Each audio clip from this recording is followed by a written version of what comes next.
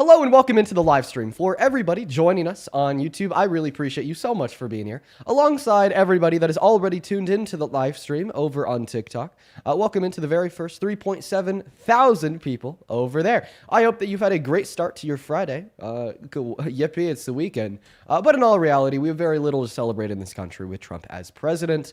If you don't know me, I think that Donald Trump is the worst president of your life and mine. And the goal of these live streams is to talk to Trump supporters one-on-one to try to get them to change their mind, to get them from the pro-Trump side of history to the right side of history. Now, every day we also like to go through the breaking news. Today's breaking news is just Trump being an absolute embarrassing person, just completely pathetic. So if you haven't been keeping up with the Venezuela conflict and the different actors in that scenario, let me introduce to you a woman by the name of Maria Machado. Now, if you do keep up with politics, you probably know exactly who Maria Machado is. She won the Nobel Peace Prize in 2025 to the disdain and condemnation of Trump, because Donald Trump really wanted that prize. He was campaigning for the Nobel Peace Prize for months. He was saying, they have to give it to me. They have to give it to me. I rightfully deserve it. I rightfully deserve it. And after his invasion of Greenland, he basically said that he would never consider Maria Machado as a potential leader or new president of the country because she had committed the quote-unquote ultimate sin of accepting the Nobel Peace Prize and not denying it and then demanding that it be given to Trump. Well, yesterday, Maria Machado went to the White House, had lunch with President Trump, and then presented him with her Nobel Peace Prize. So embarrassing. And Donald Trump took a picture with her and the Nobel Peace Prize with a big old smile and thumbs up and posted it, blasted it everywhere. And now his White House, alongside many Trump supporters, are like, oh, he's the Nobel laureate, the president of peace, the president of peace. Meanwhile, while this is going down, the Nobel Committee that, gives out the peace prizes every year, they've had to put out for the first time in history, by the way, multiple statements, with the first one a week ago, when we kind of learned that maybe Maria Machado was going to try to give him her prize, that Nobel Peace Prizes, they cannot be transferred, okay? Once they're given to one person, it's guaranteed they cannot be transferred. Giving somebody else that piece of metal, the actual physical prize, does not then make them a Nobel laureate.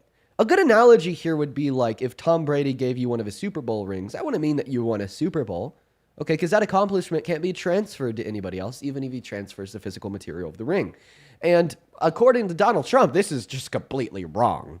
And of course, yesterday after this went down, the Nobel Committee put out another statement just saying, no, Donald Trump is not a Nobel laureate. Even though Maria Machado gave him her prize, that prize still belongs to her. And I don't know, guys. Listen, my main takeaway wasn't even like frustration or anything. I didn't get mad over this. I just genuinely felt like secondhand embarrassment.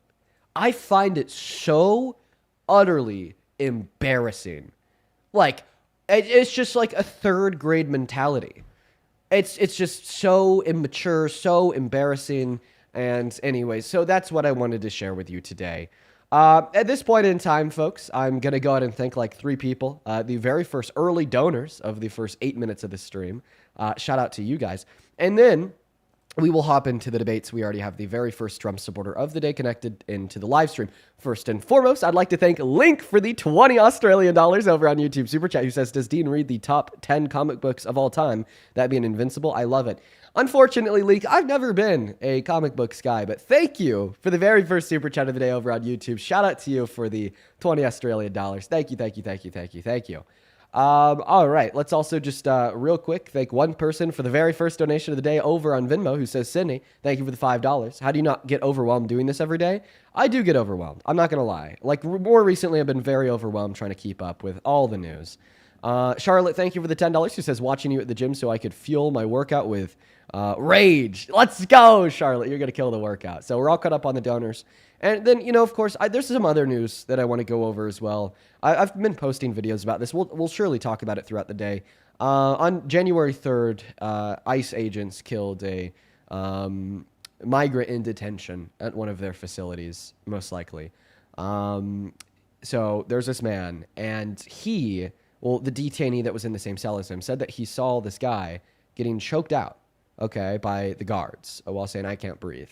And now the medical examiner is saying that it's likely a homicide from choking. I'm not going to try to pronounce that word. Don't know why I can't do it this morning. But and on top of that, we're also hearing incredibly sad reports, okay, about a family with 6 children driving home from basketball practice. And while they're on the road, an ICE agent's tear gas canister went off under their car and filled their car with smoke while the doors were locked and the windows were up. And good thing, all 6 children are okay now, but they had a 6-month-old newborn in the car who stopped breathing and had to be resuscitated and brought back to life after the vehicle was filled with that tear gas. I'm sure that we'll talk about that in many other circumstances all day long. Let's go ahead and hop into that very first debate of the day. Juan, take it away. Tell us why the hell you support the worst president of your life. Yeah, so I support his policies he implemented on day one, primarily declaring a national emergency at the border, declaring CTELs, terror groups. Self-deportation is a big one for me. I think we should be able to get these people out of here without, having to round them up, put them in the... That is Torta Patrol. We're going to move on to our next guest, y'all. I kept that guy up because he told me for sure that he wasn't this other guy who I thought he was. That's made a bunch of fake accounts to come up here and re-debate me after I've talked to him around 10 times.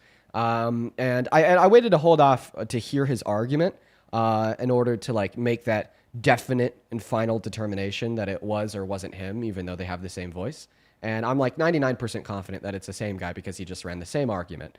Let's go to move on to the next guest, y'all. Only up inside of that queue if you happen to be an American adult that supports Donald J. Trump as president.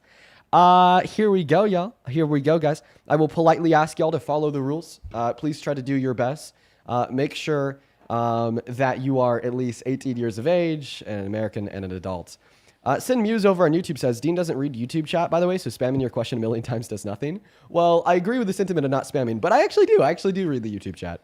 Welcome in, Cameron. How old are you? 18. What year were you born in? 2007. What time is it, Cameron? 3:10. Yeah, sure, Cameron. What state are you in? Wisconsin. What are 3 cities in Wisconsin? Milwaukee, Waukesha, and Green Bay. Okay, you had a British accent there for a second. It went away.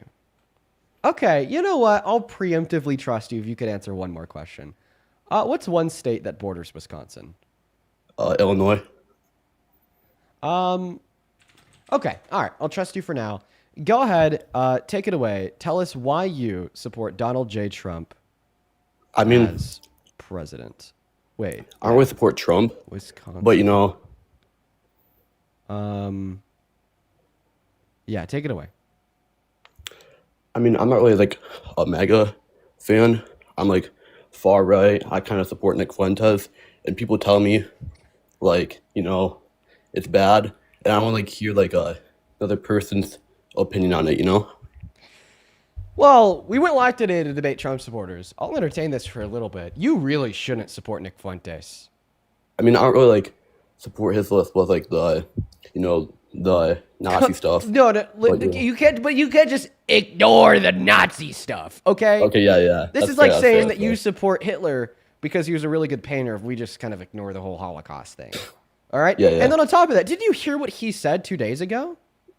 About what? No, I've not been updated recently. No, why? On his first stream back in 2026, he spent 20 minutes talking about how technically Epstein's not a pedophile. Really? Yeah. There's other clips out there of him saying that Epstein what seems like the coolest cool guy, and now he's saying that he wasn't a pedophile. Dude, he's a Nazi that doesn't think Epstein was a pedophile, thinks he was a cool guy. And by the way, he himself has repeated this idea that he doesn't believe in the age of consent. Okay, he is not someone any sane nor rational person should support. Okay, and frequently the response that I hear when I'm I don't support Nick Fuentes from the gripers is oh, well, you must love Israel. You could be anti-Israel and anti-Fuentes because Fuentes is a Nazi that doesn't believe in the age of consent, that thinks Epstein was a cool guy and was not a pedophile. Now hearing this stuff, I don't really I changed my opinion on it. Good. Yeah. Unfortunately, we are just looking for Trump supporters. I just wanted to keep you up here for a moment so I could help like shine some light on why the hell you shouldn't support that guy. We're going to move on to this next guest at this point in time, folks. Only hop inside of that queue if you happen to be MAGA. Please make sure that you are following our rules. I would really appreciate it, quite frankly. Follow our rules, please. Hi. Do you support Trump? Yes, I do. Okay, man. All right, give me a second here. I want to welcome Paul. Thank you so much for buying that YouTube member subscription. Appreciate that, Paul. Shout out to you. And by the way, folks, I want to point it out. We are less than 5,000 followers away from 5 million on TikTok. Okay? If you have not hit that follow button yet on TikTok, hit that shit now. Hit that shit right now. And then one more person to thank on Venmo. Logan, thank you for the $2. He says, protecting the freedom of the people. Thank you so much, Logan. And then Jacqueline, oh my God, thank you so much for the $50 donation over on PayPal. Jacqueline, holy shit, that is incredibly kind of you. That is so much money. It is completely undeserved. Now, Jacqueline didn't even leave a message with her $50 donation, so just sent the love with no message. I want everyone watching to please show some love to Jacqueline down below in those comment sections. I want to see 500 Jacqueline W's right the hell now. And Mr. Andrew, take it away. Tell us why the hell you support this terrible president, Mr. Trump. All right, so I've watched your show quite a few times, and I've never heard anyone say this, but the Supreme Court is by far the most important thing. And Trump, with his 3 appointments, by far it's the gift that keeps on giving. Every single every time June comes around, we get all these great decisions. And the time that, I don't know how old you are, but I'm 41, and the time that we're dead, I don't think there's a chance that the Supreme Court is going to go back to a liberal majority. So it's basically the gift that keeps on giving. So we can thank Mr. Trump for that. And that makes him, I mean, I was definitely not a Trump supporter before Trump. I would have, out of like the 20-something people that ran in the primary, I would have picked him last. But to be honest, he did more than Cruz would have done. He did more than... I'm going to stop you there. Oh, yeah. What time is it? 4:15. I'm in Massachusetts. I'm in Marblehead, Massachusetts. Did you immigrate from the UK? No. Well, my father is British, So, but I came here a long time ago. Okay. You where in Massachusetts? I am. I'm in Marblehead, Massachusetts. Salem, Nahant, Lynn, Revere, Saugus. Can I ask you a question? Yes. Name 3 restaurants in Marblehead. Okay, The Landing, Minos, and one of the pizzerias. We have lots of them here. Oh, Yeah. Feng Yang. You're legit. Feng Yang. Yeah, you're legit. Yeah. You're super legit. You're super legit. Okay, so I'm gonna put you on mute just because I could hear babies crying in the background. But I definitely will respond to your position now. Okay, so the first thing that you said was wrong in accordance with constitutional law. You said that the Supreme Court is like the most important thing ever. Well, according to the Constitution, no, because we have 3 co-equal branches of government. Okay, the Supreme Court is equal to Congress, as Congress is equal to the Supreme Court, and then Congress is equal to the presidency, as the presidency is equal to Congress, so on and so forth. All right, so I want to make that point clear. The second point, just talking about his appointments generally, I think that his appointments are some of the worst. Okay, right? I wouldn't say that they are 110% compromised, because they have made some rulings that I like to see, but they're like 90% compromised. And honestly, if they don't strike down Donald Trump's executive order number 14160 on birthright citizenship, then I will absolutely say that they're 110% gone. All right. But I think my counter argument is going to be one rooted out of the the immoral outcomes of some of their rulings. Like, for instance, when they overturned Roe v. Wade and then gave the power back to the states in order to be able to strip a woman or girl's access to abortion, even in circumstances of rape, okay, I would say that was an incredibly immoral ruling, and which led to a very high number of human rights violations.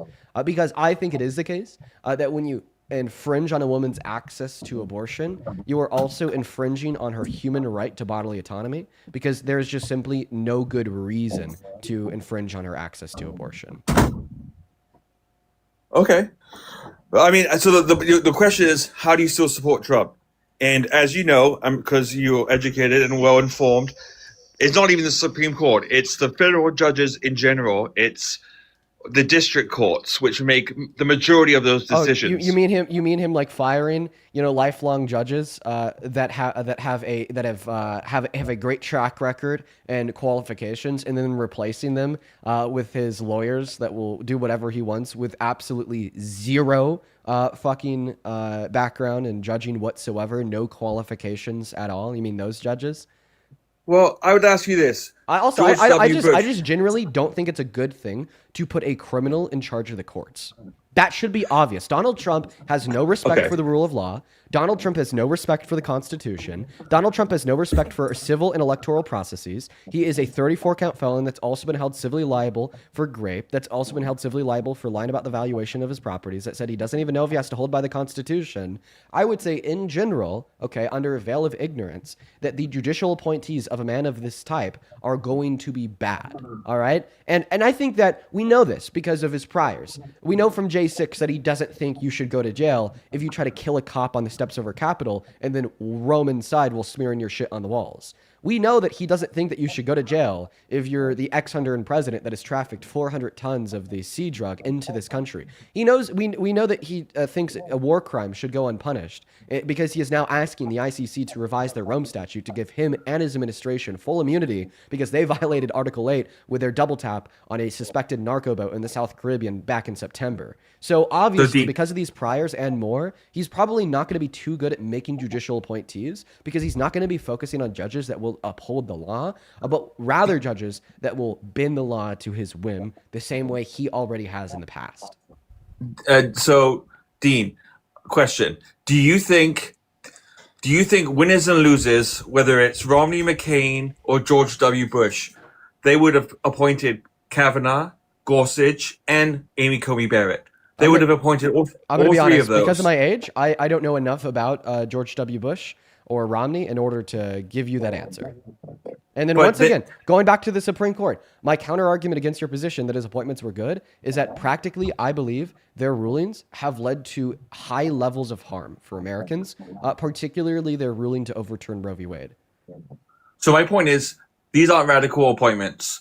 My point was, whether you're familiar with George W. Bush or not, I'm 41. I can tell you that all these presidents would have appointed these Supreme Court justices, meaning they're not radical appointments. They're just basically generic Republican Federalist Society judges. They're not radical at all. They're just... I think that we've seen them inch towards being pretty radical. We've seen them inch towards it. Like, I think the most radical thing that ICE has done, sorry, I just read somebody say ICE in the chat. Everyone's spamming fuck ICE. The most radical thing that his SCOTUS nominees have done so far in this second administration would be when they refused to give a ruling on his birthright citizenship EO that was obviously unconstitutional, but then instead of doing that, they stripped the power from federal judges to issue nationwide injunctions so that EO was still in place and legal in some parts of our country.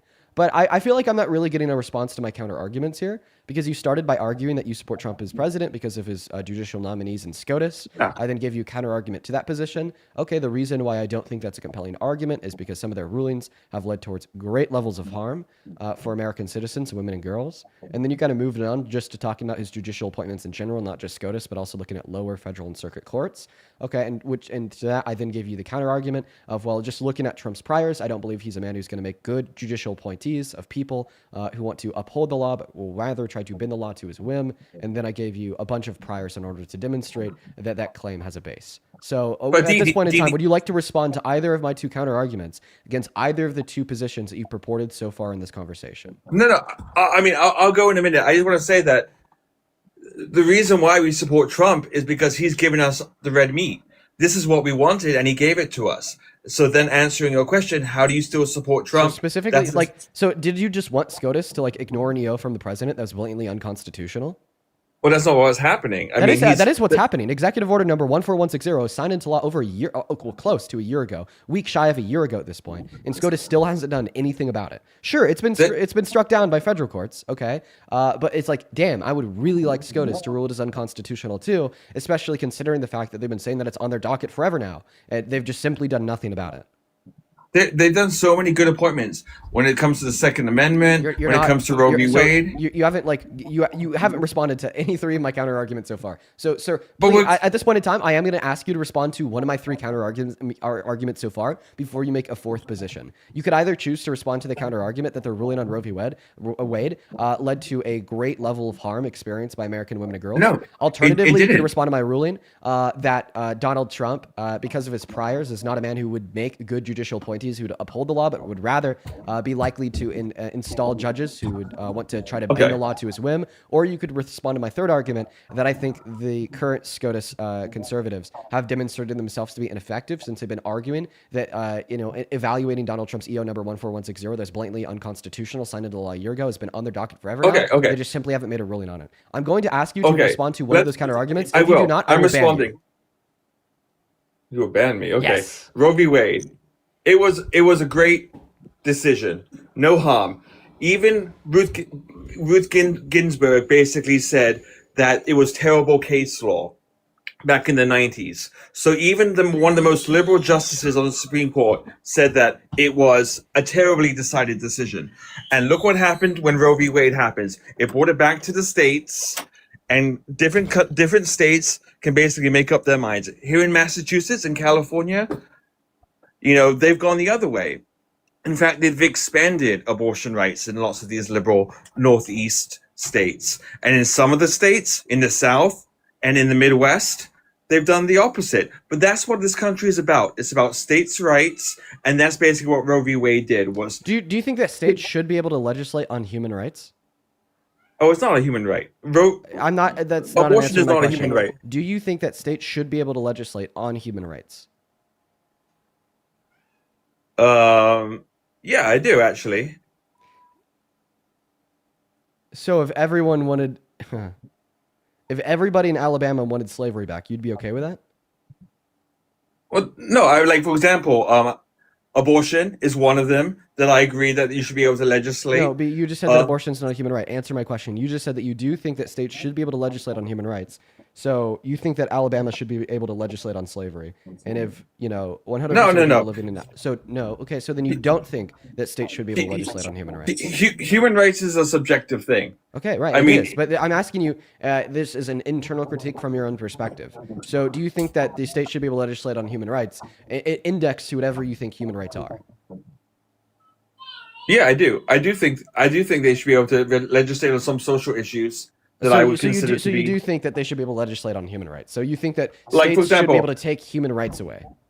I believe that life starts at conception, right? No, just answer So my if question. life- Do you think that states No, no, should be I- able to I- take human rights away? Yeah. So yeah. should the state of Alabama be able to take the human right of Okay. personhood and bodily autonomy away from black people to make them slaves? So, for example, gay marriage. I think we should be able to legislate that. I don't think people have the right to have gay marriage, and you would consider that to be a human right, right? You think Do gay you marriage consider is a that human to be a right? human right? Oh, I don't consider that to be a human right. But yet you I don't think think that the state should be able to take away human rights, index the things that you think are human rights from your own perspective. I'll debate you on that in a bit, okay, because I completely disagree with you, but I just feel like you're really missing the mark on my argument here. I'm asking you if you think that states should be able to legislate on things that you think are human rights. I don't really think necessarily that human right. I think it's such a subjective thing. Well, that's why I'm saying what you think. You're absolutely and obviously evading the question, sir. So please stop evading the question. You are acting intentionally dense here. I know that you understand the words that are coming out of my mouth, and you were just scared to respond to the question for some unknown goddamn reason. So let's just go ahead and ask it one last time. This is your last opportunity to answer the question. Do you think that states should have the ability to legislate on things that you think are human rights? Another way to reword this question that you might understand better is, do you think states should be able to take away human rights from people? Yeah, sure. I do. Okay, so the next question. Does this mean that you think that Alabama should be able to take away the human right of personhood and bodily autonomy away from black people to make them slaves again? But you said what your question asked me about what I think is human rights. I don't think that's. I'm assuming that you think that black people have a human right to personhood. Am I wrong in that assumption? Do you mean the 3/4 being the whole people? Is that No, whole people. What the fuck? Whole people. What the hell? Yeah. Do you Yeah, that's do what I'm you asking do you. you think that black Yeah, of people course. have a human But- right to personhood? So Dean, this is the way I'm taking your question. You're asking me to subjectively determine what a human right is, and then you, Dean, I'm just are asking basically you if you believe or if you do not believe that black people have a human right to personhood. Of course they do. Okay, so do you think that Alabama should be able to legislate on black people's human right to personhood to take it away to make them slaves again? No, that's not. But that I don't Okay, consider that to so be that's not debatable. Okay, so That's- you don't think that human rights are debatable. Therefore, you don't think that states should be able to debate them and take them away. So then how come less than 2 minutes ago you told me that you would be okay with states legislating on things that you think are human rights? Because what you went to black people and personhood. I'm going to gay marriage and abortion. Okay, but we then live in simply- 2026, so then you just buddy. so then you just simply have a small brain because you've already informed me that you do not think that gay people have a human right to marriage, and you've already Right. informed me that you do not think that women have a human right to access abortion. So therefore, Correct. those are two examples of two things that you do not think are human rights. Yet you Correct. have maintained the position that states should be able to legislate on things that you think are human rights. So could you please give me an example of something that you think is a human right that states should be able to take away from their constituents? Okay, what about the rights of embryos? Okay, right? Like for IVF or something like that. I don't think people have the right to terminate pregnancies. I think an embryo has rights. So Isn't you that think a that human the right? embryo has a human right to life? Yeah, in So- many ways, yeah. So you think that states should be able to take the right to life away from people? No, the opposite. We're talking about like what I think, what human rights I think you should be able to take away. I don't think you should have the right so to terminate. I know this is an internal critique of your own position. Okay, I don't Okay. think that embryos are people, and I don't think that embryos have the human right to life. But what I'm asking you, this is an internal critique. It's just like astounding me that you can understand the simple fact. Okay, and internally critiquing your own position, you think that embryos are people with human rights, and you think that states should be able to take that right away from them. I don't think people should have the right to terminate an embryo because an embryo Okay, has so intrinsic then that rights. is not an example of a human right that you think states should be able to legislate on. Okay, So I'm asking you for an example of something that you think is a human right that states should be able to take away from their constituents. Well, maybe I can't come up with any human rights for you then. Okay, so then the conclusion here, the verdict is obviously clear that both you and me agree that states should not be able to legislate on human rights.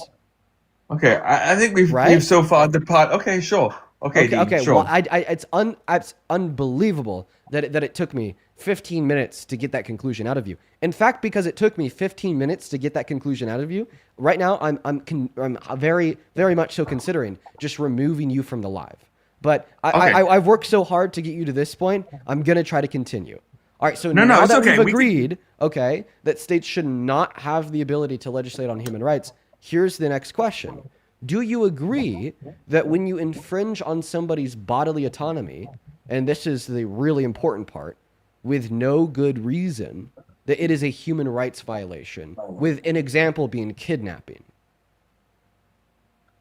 Well, where are we going with this argument? We started with your question is literally. You'll see where we're going, but you have to answer the question. So I mean, can we agree?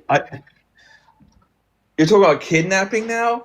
No, the question that I'm asking you is, can we agree that it is a human rights violation to infringe on somebody's bodily autonomy with no good reason?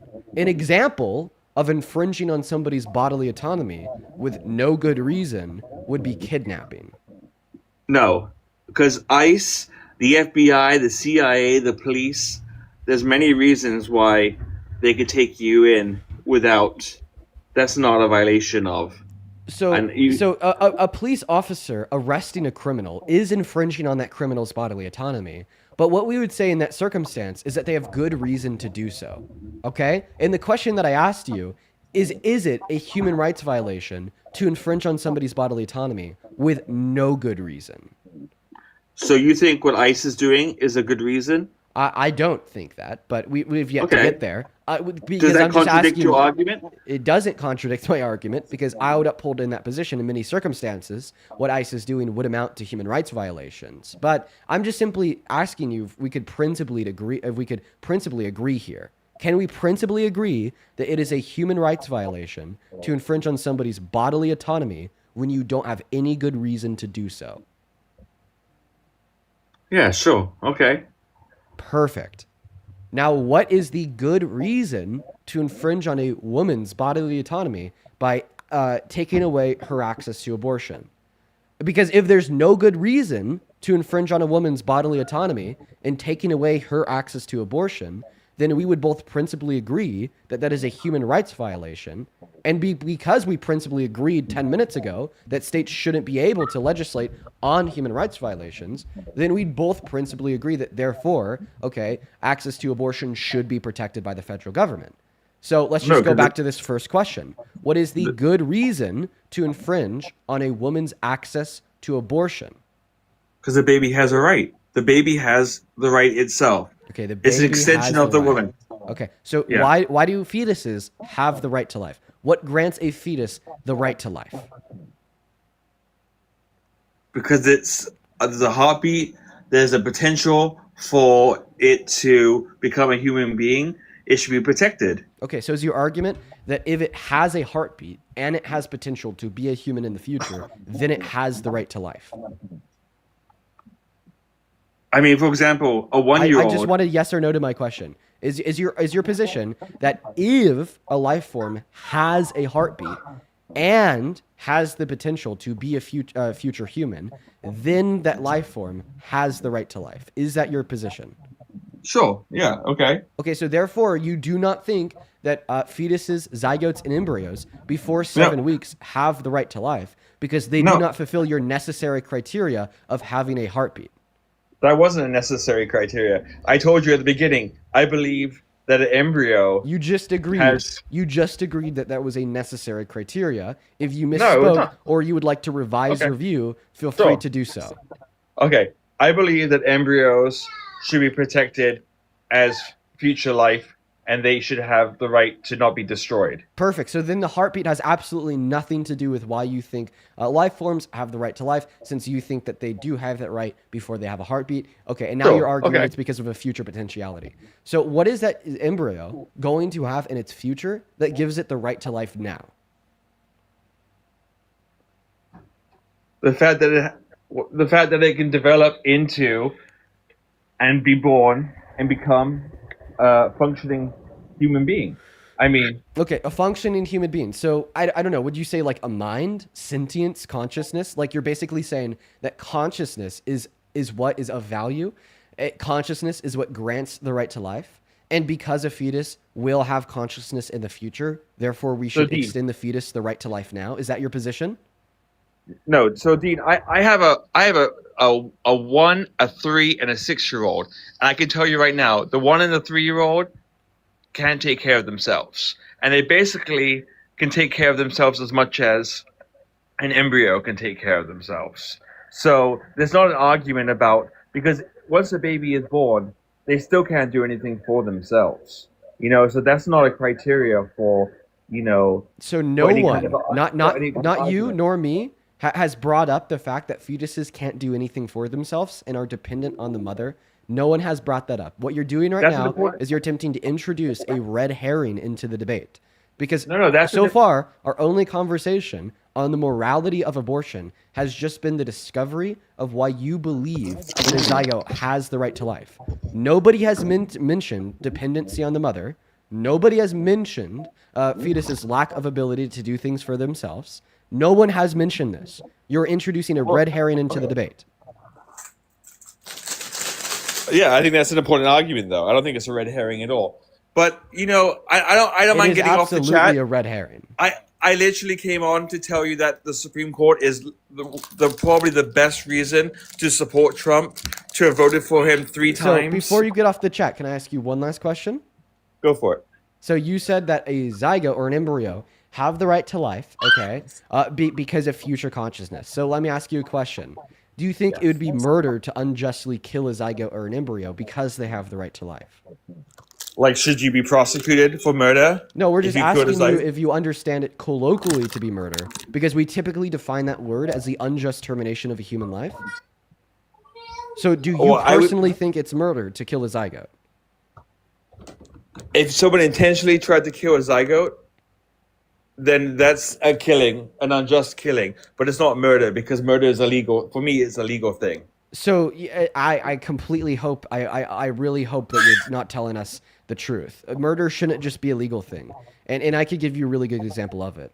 Like, can we agree that millions of Jewish people were murdered in the Holocaust? Because if we just simply treat murder as a legal term, then the answer there would be no, since in Germany at the time it was not illegal. It was Mama, not thank you legal for on the galaxy. on their end, but it's legal to everyone else in the world. Everyone knows that was an illegal thing. But like And in Germany, was it murder?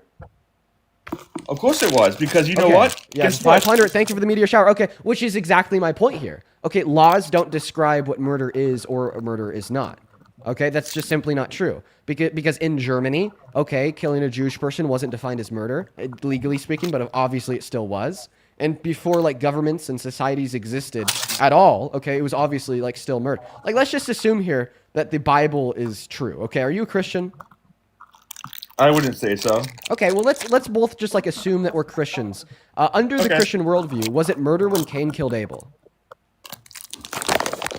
I would say it was an unjust killing. It wasn't. Yeah, it was actually. It was. Okay. I would say it was murder, because it was there's murder when laws. Cain killed Abel, yet there was no government.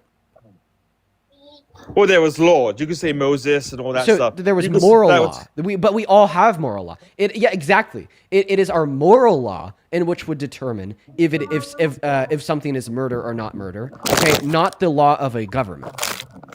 Christmas, thank you for the galaxy. Yeah, I mean, I guess even back in the Roman time, you could go all the way back to the Greeks, the Romans, Moses. There were laws. It wasn't just moral law. There was actual law. There was there's absolutely no law, okay, when Cain killed Abel in accordance with Christian theology. There's no governmental law. And by the way, that was a long time before Moses. I mean, those were literally the children of the first two humans. Okay. So, okay, I mean, sure. I think murder. I think what you described with the Nazis was murder, because those generals and even the guards in Auschwitz were put on trial and they were held accountable for what So they you'd did. argue that if the Nuremberg trials never happened, then the Holocaust wouldn't have been mass murder? No, that wasn't like. Yes, yeah, well, you That- just said that it's murder because of the Nuremberg trials. Therefore, if the Nuremberg trials never happened, it wouldn't be murder in accordance with your position. No, the Nuremberg trials, just Christmas, like thank you for the O.J. galaxy. I Simpson, appreciate you. just like everyone else, they put the Nuremberg trials shows that they were held accountable. I know, but it was a product but my of the question murder. is, if the Nuremberg trials never happened, okay, and no other country existed on the face of planet Earth, only Germany, okay, would it have been murder? Say it one more time. I'm sorry. If the Nuremberg trials never happened and Germany was the only country on the face of planet Earth, would it have still been murder? Yeah, it was. It would have been. Even though no government defined it as such. Okay, so then you don't think that the way that we define murder, okay, is reflective of what the law says, which is exactly the point I'm trying to prove. Okay. Dee, before I go, do you regret that Trump has appointed 3 Supreme Court justices? And can you tell me honestly that I already told you that I have. Okay, we're going to move on to the next guest at this point. That guest was like very, very, very, very dense. I felt like that was honestly like a very annoying debate. I kind of spent my time in that conversation, like almost like pulling like tooths and nails. You know what I mean? So that wasn't too fun of a debate. I am happy that it was like the first debate of the day. That's preferable because like I'm a little bit more like energetic at the beginning of the live streams. But I just found that guest to be like very, very dense and very like hard, okay, to debate. Very, very difficult to debate. Because of how dense he was. Welcome in, Caleb. Do you support Trump? Okay, Caleb's not here. What's up, Just Be Spoopin? Do you support Trump? I do. How old are you? I'm 21. What year were you born in? 04. Okay. I don't believe that you support Trump. Why not? Because your bio says supporting the Trevor Project. Donald Trump does not support the Trevor Project. In fact, he defunded it. In fact, because he defunded it is the reason why we are now supporting the Trevor Project. Well, I support the Trevor Project independently from him. I'm queer myself, but I mostly support him from a stance of my life has been economically a lot easier to live. Okay, dude, just be honest if you're fucking trolling. Okay, I just want to make it clear. I'm not. If you're an anti-Trumper in disguise, this is a very bad look, and this actually pushes America back. I'm not. Are you dead ass? I'm dead ass. Okay, the amount of utter hypocrisy that it would take in order to support Trump in your position with your beliefs is so insane that it literally makes it near impossible for me to believe that you're not a troll. Like, Okay, dude, well, you're supporting the Trevor Project. You're fundraising for the Trevor Project. Why? sure. I mean, I'm not doing anything actively, but why do we need to fundraise for the Trevor Project? because gay people are in danger, and I definitely agree that he's probably not the best But like, president for what? them. But like, why are gay people in danger because of anything to do with the Trevor Project? Why do we need to give the Trevor Project our money? Because the government is doing stuff that I don't agree with. Because the government like stopped giving the Trevor Project their money. And whose I didn't decision even was know that that? the government- Yes. I didn't even know at one point the government was funding the Trevor Project. Yeah. So they had government subsidies, okay, offering a mental health crisis hotline to LGBTQ plus Americans, okay. So like, why are you gonna sit here and on one hand advocate for raising awareness and funding for the Trevor Project because gay people are in danger, then on the other hand supporting the guy as president who defunded the Trevor Project, putting gay people in danger? Because my life was exponentially a lot more expensive under the Democratic Party than it was underneath the Trump or underneath You also Trump's follow administration. Bernie Sanders. I follow a lot of people. Okay, dude. Fine. I'll debate you if you're trolling. Just like, I'm going to thank my donors real quick. Just quietly leave while I'm thanking my Go ahead. donors. Yo, Chorus Moore, thank you so much for the 50 Canadian dollars over on YouTube. Thank you. Thank you so much for the love, Chorus. That is CORISS. Thank you. Sorry, Carissa. Thank you so much, Carissa Moore. Yo, Carissa with the 50 Canadian dollars says, hey, Dean, it's my 30th birthday today, and I can't think of a better way to spend it than to listen to you cook some Trump supporters. Keep cooking. Lots of love to you. Well, Carissa, all the love in the world to you as well. Thank you so very much for the 50 Canadian dollars. Also, Caesar, thank you for the $10. She says, I thought Republican core values was quote-unquote earning your keep. Pathetic to see Donald J. Trump accept a participation medal. Dude, absolutely so embarrassing. Completely embarrassing, dude. As well as Miriam, thank you for the $10 over on Venmo. Thank you so much for the love. I did not see that at all, Miriam. I will look into that. Holy shit, could you link me an article? As well as Mary, thank you for the $10, who says happy Friday, Dean. Happy Friday to yourself. Then Ashley Noel, and then Haley, thank you guys for the $5. And then Zayden, thank you for the $2. Appreciate y'all. By the way, the trolls sell themselves out. I'd also like to very quickly thank, let's see here, Kaya, thank you so much for the $20 over on PayPal. That is Kaya. Kaya, you are awesome. Kaya with the $20 says, get him, Dean, thank you, and I admire your patience. Oh, well, thank you so much for your kind words, Kaya. Dude, let's show some love to Kaya down below in that comment section. Thank you so much for your kindness. And then Serena, thank you for the $10. She says, hey, Dean, so good to see you cooking MAGA like always. Love you too, Serena. And then Ethan, thank you so much for the $14 over on PayPal. Let's get 150 Ethan W's, who says, did you know according to the ADL, right-wing extremists committed 100% of all extremist-related murders in the U.S. for 3 years straight. Yo, that's crazy. I've seen the ADL put out some very misleading things. So I'm not saying that they're wrong on this specifically, but I'm definitely going to say that the ADL is not always right. But I'd love to take a look at that.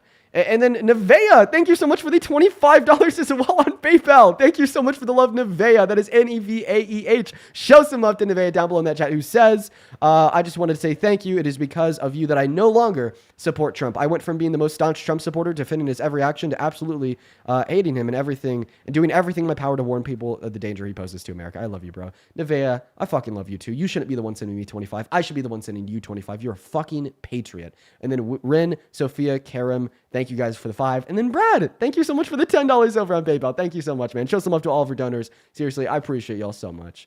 Let's go and get that next Trump supporter loaded up in the box. Let me know if you're if you're MAGA down below in that comment section. We'll happily get you loaded up in here. We got Rosie Mary loading up into the box right now. Gooey, thank you so much for the meteor shower. Appreciate you for that love. What's going on? Do you support Trump? Hello? Nope, they're not here. Moving on to the next guest. By the way, if you are a woman and you're a Trump supporter, please hop in that queue. I feel like we haven't talked to any women Trump supporters for like days. Honestly, at this point, might even be a week since the last time we've talked to a woman that supports Trump. So I'm actually going to be putting a special emphasis on the women in my queue.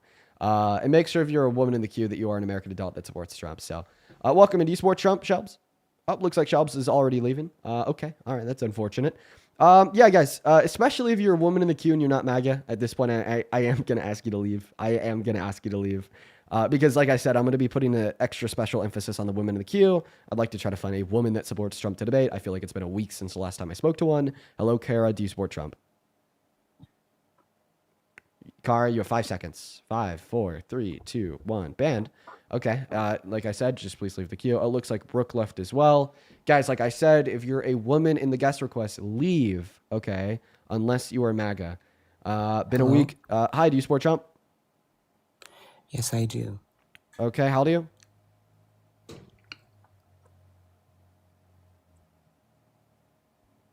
How old are you?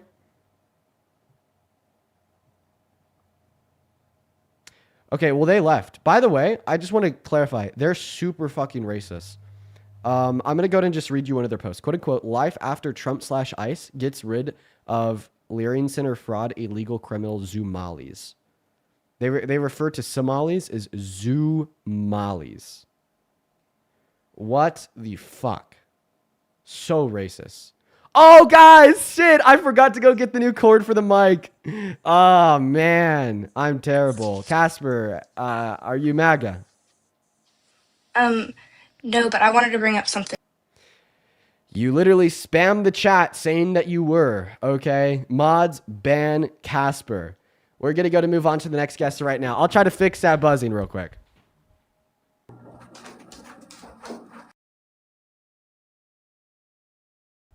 Okay, maybe that'll fix it. Hi, do you support Trump? Yeah, but I don't want to argue because I don't know enough. Much love, Dean. I don't agree, but much love. Well, keep watching, dude. Keep watching the stream, man. Keep watching. I feel like we'll be able to change your mind, all right?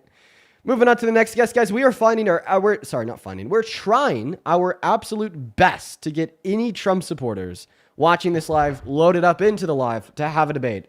It has been so very difficult to get a single Trump supporter up here. I apologize. It's just been terrible. Welcome, and do you support Trump? Fuck Trump. Okay, dude, stay out of the queue. Like, obviously, I agree with you, man. Like, obviously, fuck Trump, but like, we're looking for some debates. Like, it's honestly really annoying, especially when we're just looking for some debates. Everyone in the chat is spamming buzzing. I'm just gonna go ahead and listen to my YouTube stream real quick to see how bad it is. I mean, do you support Trump? Fuck Trump. Okay, I'm not gonna lie. I don't hear the buzzing at all. Are you guys like trolling me? I don't hear any buzz. I think that y'all are trolling me. Let's go ahead and move on to the next guest, y'all. I swear to God, dude, we're trying our best to get like anybody up in here that supports Donald Trump as president. Hi, do you support Trump? Hello. Hi, are you MAGA, dude? Yeah, what's good, man? Not too much. How old are you? Can you hear me? Yeah, how old are you? I'm 22. 22, perfect, man. Let me get a catch up on the donations, and I'll pass you that mic, dude. Yo, Aries, Yeah, that is go ahead. ARIES. Thank you so much for the $20 over on Venmo. Aries, thank you so much for the love. I appreciate you for your support. Aries with the 20 says, I had my son the day Trump won the election. Life has been so exhausting being a new mom in this political climate. You bring me hope. Thank you. Oh, best of luck to you, Aries. Best of luck to you. Thank you for the $20, as well as Liliana. Thank you for the $5. I'm happy that lives could help you out. And then Logan, thank you for the $1 over on PayPal. DD, thank you so much for the $10 over on PayPal. He says, you're the best. That last roast was perfection. Thank you so much for the love, DD. As well as, let's see here. Aaron, thank you so much for the Oh, I'm looking at donations from yesterday. Well, shout out to Aaron and Dee Dee. Heather, thank you so much for the $15 over on PayPal. Thank you so much, Heather. Heather with the 15 says, Dean, listening to you always makes me feel good, even when my nerves are on high right now because I'm having jaw surgery on Monday. Ooh, I really hope that surgery goes well. Okay, jaw surgeries are rough. Best of luck. As well as Ryan. Thank you so much for the $10. I just read your message. Yeah, dude, I'm sorry that you're experiencing that. I experience that too on a daily basis. And then Julian, thank you for the $10 who says good on cooking these maggots. Oh, thank you so much for the love, man. By the way, if you're watching and you want to support me, you want to support what we do here, you can find my Venmo and my PayPal in the link tree in my bio over on TikTok. Handles on the top of the phone screen, as well as they are pinned in the top comment over on that YT stream. I appreciate y'all for the love. We get all those proceeds. You could even attach a message and I could read it off to the chat. Welcome into Sport Trump. Oh, you already told us you did? Yeah, you already told us. Yeah, I do, yeah. All right, Mike Sears, tell us why. Man, so I guess you could, if I need to lead a stream for this, is cool. I support him really only like 60%. I'd say I'm more progressive conservative than anything, if that makes sense. So if that's not enough, okay, then I'm sorry, dude. Progressive conservative's not a thing. I mean, okay, I get that's not fully a thing, but I'm more, I don't know. I guess I'm just third party, I guess. That's all it is, I guess. Okay, so why do you support Trump? By the way, I think that if you're like truly moderate, if you're truly third party, if you're truly independent, at this point you wouldn't support Trump at all, okay? Because he's like an incredibly radical president. Okay, non-radicals do not support state-sanctioned murder. Non-radicals do not support war crimes. Non-radicals do not support a threat of an invasion against one of our allies. Non-radicals wouldn't support a president defunding the ACA subsidy to now allow for 45 million working class Americans to have their health premiums go up by 300%. Non-radicals want to support a president who's defined Congress and breaking federal law by not releasing the Epstein file, so on and so forth. But I mean, let's hear the argument nonetheless. Take it away. Why do you support Trump? I mean, in all honesty, it's more so I just really do. And that's it, bro. I obviously you really support Trump, okay? I'm asking you why, bro. That's it. You don't have any reasons why, you just really do? Nope. No reasons at all. Just no thought, no brain. Hell no. You know what you remind me of? What? A fucking drooly toddler watching Cocomelon on a sticky iPad. they have no clue. They have no clue why they like those cute little people. Those shapes in the music. Nah. They just do. They just I'll be like honest, it. bro. I came up. Man, I'm gonna move on to the next guest. You take care. Let's go to get that next guest been loading up in, bruh. Okay, dude, the Trump supporters are defeated. Dean, I want to eat your fucking ass from the back, Dean. Okay, Ben. Well, right now we're only looking for debates, dude. So I'm gonna have to go ahead and remove you. That's kind of nuts. That's kind of nuts, Ben. Moving on to the holy shit. Wow. Holy crap. Sorry, that just came out of left field. Jesus Christ, Ben. Fuck. Hi. How old are you? 19. What year were you born in?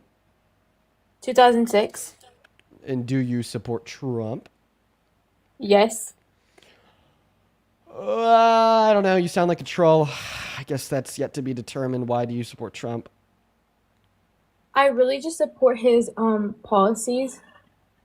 Like the things he does. Like which policies?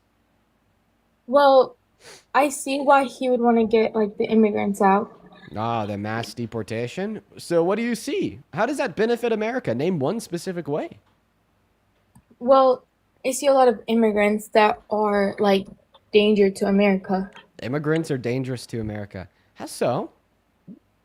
Well, a lot of crime being committed. Are actually 2.5 times less likely to commit a violent crime in American soil compared to American citizens. Meanwhile, the president that you support actually is a violent criminal. Civil court determined he raped Eugene Carroll. Yikes. Well, I'm just gonna be so honest. I am a troll. Okay, then stop it. Okay, you're wasting my time. You're wasting the viewers' time. Okay, like have some shame, dude. And that's a message to you and to all the other trolls in here. Okay, like this is a point in American history where it is more important than ever to try to change minds. And now we're going on like 20 or 30 minutes without like a single debate. because of trolls. All right. Like, just stop wasting my time, man. Like, follow the rules, okay? Amy, are you MAGA or are you banned? No, I'm MAGA.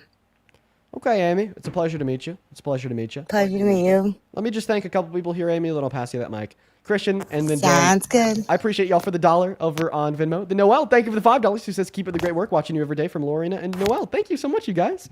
Over on PayPal, real quick, Darian, thank you for the $5. Who says, did you buy the toaster yet? No, that's what I'm going to do tonight. And then F, thank you so much for the $25 over on PayPal. F, it's so good to see you. Thank you so much for the love. Holy shit, that's crazy. F with the $5 says, hey, Dean, happy Friday. As I pray so much for your victory and success, will you pray for me as well? I'm on the verge of losing my job due to company internal politics, and I hope that I land another job before that time. Dude, F, good luck. I'm really sorry that that's something that you're going through. I really hope that you don't lose your job. Best of luck, my friend. Best of luck. And then Katrina and then Santiago. I appreciate y'all both for the $17 and the $10. Katrina with the $17 says, is it true that as of yesterday, ICE is not letting attorneys into the government's building in Minnesota where undocumented immigrants are being held? I haven't personally heard anything about that, but it is possible that it's true and that I just don't know about it. Thank you. Thank you so much for the $17, Katrina. Show some love to Katrina in that chat. And Santiago with the 10 says, greetings from Puerto Rico. Dude, shout out to you and shout out to Puerto Rico. Appreciate you for being here, man. Show some love to Katrina and Santiago. And then Heather, thank you so much for the $15. All right, one more person over on YouTube Super Chat. Fucking hell, Jenna! Thank you so much for the $50 Super Chat. Thank you. Thank you so much for the love. You are an absolute icon, Jenna. It is so good to see you again today. Yesterday, you were in here hanging out with us nearly all day long. You're an absolute queen. Show some massive, massive love to Miss Jenna down below in the live chats. Thank you so much, Jenna. 500 Jenna W's. Thank you, thank you, thank you. Amy, take it away. Tell us why the hell you support Trump. So honestly, I support Trump because I'm a server and a bartender, and I haven't seen on my taxes yet if it's going to really affect my money, but I appreciate how he's going to stop tax and tips.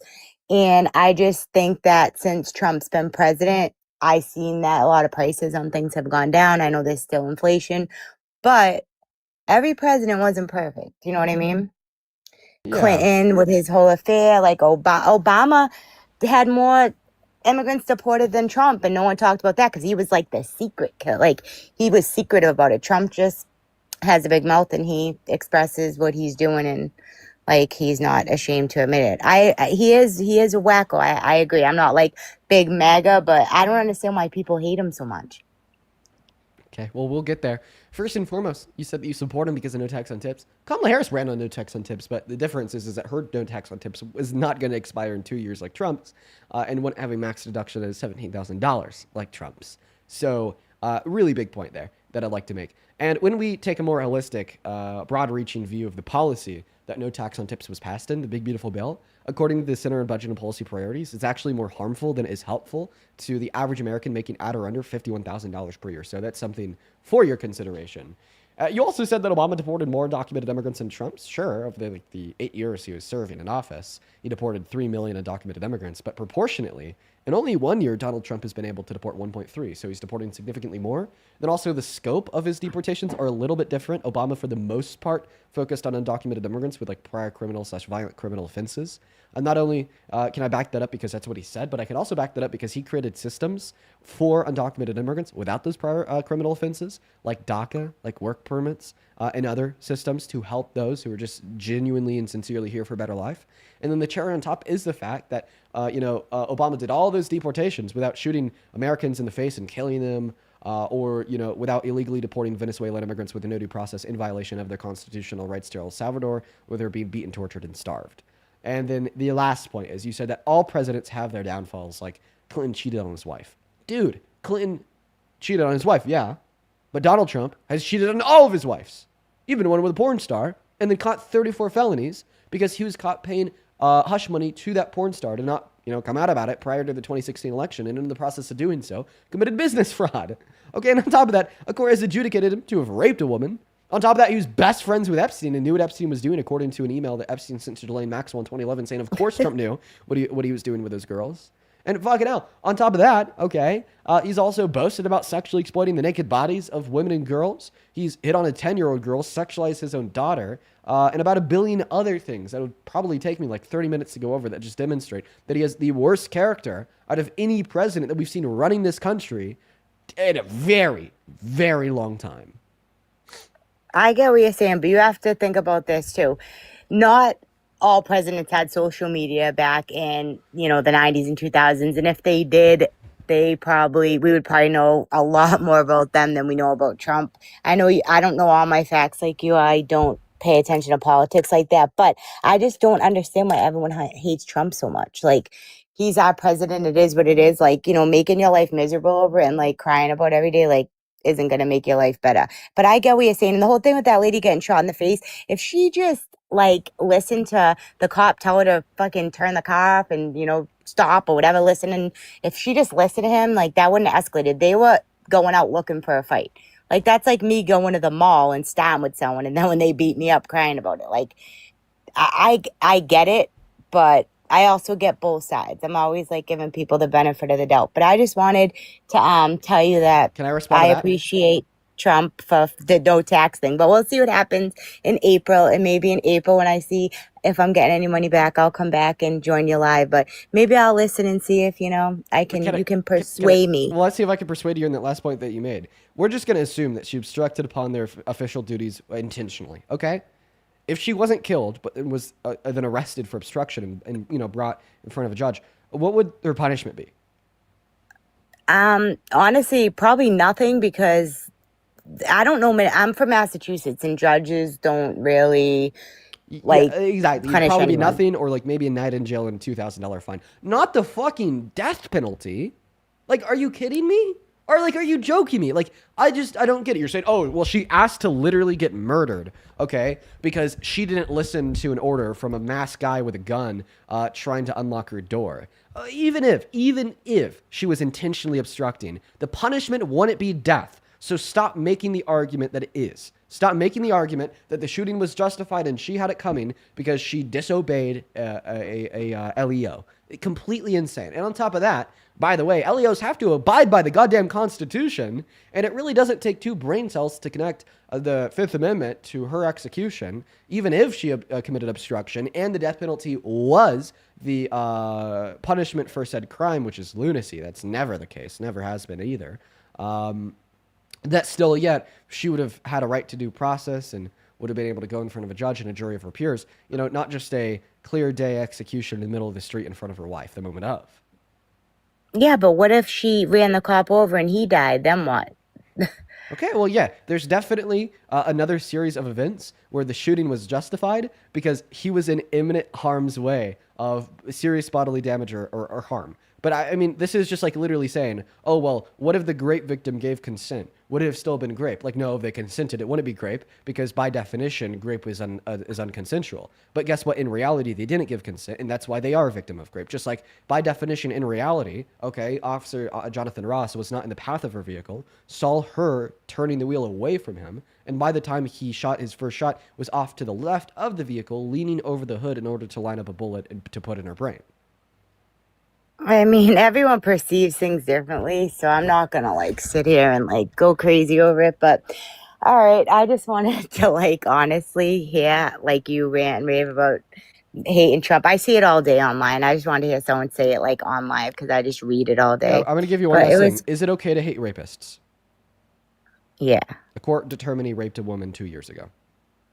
So yeah, it's not but baseless crime. yeah, but I don't hear that woman like complaining about it. Who do you think took it to court? And also, what the hell? Even if a woman doesn't complain about being raped, that doesn't mean that it was okay. No, but I mean, if that was really the case and it really affected her life that much, I'm sure that a lot more people would be talking about it, and he wouldn't be president right now because a lot more people would feel the way you do, and they'd be like, yeah, fuck that. Like, if he was really a serial rapist, like, Well, the reason why he's president right now is because a lot of people think like you. You hear he's a rapist. You hear that's what a court's determined. I could even explore the evidence with you in his priors, like sexually exploiting women and girls in Miss Teen USA, Miss USA.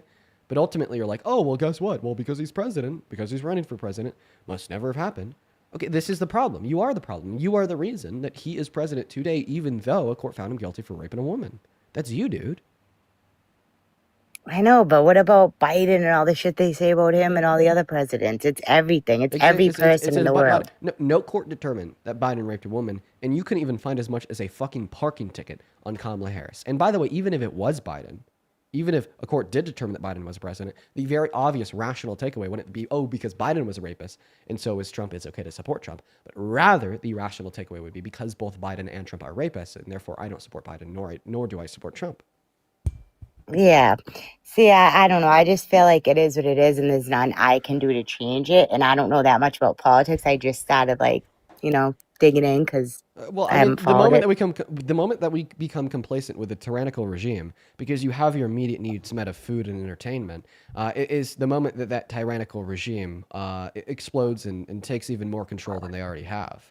I don't think it's okay to just be complacent and say it is what it is when Donald Trump is dipping his toe in the water of like full mask off authoritarianism by suggesting an invasion of one of our allies or saying that it's now illegal to criticize him in the media. It's not. It's not. It's not just is what it is. I mean, people are dying, Amy. Not even metaphorically, but literally. I mean, just look at Renee Good. Look at the 6-month-old newborn who didn't die, but had to be resuscitated after tear gas filled their vehicle. Okay, and almost killed them and five other children. Stop the complacency. I mean, open your eyes. These things matter. Someone almost killed Trump. Someone almost killed Trump. They tried to shoot him. Do you think that was a setup? Do you think that was fake? Is a person that almost tried to kill Trump a member of the state?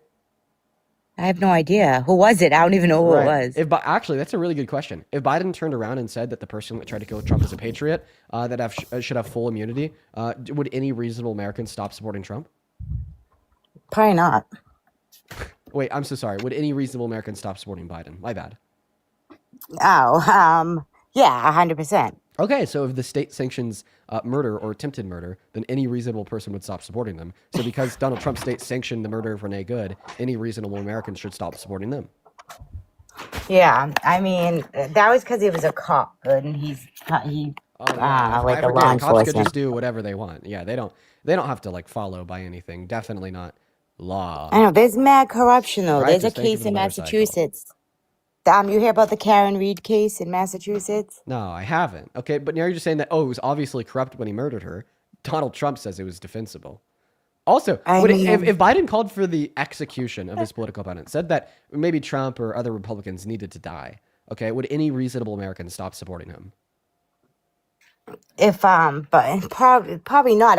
It's just because Biden doesn't talk like Trump, and like neither did any other president. He just talks like a fool, and I get that. Like his videos of him like shitting on the. He talks like a fool because he is a fool.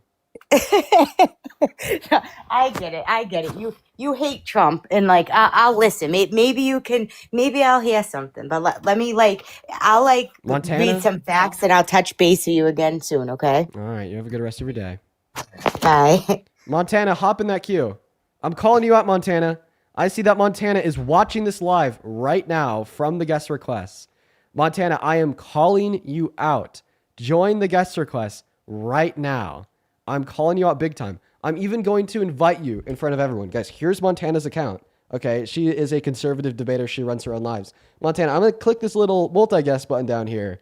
Okay, and this is going to be seen live by the 18,000 people on TikTok and the 5.3 thousand people on YouTube. The moment I click this button right here on my phone screen, folks, Montana will be invited up into the live stream. Let's see if Montana runs.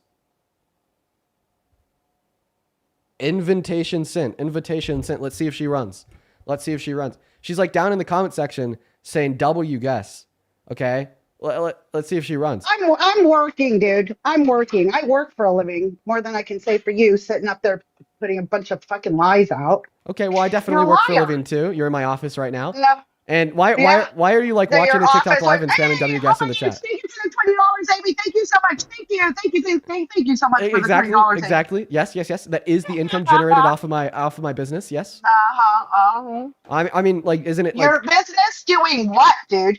Yeah, like spewing lies, entertaining, educating. Predominantly, I want people to be more informed. You're a fucking liar. Well, I debate you on it.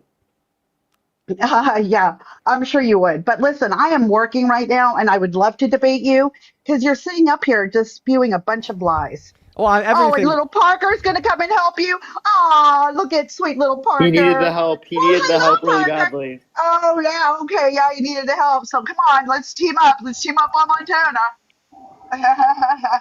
That's fucking funny, man. Hey, Montana. I really can't. I'm in the middle of working, seriously. Okay, before you head out, could you thank one person? Thank you, Donald J. Trump, No, the Missy. President of the United States. Missy, thank Missy, because she just sent $20 over on YouTube Super Chat, who says the cognitive dissonance is crazy. I don't know how all they do is deflect and deny instead of sitting with the facts. Thank you for the $20, Missy. Can you like show some up to Missy? Like seriously? Oh my God. By the way, how's your day been so far, Dean? It's been mediocre. I don't know. It's been like pretty mediocre. I feel like the guests that we've had so far today have been like dense, rather difficult to debate. I agree. So Montana, what can you thank Missy? No, I'm not going to thank Missy for giving you fucking $20. Why would I not? do that? Because it was a very kind gesture. Poor of her. Missy. Poor Missy. Poor Missy. Now she's gonna need that $20 for whole milk. Wait, would you thank her if she gave it to me? No, absolutely not, Parker. Why not? Why would I? I'm not gonna thank any of you geekoids up here that are collecting Why fucking not? money from people. They're supporting our job, our work. Oh, there you go. Well, thank you so much for admitting that. I appreciate that. It is now recorded. That they're supporting our job and our work? Yeah, that is recorded. Your work? Really? This is your work? Yes. How is this your work? This is because we do this for our job. I'm self-employed. This is my business. You're self-employed and doing what exactly? So this is my business. Under capitalism, where can Sitting you here find the exchange of labor? spewing a bunch of bullshit, right? You lied to that gal that was up here. Lie after lie after lie. What was the lie? And by the way, about Renee Good. What was the lie? What do you mean? The officer was ran over. You do know that, right? He ran over? Yeah, She didn't. Okay, she clipped him for sure, right? He has internal bleeding. Wait, which one is it? Was he clipped or was he run over? I would say he was clipped pretty hard. Okay, so he wasn't run over. I wouldn't say run over. He wasn't ran over. By the way, it's ran over, not run over. You just did. You just say you just said he was ran over. Okay, I corrected myself there, Dean. Are you happy? You fucking happy now? Yeah, You're such a goober. Thank you for You're conceding. such a goober. Thank you for conceding that you were wrong. Oh, okay. Well, he was definitely clipped, and he was actually Montana. It seems like you lied. Hit. It seems like you just lied. You said you said he was ran over. Yeah, you're up here spewing bullshit. No, you're spewing bullshit. It's spewing bullshit. Wait, look, I mean, you literally just admitted that something you said was wrong. Okay, that he was ran over. Okay, guys. That's really fucking funny. You admitted to lying. Anyways, I gotta go back to work. Hey, what are you? Gets cooked and then leaves. When are you gonna get off work? You're not fucking cooking me. How did you?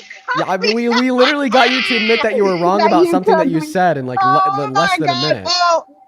Oh, okay. Ran over. You're so fucking ridiculous. Listen, I know that you're really looking for MAGA up here because that's what really drives your numbers, and I get that. And so when you have MAGA up here, that's where your numbers go up. Your numbers go up on on your little Cash App, your little PayPal, your little Venmo. I get it. I get how you work this whole deal, both of you. So we wanted to get good job for spewing bullshit. Well, at the end of the your day, Cash App's not working. So By the way, you do have a buzz. I'm actually controlled opposition. I'm a grifting secret DNC conservative. Show. Yeah. So. Okay. Is it the DNC or the RNC, Dean? I can't quite remember. I don't know. It's controlled opposition, so that'd be the RNC. I'll come and support you when I'm not in the middle of something. But yeah, when do you get off work? When do you get off work? Bullshit. In about an hour. You want to come up in an hour? 45 minutes. Okay, 40. So you get off at 4 p.m. Mountain. Do you want to come up at like 4:30? I'll tell you what, Dean. I'll invite you to my live. How about that? Oh, so you're not going to join this one? Okay. No, why don't you come up on my live? Because I'm already here. I'm already live. She wants the viewers. Dude, that's what it is. She wants the attention. She wants the viewers. I do just fine, dude. I'm an A22. No, you don't. No, you don't. I do. I'm an A22, dude. Don't worry about it. I'm right up there, right along with you, bud, Dean. So you get 25,000 viewers? Yeah. You have 25,000 viewers concurrently in any stream you've ever been on. You know what's really interesting is that I don't have to have 19,000 viewers, and I mean I hit A2. I'm What up the there fuck right did- along with Oh, you. A2. She's talking about like the diamonds on TikTok or The something. diamonds, dude. Durr. Very Hey, nice wait, one. how many- Durr. But durr. Yeah, so she's comparing based on how much TikTok money she gets, not based on the viewership. Oh wait, so you're I don't give a shit grifting. about my You're grifting for the She is TikTok literally money. grifting. She's I grifting for the TikTok money.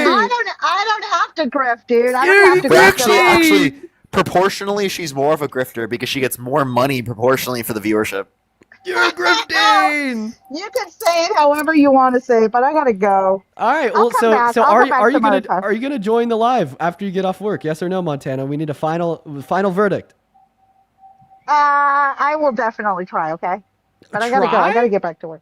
Yeah, I'll try. I know you're desperate. I know you're really desperate, and I would love to dog. And I'm I would love so to dog walk desperate to both of He's you. desperate, yet you literally Yeah, asked yeah, him to I do mean, it on you- your stream. What are you Dude, talking about? I did because I gotta go up. I'm not gonna come up here for just Talk look about at you. desperate. You're You sitting- literally plugged you're your sitting own here. stream just so that you could do it That's on right. that. Come on, bro. There you go, bro. All right, I gotta go. All right, man. Go back to work. Go back to work.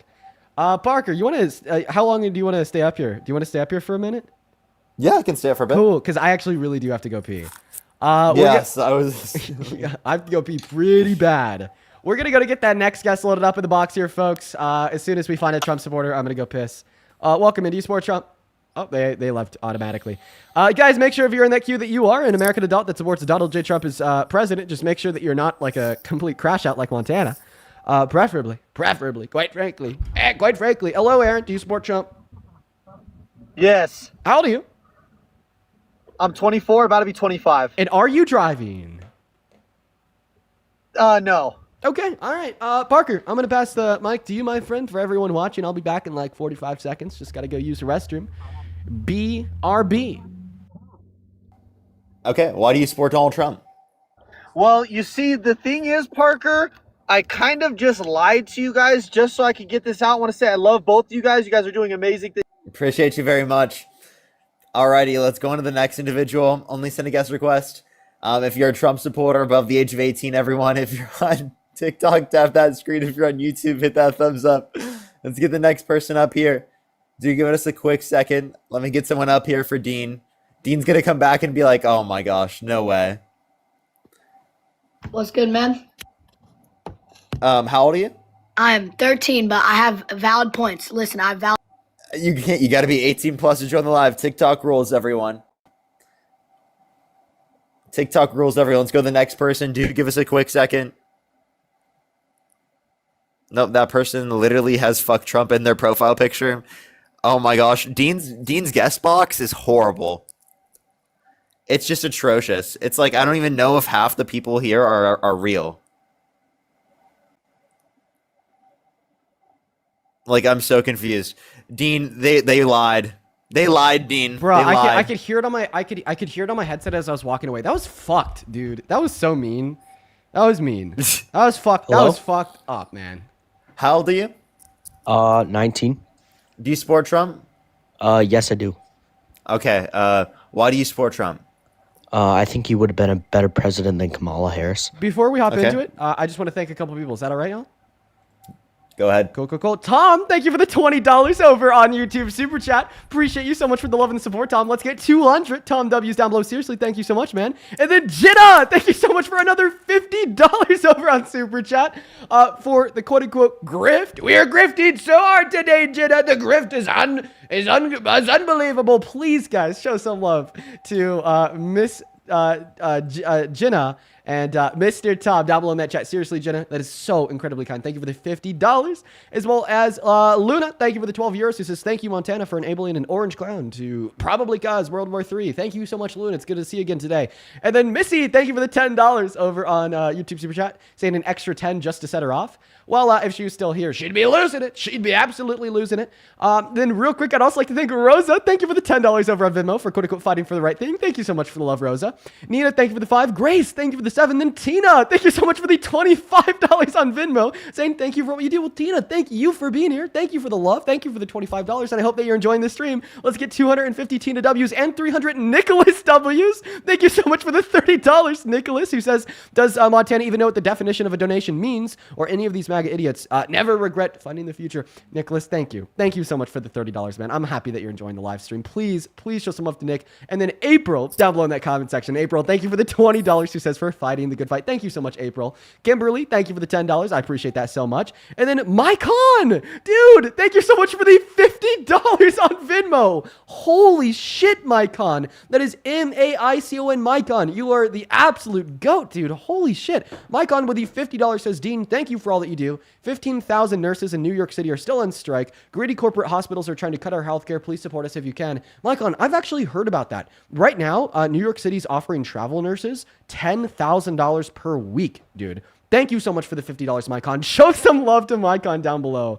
Abby, thank you for the $10. She says, keep it up. I appreciate that, Abby. And it looks like we're all caught up over on Venmo for now. Let's quickly catch up on PayPal. Then we will go ahead and pass the mic off to this guest. I'll make it as quick as possible. Iris, thank you for the $10, who didn't leave them any message, just the love. Thank you so much. And then Christina, thank you for the 5. And then James, I appreciate you for the penny. And Challenger, oh my God, thank you so much for the $50 over on PayPal. Challenger, holy shit, dude, thank you so much. Challenger with the big 50. Let's get 500 Challenger W's. Says, I've seen you since the first and second Jubilee Surrounded. I appreciate you giving truth from you, Parker, Brian, Cohen, and David Pacman. One question I want to ask you is, what is your quote-unquote utopia of the U.S. and what do we need to do to reach there? Challenger, I will happily go into that. I'm going to need to think about that question for a little bit to try to find a way to condense it down into something that's understandable. Thank you so much for the $50 Challenger. And I'll be thinking of a good answer to that question. That's a really good one. Plus, Kathleen, thank you so much for the $5. Anna with a 5, Cassidy with a 4. And then Darius, thank you so much for the $20 over on PayPal. Thank you so much, man. Darius with a 20 says, happy 300th episode. Dude, thank you so much, Darius. You've been supporting me and you've been watching the streams for months now. All the love in the world to you, Darius. Huge shout out to you. And then Ryan, thank you so much for the $20, who says, hey, Dean, me and my girlfriend are going to Paris next month, even though the ongoing NATO events are making me nervous. Do you think we'll have anything to worry about? No, I don't think that you'll have anything to worry about, Ryan. You know, just make sure to stay safe, okay? Thank you for the $20, dude. And then Jay, thank you for the $10. He says, I love you, Dean. I love you too, Jay. Thank you so much. And then Morgan, thank you for the 10. And then Kirsten, thank you so much for the $23, who says, I've been a huge fan of yours for a while now, watching everything unfold in the U.S. from Canada, and I'm so scared for you guys. Stay safe, and I love you too. Dude, I wish I could be in Canada right now. Huge shout out to you, Kirsten. Thank you so much for the $23. Seriously, that is incredibly kind of you. Let's get 200 Kirsten W's down below. And at this point, folks, we are going to go back into the debates. All right, take it away. Tell me and Parker why you support Trump. Oh, sorry. Before I speak about that, can I ask you a question? If you would talk to me about your opinion on Elon supporting the fixture of world hunger. Elon, no, because we're here to talk about like Trump and or his administration. So no, not like right now, but like another time. Maybe. Why do you support Trump? I think he would have been a better president than Kamala Harris. Okay, and what year were you born in? 2008. Sold the bag. Moving on to the next guest. Moving on right now, folks. Only up inside of that queue of your MAGA. Do you see like the most annoying like human ever in the queue? Let me look. Yeah, I do. I saw them the most annoying. They probably are pretty close to that. I don't know. I've had some annoying debaters recently. I think like objectively, from my perspective, he's like the most annoying. It just maybe it's because of like certain like conversations I've had with him. He just possesses an inability to be wrong. His ego is bigger than his brain, and that's a really big problem for him. Welcome in. Do you support Trump? Dean, what flavor is your anxiety pen? Oh, yes, it's lavender and caramel. Oh, thank you so much, bro. Get him out of here. Moving on to the next Trump supporter. Parker, how was your stream today, man? I had a few like really insufferable conversations, but I had a few. I changed a few people's minds. That was good. Oh, good. Do you remember Bryce? Bryce from years ago? Yes, from years ago. He Yeah. would debate the body count topic. Yeah, I changed his mind on Trump. Oh, wow. Wow. Good. That's awesome. Yeah, I remember Bryce. He was like really. It took a lot. It took like an hour conversation. Yeah. Well, it's good to see that you're able to change his mind, man. That's huge. Oh, what's up, Alex? Do you support Trump? Yeah, indirectly. I'm not MAGA though, but yes, I prefer him over Kamala. Have you been up here before? Yeah, I've spoken to you before. When did we last speak? Not sure. Don't keep track. Or was it a long time ago or just the other day? No, I haven't spoken to you just the other day. No. Okay. All right. Why do you support Trump?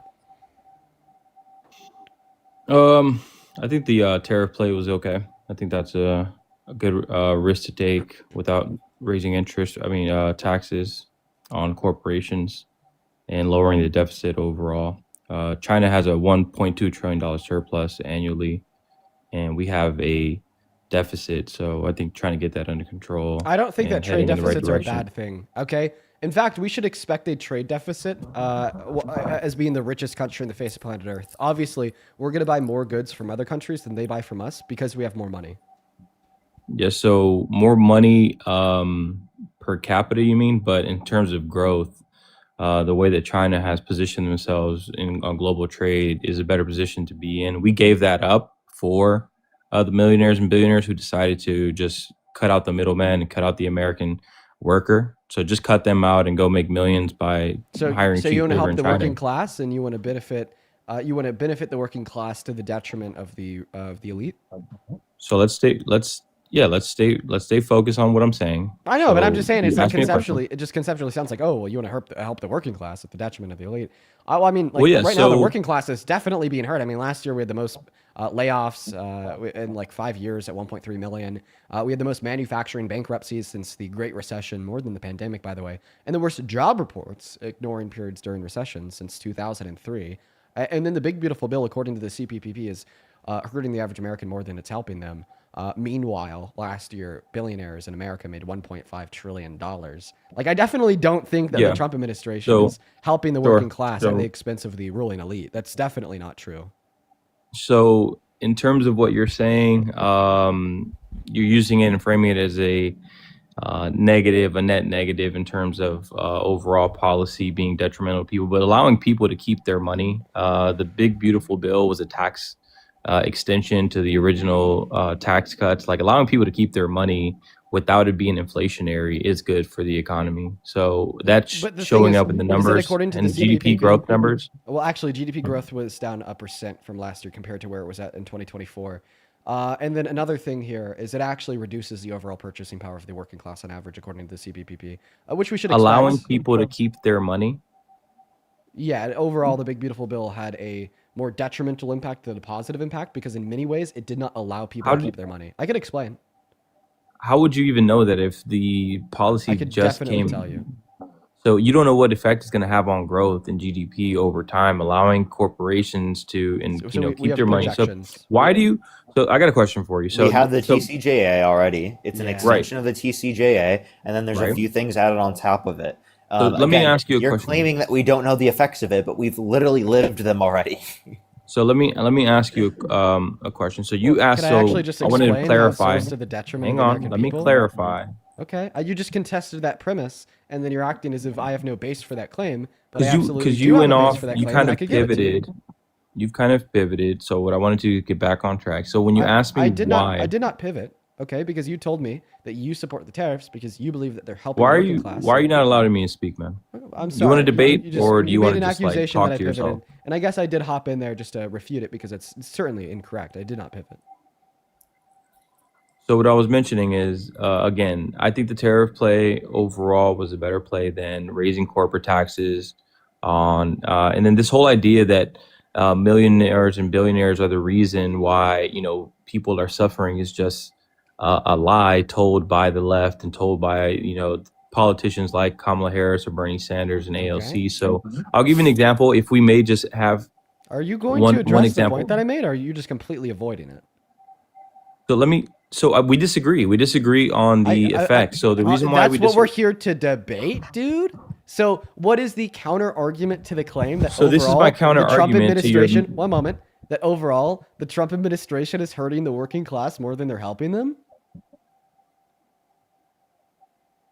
It's not, because what's happening is if you allow people to keep their own money, you allow corporations to keep their money, that is more pro free markets opposed to the left, which is all about socialist programs. We have enough social programs, more than we have more social programs than we need.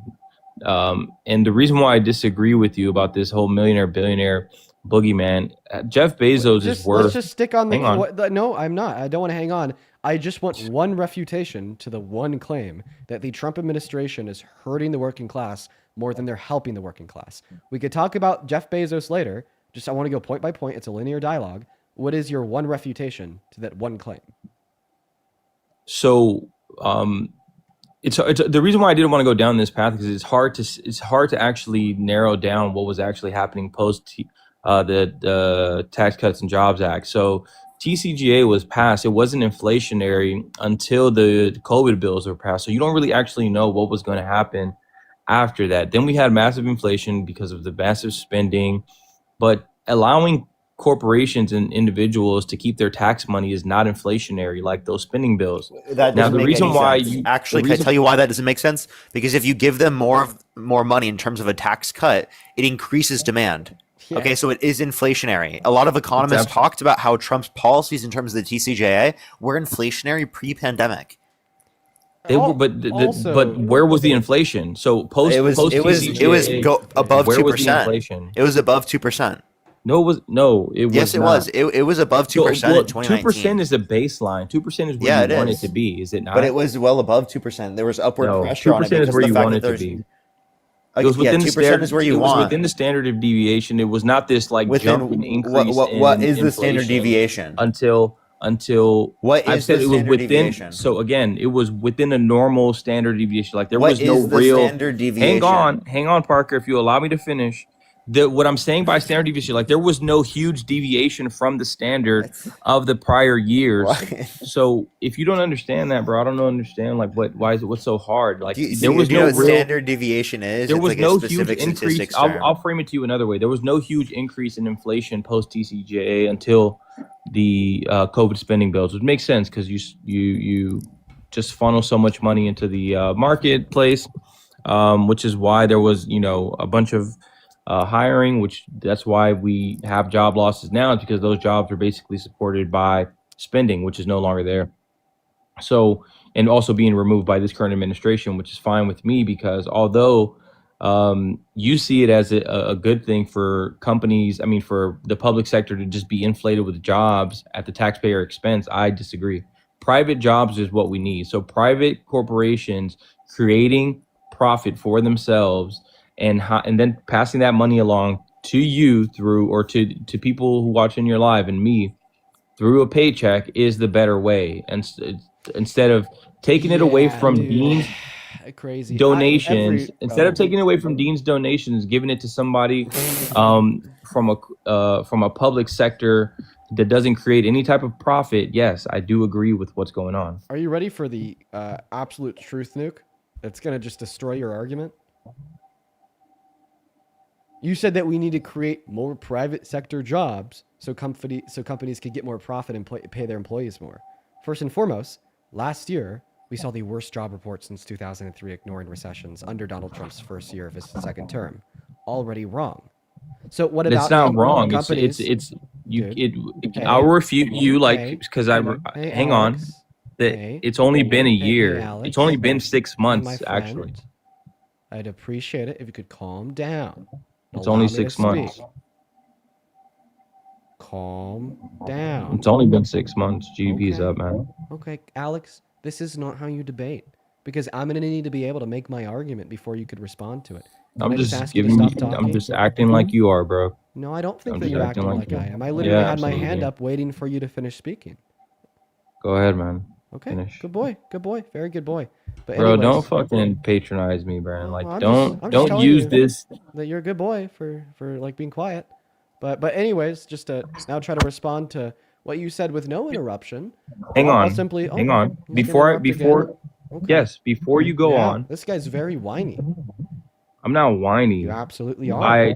You are very No, what I'm whiny. saying is if you were in front of me, you wouldn't say that to me. So don't say it to me on the internet.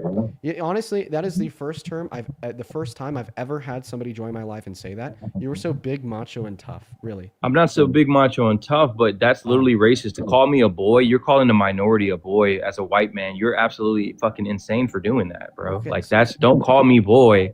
What people like you were calling minorities for fucking generation. Don't call me boy. Okay, That's a line I'm not willing to compromise for you, and especially not for you or anybody. So first and I'd foremost, appreciate if you don't do that. Yeah. So first and foremost, I don't know your race nor your ethnicity. Okay.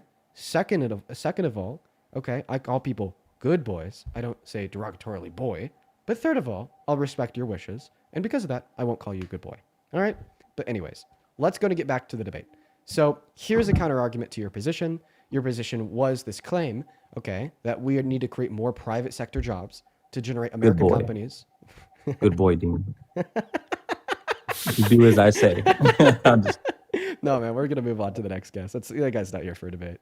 Let's go to get that next guest loaded up in the box, y'all. If you're inside of that queue, make sure it's because you are an American adult that supports Donald J. Trump as president. Let's go to get the next guest up here. We got Owen joining the live right now. Everyone just do be patient. Brutal, bro. Hi, do you support Trump? Owen, are you MAGA?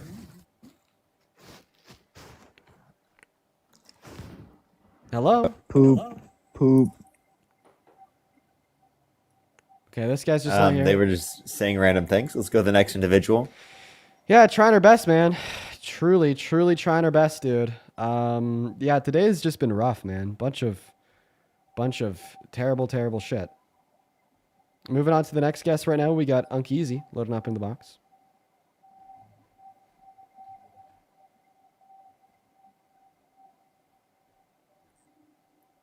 No, they're not joining in.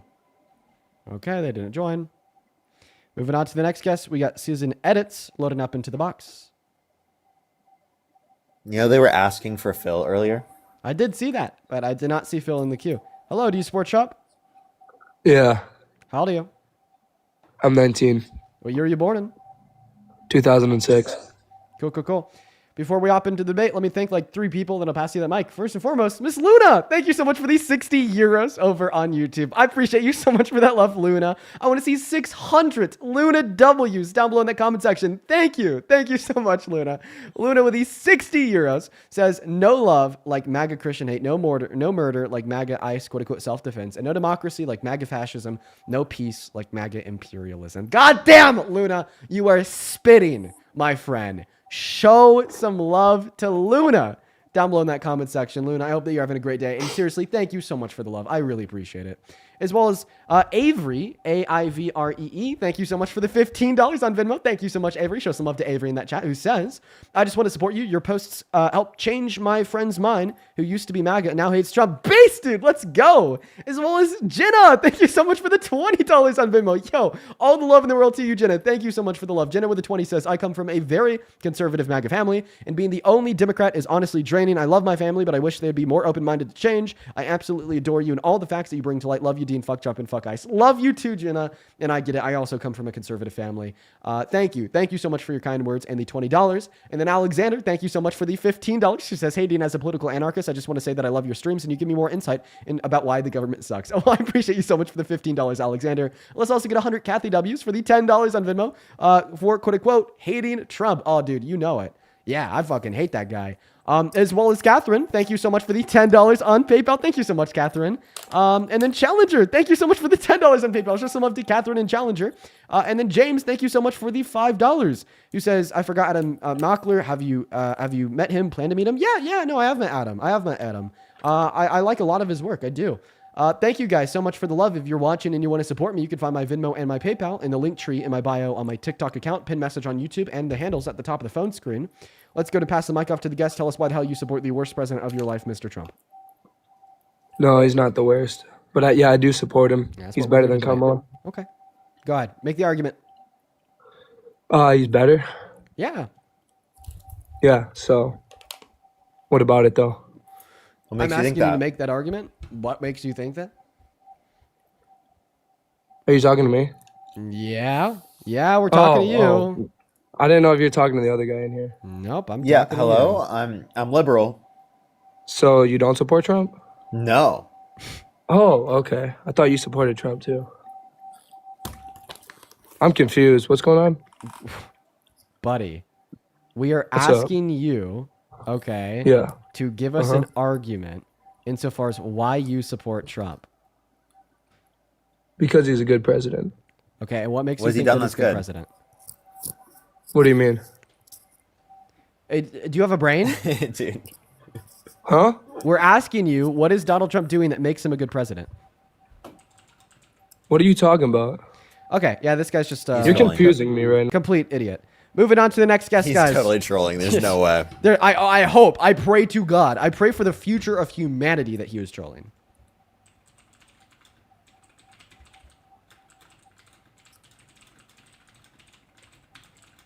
Let's go to get that next guest loaded up in the box right now. Yo, what's up? How old are you? Alrighty, let's try to get the next person up here. Only do send a guest request if you are a Trump supporter above the age of 18.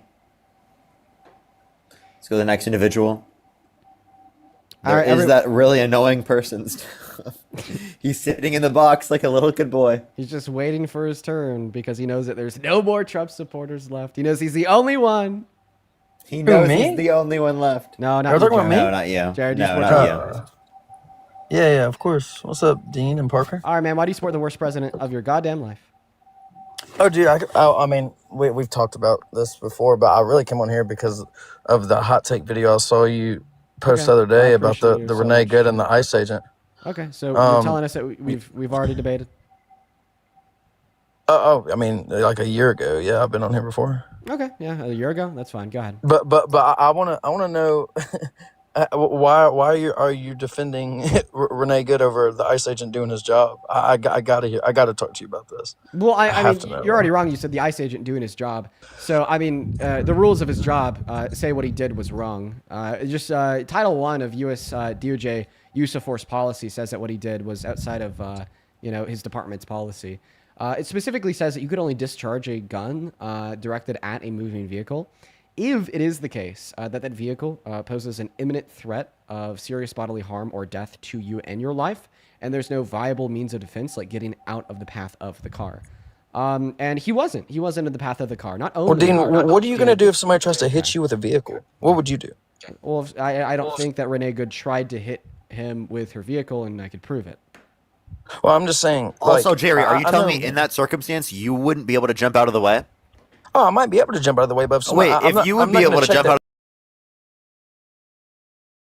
to be able to jump out of the way, shouldn't they have to meet the requirements, physically speaking, to be able to get out of the way in a circumstance like that? No, given that they put themselves in that circumstance in the first Right, place. yeah, no, Otherwise, it would be 100%. I'm not officer-induced jeopardy. Yeah, Parker, I'm not saying that he wasn't physically capable of moving out of the way of the vehicle, but who's to say that she wasn't going to put it in reverse and then try? Like, we don't know. I just She know did reverse I'm not, and then I turn know, but Parker, right. You can listen, see it on his body, or not his body cam, but his phone recording. I know, but listen to this. I'm not a military. I'm not a part of the military. I'm not law enforcement. I'm not FBI. I'm not CIA. I'm not Secret Service. I'm just a citizen. If somebody were to try to hit me with their vehicle, I'm going to neutralize the threat. I'm going to promise you I'm going to go home to my family every single night. I'm not going to take that chance of So, getting Jerry, if assaulted you by a were in the deadly weapon, situation of the period. officer, you're saying you would have shot? 100%. So would you have taken all 3 shots? Oh, I don't know. What I would have done is I would have shot until I thought the threat was neutralized of my life, so I get to go home to my wife and kids. So you would have shot all 3 times? I don't know. I don't know what I would do in that moment. Do you think I mean, a reasonable it's a officer would shoot in that split-second circumstance? moment. Do you think it was necessary to use lethal force? I think it was definitely necessary to make sure that he made it home to his wife and kids. Yeah, 100%. No, it wasn't. He could have easily got out of the way. You already acknowledged he could have got out of the way, so But you contradicted yourself. We don't know what that woman is going to do. We don't know that. You don't We know. I mean, you can I'm not gonna literally take that see her chance. turn to the right. You Yeah. can see on the phone footage that she turned to the right. You can see her hands move that way. So, do you think that would have happened if she was at work? Do you think that would have happened if she was at home? Do you think that would have if she was not out Or the trying ICE to officer actively wasn't? ruin, if she wasn't out trying to stop federal agents from doing their job, do you think that she would still be alive She right was now? in that Yes or position no? for 3 minutes, less than Parker, 3 do you minutes, think and that she she would be allowed for them to go alive? past. She obviously wasn't worried about picking up her daughter from daycare, or she would have went home. Go ahead, Does Dean. that make sense? Let me Does know that make I have the sense? mic. Yeah, go ahead, Dean. Okay. So I'm going to try just to address everything you've said so far. We're going to go front to back, meaning I'm going to address the most recent comments, and I'm going to go back to the ones you made a minute or two prior. But anyways, you're saying, well, if she was at home, it wouldn't have happened. If she was at work, it wouldn't have happened. You're right. If she was at home, it wouldn't have Or she was happened. worried about picking up You're her right. daughter from If she was at daycare. work, it wouldn't have happened. You're right. If in that exact and precise moment she was instead picking up a daughter from daycare, it wouldn't have happened. But guess what? Guess what? The penalty for leaving your house is not death. Okay? The penalty No, the for penalty not for being no, actively sir. trying to I'm stop going to a need federal you. agent from doing Don't their job. worry. We're gonna get there. That's what it is. We're gonna. All right, go. You're wrong. Just let me get there. Calm down, Jerry. The penalty for not leaving your house, or sorry, for leaving your house, is not execution. The penalty I agree for with not that. being at I agree work with that. is not execution. And I agree. You I just agree. said, but that is the penalty for obstruction upon a LEO's official duties. And Or you're it also can be. wrong. No, it's not. It can be. There's not a It just single was proven it can circumstance. be, Dean. There's not a It was just single proven. circumstance. But the defense isn't because she obstructed upon their official duties, but rather a baseless claim to self-defense. There's not a single circumstance of obstruction upon an LEO's official duties that has ever led to the death penalty. That is such an extreme, insane, and dystopian suggestion that has never been the case in this country, is not the case in this country, and will never be the case in this country. There's literally not a single legally defined circumstance where an individual can obstruct upon the official orders / duties of a cop and then be executed for it. Give me one. Well, Dean, did you also see the other? I don't want a question. I want a response to my lost his- question. Give me Yeah, one okay. circumstance of a person merely obstructing upon an LEO's official duties that was then later executed legally by the state. There's not one. Yeah, I don't know of one off the top of my head. It's not but that I you don't of know this one. It's one. that they don't exist. Well, I know that I wouldn't do that because I would out of everybody in the world, I'm not going to go mess with the one person in society. The one person I know for a 100% fact is armed. What you're, Jared, there's no the question. rhetoric that you're espousing is anti-American. If this is truly what you believe, then you truly hate this country. It is so dystopian. It is so authoritarian. It is against the Constitution and against the individual liberties and freedoms in which are bestowed upon us by our law and Constitution under this country's parameters to suggest that it is somehow cool or okay for somebody to get murked and killed, shot in the head 3 times and executed in broad daylight in front of their wife for not doing what a law enforcement officer says. Okay, I understand that obstruction is illegal. I understand in many scenarios, okay, you should abide by the order of an LEO because they're the one with a gun, and it's a good thing to do for your own safety. Okay, but I also want you to understand that in this country we have due process. Even if she committed a crime that would warrant the death penalty, okay, well then that would have to be adjudicated inside of a court of law. But I don't want that statement to be confused for committing a crime in which would warrant self-defense because that's a separate issue. Self-defense isn't the death penalty legally speaking. And while at the same time, even if she did commit other crimes like not listening to the cops, obstructing upon their official duties, and those things were illegal, well, if she wasn't killed but then was arrested for that, thrown in jail for a night, then put in front of a judge, okay, that judge would maybe give her a $2,000 fine. That judge wouldn't sentence her for death, okay? So if you're going to attempt to construct or make an argument that somehow, in some way, some form whatsoever, Agent Jonathan Ross was justified in what he did to Renee Good, that argument is never going to stop with, well, she was obstructing. That argument's never going to start with, okay, well, she could have been at work, she could have been at home. That argument's never going to start with, oh, well, she didn't listen to what he said. Those statements and those arguments are incredibly authoritarian. Those statements and those arguments was she right are for what she did, incredibly Dean? anti-American. And those statements and those arguments are incredibly, okay, fucked up. And then your most recent question, was she right with what she did? Okay, even if she was wrong for not abiding by their official orders, even if she was wrong for trying to flee the scene, this doesn't mean nor warrant her death, okay? Right? I had an ex-girlfriend in high school cheat on me. My ex-girlfriend was really wrong for that. That doesn't mean that I could go and fucking kill her. Okay, right? I knew friends that I grew up with. One of them like fucking spray painted the school that we went to, and it was like, oh my god, it was a disaster. That's lore right there. That's a life story. That doesn't mean that that person should have been killed. Okay, all right. I've known people that are like stolen from grocery stores and broken the law. That doesn't mean that they should be killed. Okay, then on top of that, if you truly do think that all of a sudden we could just excuse the death of people that break the law no matter the severity of the offense, well, I bet if Donald Trump was executed, you would be slam dunking on every liberal online just saying they don't care. You'd be getting them fired from their jobs when in all reality, oh, but he's a 34 count felon. All reality, oh, courts determined that he, raped Eugene Carroll. All of a sudden, okay, you turn into the world's largest hypocrite because if one woman tries to flee, sentence her to death. But if another man grapes a woman and commits 34 felonies, we don't have to let's monologue. put him We in the don't have to Oval monologue. Office. Okay. But Dean, listen. When you said when your girlfriend broke up with you in high school or cheated on you in high school and all these things, could any of those other instances that you gave cause extreme bodily harm to you, like it being hit by an automobile? There you go. So now you're trying to find the argument that you should be making, even though it's still wrong. Okay, right? I'm asking. It has nothing to do about disobeying a lawful order. It has nothing to do about doing something that was wrong. It has to do with if Agent Jonathan Ross was justified in killing her out of self-defense, which would be unrelated to any potential obstruction in which she engaged in. So let's talk about that now. No. Agent Jonathan Ross had no legitimate claim to self-defense, okay? If we look at SCOTUS case law on what self-defense is and what it means and when you're justified, okay, we're operating under this premise set forth by SCOTUS, that is, well, would a reasonable officer under these same circumstances, without the benefit of foresight, do the same thing, okay? And in this circumstance, the answer is no. Because we already have reason to believe that Agent Jonathan Ross was acting unreasonable because he was breaking department policy on use of force. In accordance with Title I, okay, if there's a way to evade this imminent threat of serious bodily harm or death, okay, and then you still choose to use lethal force, you do not have a legitimate claim to self-defense because of more viable, less lethal alternative means to end that conflict. And the thing is we know that we know that Jonathan Ross had those means because he engaged in those means. By the time he fired his first bullet into the head of Renee Good had already driven her vehicle away from him. The path of the car was turning away from the officer, and he was to the left of the vehicle and had to lean over the hood in order to line up that headshot. Okay? She turned her wheels to the right to go away from the officer, and he knew that she turned her wheel to the right to get away from the officer because it was caught on his cell phone footage. And of course, he'd be looking directly at her because that was the target that moments later he would point his gun at and kill. Right. No, I understand all that, but did you also see the other kid that got he got shot in the eye with a non-lethal projectile and is now blind for the rest of his life in his eye? Did you see that story as well? Yeah, a story that's completely irrelevant to determining if Jonathan Ross was justified in the killing of Renee Good.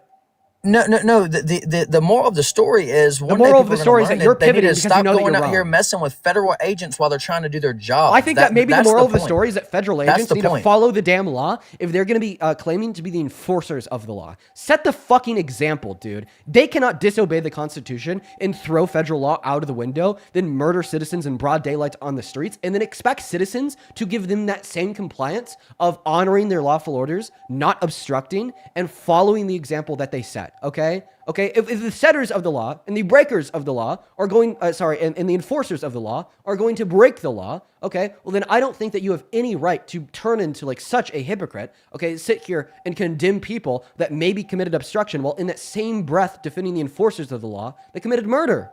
So do you have a counter argument or not as it would relate to my explanation of why Jonathan Ross had no legitimate claim to self-defense due to his unreasonability rooted within the viable alternative means to end that conflict by evading the path of the vehicle because of the fact he was out of the path of the vehicle and he knew it, rooted within the fact that he broke U.S. DOJ Title I policy on use of force, okay, rooted within the fact that we also have to make a consideration of officer force jeopardy, which is the fact that he planted his feet in front of her car before it moved while pulling out his gun, instead of getting out of the way, on top of about a billion other factors. Do you have any response there, or do you just want to kind of pivot and deflect away, talk about this other guy that was shot in the eye, and try to extrapolate it into a generalized moral of the story, don't fuck with LEOs?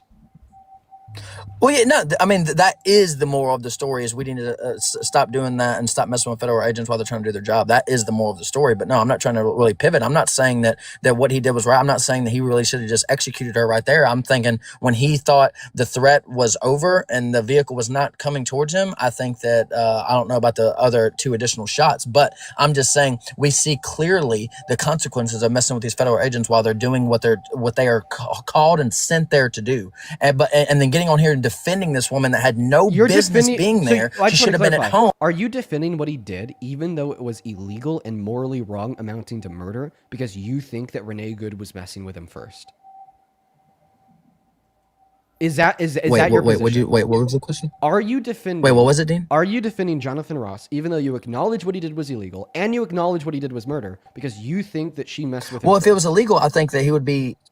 Wait, if it was illegal, I think that he would be serving legal consequences. False. Don't you think? So Dean? No, not necessarily. Yeah, and also, by the way, it's not even a question that he's met the guidelines for breaking the law. Okay, because self-defense is not an argument against the charge of a crime. Self-defense would be a claim made inside of the courtroom after you've been charged with the crime and the jury's adjudicating your guilt. He has fulfilled all necessary criteria to be charged with either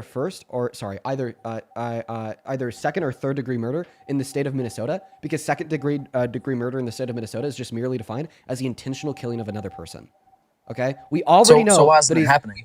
Because Donald Trump's FBI and DOJ is unwilling to cooperate with the local DA's office or the state investigators and hand them over evidence to then prosecute him for second-degree murder. They won't give them access to the vehicle. They won't give them access to the gun. They won't give them access to the shell casings. They won't give them access to any of that. And in fact, we've now Why would they give him access? To investigate a crime. I guess. Why do you laugh at that? No, it's just I don't know. That's it's true, just, right? Just two totally different points of view. I guess I don't know. Wait, you can't have a different point of view on that. You literally can't have a different point of view. Can you agree that what Jonathan Ross did to Renee Good fulfills the necessary criteria for him to be charged with second-degree murder in the state of Minnesota? I don't really know their laws like it is like easy. my laws here in my state. Intentionally killing a human being is the definition of second-degree murder inside of the state. I don't know. In my state, there's different. Like we have different laws here. Like so, in my state, like if I'm scared, like not if I'm only scared for my life. If I'm scared for your life, Dean, I can protect you with lethal force. If I'm scared for you, not in Minnesota. No, I don't know what their laws are. You don't just have to be scared for your life. You have to be reasonably scared for your life. Right.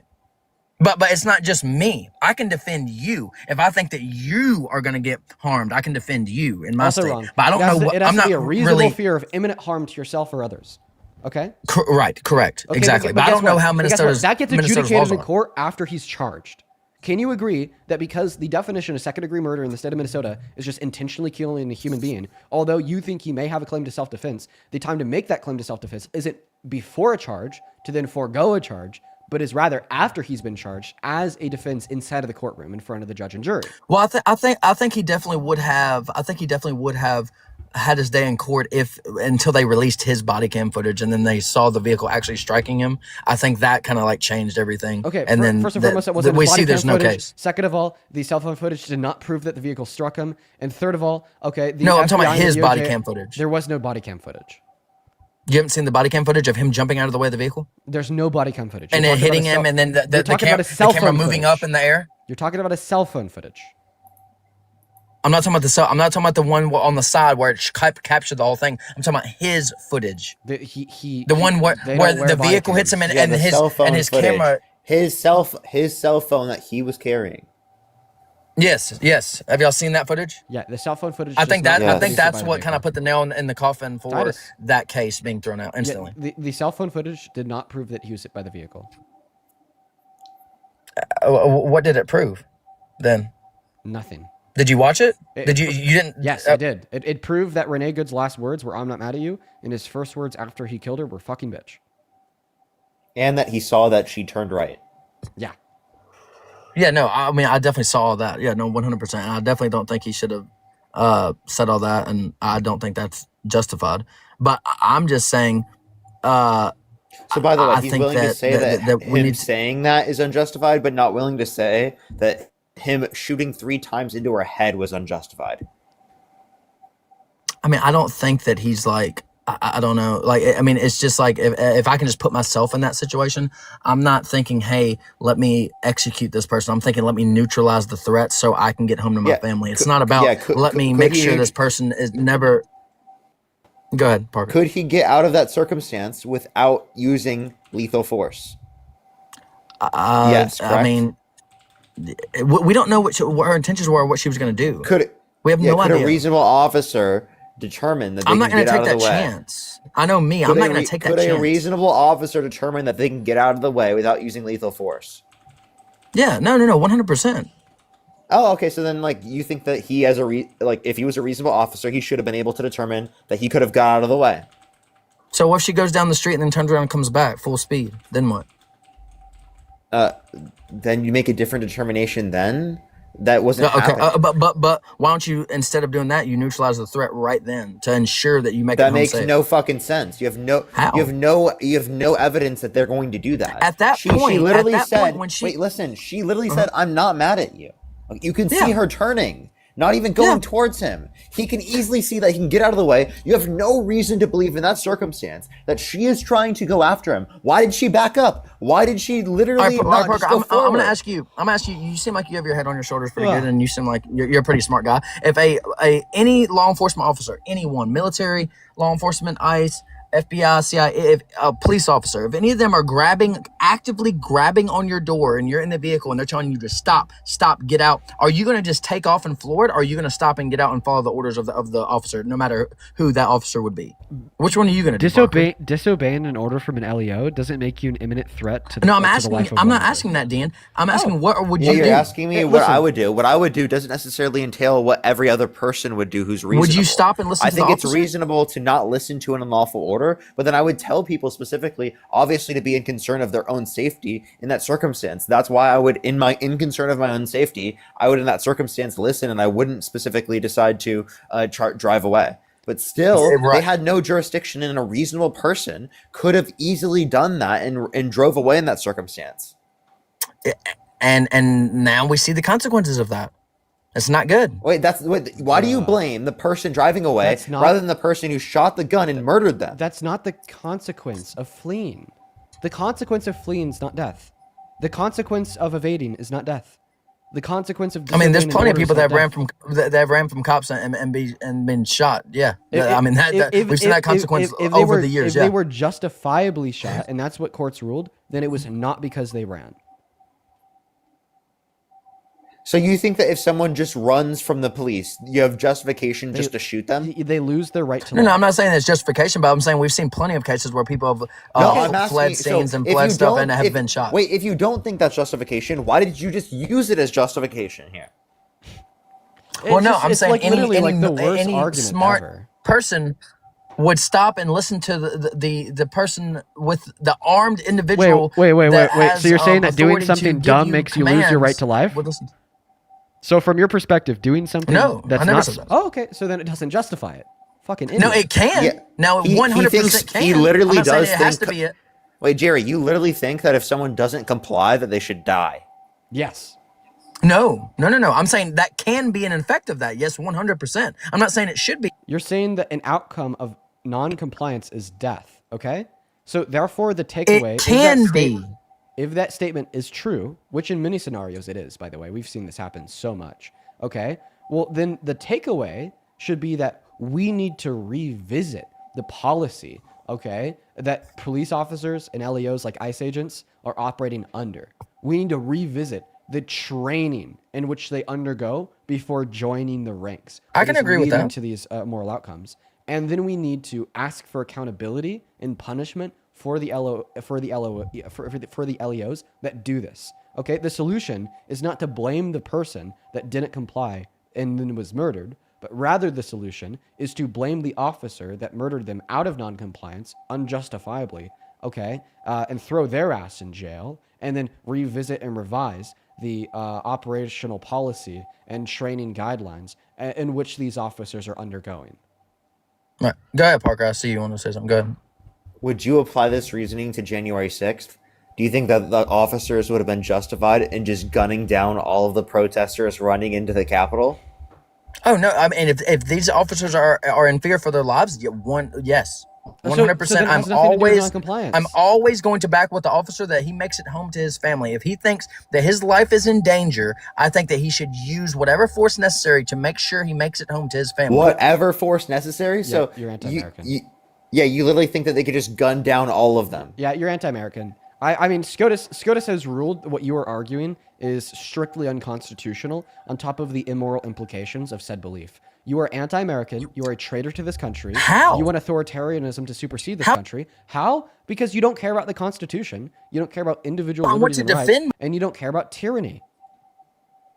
we believe in defense. That's not Dean. self-defense. Self-defense isn't killing somebody. I said if the person is... It's not. Self-defense... If the officer is scared for his life. No. Self-defense is not an officer being scared for their lives and then killing someone. You can't just kill someone because you're scared for your life, okay? If a super racist... Dean, are you insane? No, if you're not scared for your life, what are you going to... Then let me explain. Sorry, I think in a typical circumstances, officers would be scared for their life. They obviously don't think that that's justification to start shooting. Just let me explain. Jerry. You need to be able to listen and calm the fuck down. Are you ready? Yes, go ahead. Being scared for your life is not self-defense and does not justify killing someone. An example of somebody being scared for their lives and killing somebody, where it's obviously not self-defense, is like a super racist white person walking down the street, seeing a black person, getting scared for their lives, then killing them. Obviously, that's not self-defense. Obviously, that's not. Yeah, okay. What is that's not a good scenario. So then what is self-defense? That's not a... Now that we know that it's not merely being scared for your life, can you agree that merely being scared for your lives does not constitute self-defense? Well, typically, when I say scared for your life, I'm not saying, oh my God, there's a person. Let me. That's not what I'm saying, Dean. I'm talking about when there's usually 9 times out of 10, you're either going to have to be outnumbered or there's going to be a deadly weapon involved of some sort to be scared for your life. Let me just fill in the blank for you because you're not getting it. The answer to self-defense is not merely being scared for your life. The answer to self-defense is being reasonably scared for your life with no viable and immediate non-lethal alternatives. That's what self-defense is. That's what SCOTUS has adjudicated. That's what case law has upheld. And that's what you're not getting. You cannot argue that a cop could just kill somebody because they're scared for their life. According to case law and SCOTUS, you can only argue that a cop can kill somebody if they are reasonably scared for their life and there's no immediate and viable non-lethal alternatives. Do you agree? Right. I agree with that. Yes. Okay. I agree with that. So now that you agree that the standard of self-defense is being immediately and reasonably scared for your life with no immediate and viable non-lethal or less lethal alternatives, let's see how this applies to Jonathan Ross. First, I would argue that he was not reasonably scared for his life when he shot her because he was out of the path of her vehicle. But how can you tell him what's going through his head? It's not about what's going through his head. It's about what would be going through the head of a reasonable officer. But you just said he couldn't have been scared for his life. I said that he couldn't be reasonably. Yes. I mean, I don't know. I mean, it's hard to tell people what they think and how hard to tell people how their brain works. We're not trying to adjudicate what he thought. We're trying to adjudicate what a reasonable officer would think. Mm-hmm. Okay, it has nothing to do with what he thought. It has all to do with what would a reasonable officer think. Okay. Okay, and I don't think that a reasonable officer would think that lethal force is necessary to kill a driver of a vehicle when they are out of the path of that vehicle. And that vehicle could immediately and imminently course correct to hit them. Yeah. I mean, I don't know. I feel like we're just kind of going around in circles now. But is that fair? I feel like that's kind of a nail in the coffin. Like a reasonable officer just like wouldn't do that. Yeah, no, I got you. I mean, I see what you're saying. That's why I just want to address it and kind of see where you're headed, because I just saw your video on it and I was like, there's no way that he's saying this person is right with what they were doing. But I just want to address that. But I do want to ask you, what do you think about Trump's new healthcare plan? Yeah, before we continue, let me thank a couple of people. Elizabeth, thank you so much for the $10 on Venmo. I appreciate you for that love. Let's show some love to Elizabeth down below, who says, how in the world do you stay calm when someone says, quote unquote, moral of the story is to listen to cops? Thank you for continuing to do what you do. Much respect. Elizabeth, I've had to learn calmness and composure over the course of the last 2 years. It's pretty hard sometimes, but thank you for the $10, Elizabeth. I'd also like to thank Connor for the $5. Thank you so much. Tara, thank you for the $5.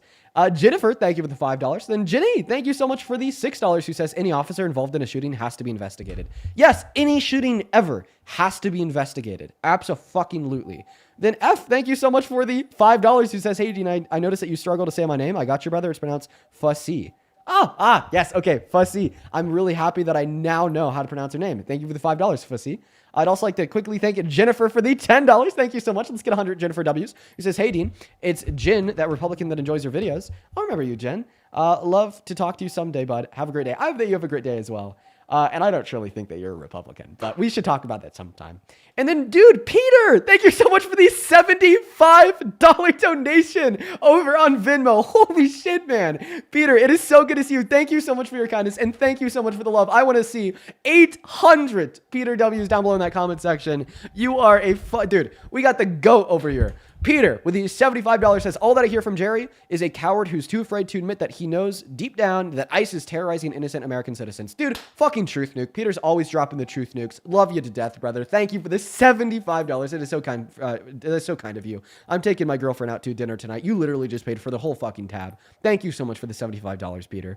Ash, thank you for the $5, and Bailey, thank you for the $5. And then, hey, Allie, I appreciate you so much for the $20 on Venmo, who says, did you see Anna Kasparian demolish Pearl in a debate? It was glorious. Dude, I did see some clips. She absolutely killed her. Cody, thank you for the $10, who says, would you debate a tanky communist on why Trump is a necessary evil? That would cortisol max, Cody. I don't know. Emily, thank you for the 5. Brandon, thank you for the 5. Then Iris, thank you for the 5. And I'll make sure I do that. Thank you so much. Quickly over on YouTube Super Chats, thank you for the $10. Beastie Boy, who says, even when using self-defense with deadly force as police and military, you still need to meet the deadly force triangle: capability, opportunity, and intent. And intent was not there. I appreciate you for the $10.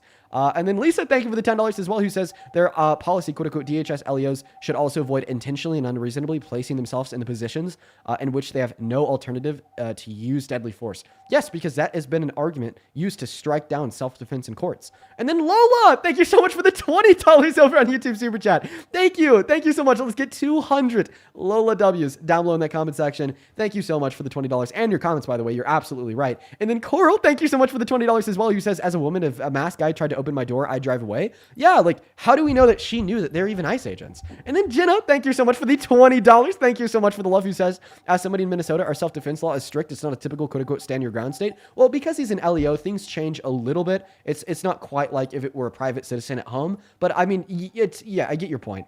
And then real quick, I'd also like to thank Daniela for the $10. Thank you so much for the love, who says the biggest argument against self-defense claim is the refusal to render aid afterwards.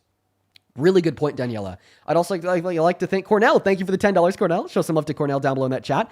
Kieran, thank you so much for the $10 as well. Thank you so much for the love, Cornell and Kieran. Then Charlotte and Rebecca, thank you for the 5. And then Medina, thank you so much for the $10, who says, why isn't Jonathan Ross come forward to defend his actions? He's probably like at home hiding because he knows that the people have it out for him.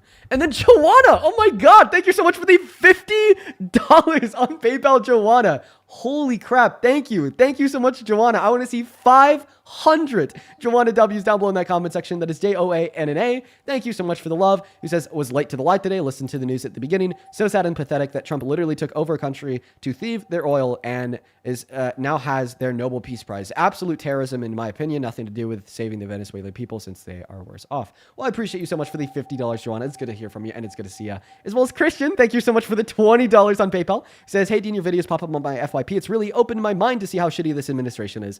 Christian, that is literally why I do what I do. Thank you so much for being open-minded, dude. Thank you for the $20. And then Star, thank you so much for the 10. And then Danielle, thank you for the $15. She says, always a good time to watch you debate the uneducated. Well, thank you so much for the love, Danielle. And then JPN, holy shit, thank you so much for the unicorn fantasy on TikTok. Y'all are going off today. Thank you. Thank you so much, you guys. We are all caught up. If you're watching and you want to support me, you can find the Venmo and the PayPal in the link tree in the bio on TikTok, pin message on YouTube, handles at the top of the phone screen. And please also make sure that you're supporting Parker down here. You can find his Venmo and PayPal in the link tree in his bio as well. Alrighty, I gotta get going. MBW, thank you for having me on, Dean. I appreciate it, bro. Yeah, dude, have a good rest of your day, All right, Parker. Parker. Peace out, everyone. Okay, Jerry, you said that there's other things that you wanted to talk about, or was that it? Yeah. No. I wanted to ask you, what did you think about Trump's new healthcare plan that he just put out? I know it's different it's a little unorthodox compared to the progressive plan, but what do you think about that? I don't know anything about it yet. You didn't see the video the White House put out? I think I saw the video. I just didn't watch it. I need to. Oh, okay. Well, yeah. Well, okay. Well, then we need to talk about that. And then what do you think about the military strength that Trump is just absolutely demonstrating at the highest level right now? What do you think about that? I know that's a little different than the progressive view as well. What do you think about that? Probably one of the largest threats to our country. What is? Which one? Iran? No, is the idea that he wants to invade one of our allies. When you're saying which one are you talking about? Greenland? Yeah. No, he doesn't want to invade it. He just wants to take control of it for a military, like strategically. It's a strategic military stronghold for sure. But it's not. It's either they're gonna. He literally said that we're gonna get Greenland, whether they like it or not. And Yeah, we may use no, a military 100%. invasion to achieve that goal. And news broke 2 days ago that he literally asked the military to draw up a plan for an invasion. Well, yeah. Well, I mean, it's not going to be. I mean, this is a very uninhabited place of the world with absolutely. And then, like I said, there's really nothing that they can do. At the end of the day, we need a habitat, and we need to have a strong military presence there, just for really just global peace. But I mean, that's just elementary stuff. I know you understand before I that talk to you about concept. a strong But military presence in Greenland for world peace, can you please first respond to my refutation of your argument that he doesn't want to invade them? I think it's pretty clear that he does. well, he's just basically saying it's just like anything else. He's saying he will do any means necessary, but it's not going to come to that. They know there's really nothing they can do. No other military, even multiple countries teaming up, no military can stand against the military strength that we have, and everybody knows that. And he's exhibited this multiple times with the bombing of Iran, with capturing of another country's president overnight with 0 casualties. We're so superior. Nobody's really going to try it, but he's just letting them know, hey, if y'all want to try to play hardball and do this, then either way, we're going to have a strong military presence there. Either way y'all want to do it, we can do it that way, but it's not going to come to that. I regret to inform you of this. It will come to that if Donald Trump No. pursues an invasion. It'll be solved with diplomacy, 100%, Dean. They've 100%. already rejected diplomacy. It doesn't. Yeah, that's up front. Everybody tries to play hardball up front. That's what you do. It's the same thing with Iran. When they try to throw a stone and then cry. Has already been rejected by the totality of NATO and Canada, and even our own Republican representatives. NATO doesn't mean it. NATO doesn't mean anything, though. Let me just paint you a picture here. Greenland said that Greenland is off the table.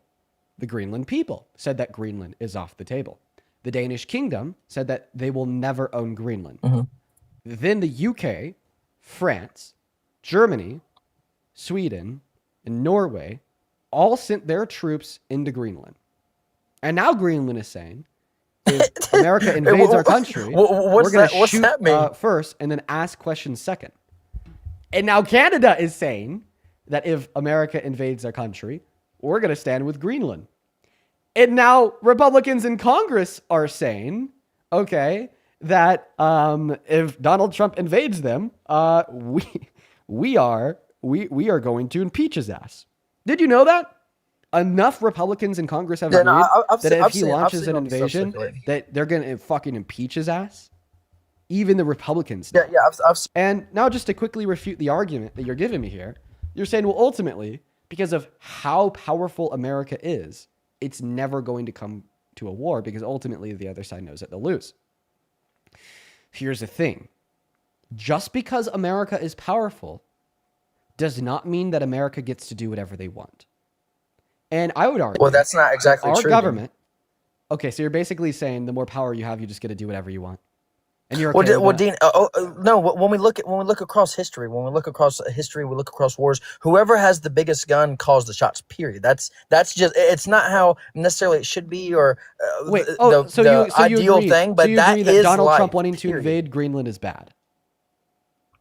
No. Well, I don't think it's going to come to that. But no, we definitely why don't you think it's going to come to strategically?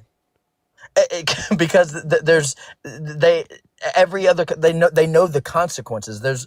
Donald Trump's not bullshit, and it looks like what they also know is that if Donald Trump invades, okay, then our own people will revolt and he will be removed and the invasion will be over very, very swiftly. So it's an understanding of, yes, okay, America does have the most powerful military on the face of planet Earth. But it's also a little bit more of a nuanced understanding that if they try to invade, then Trump's gone. Okay? Right? And they also know it's an understanding that if they try to invade, then America's over on the global stage. All right? Like, now we have troops from 7 NATO countries in Greenland, and they're saying they're going to shoot first and ask questions second. I totally believe that they fucking mean it, and they're standing on business, because all the way back they know that they couldn't lose a war in the long term. That they couldn't win a war in the long term against America. Okay, that they are willing just to throw NATO out, okay, and possibly even invoke Article 5 due to the lack of permanence of the invasion, because it's understood that if Donald Trump tried to invade them, he'd be impeached. Enough Republicans in Congress have agreed to that fact. So they'll be willing to give it their all for as long as they can. Okay? Wait, so do you think that are those 7 absolutely countries willing to invoke Article 5 against America. In but fact, that's but what Dean, Canada I'm said asking you. yesterday. That's what I know, Canada said Dean. yesterday. Okay, I understand, but Dean, do you think that those countries sending their 20,000 troops over there to Greenland is going to stop American forces from essentially doing what needs to be done? Do you think, like, be for real though? Seriously. So you're saying that that's not going to stop Trump. So you do think that he's going to invade them militarily? No, it's all it's all for show. I'm so sorry, but for the reasons I've just described, that's obviously not true. Okay, it's not all for show. It's not. Dean, Canada said yesterday that they're willing to invoke Article 5. Greenland said that this land is ours. The Danish kingdom said this land is ours. The people don't want to be forcefully annexed. Okay? Yeah, Dean, 7 other countries in NATO are sending countries into Greenland. It's not all for show. Because what you need to understand is that everyone knows that if Donald Trump tries to invade them with the military, he's cooked. He's over. His presidency is over.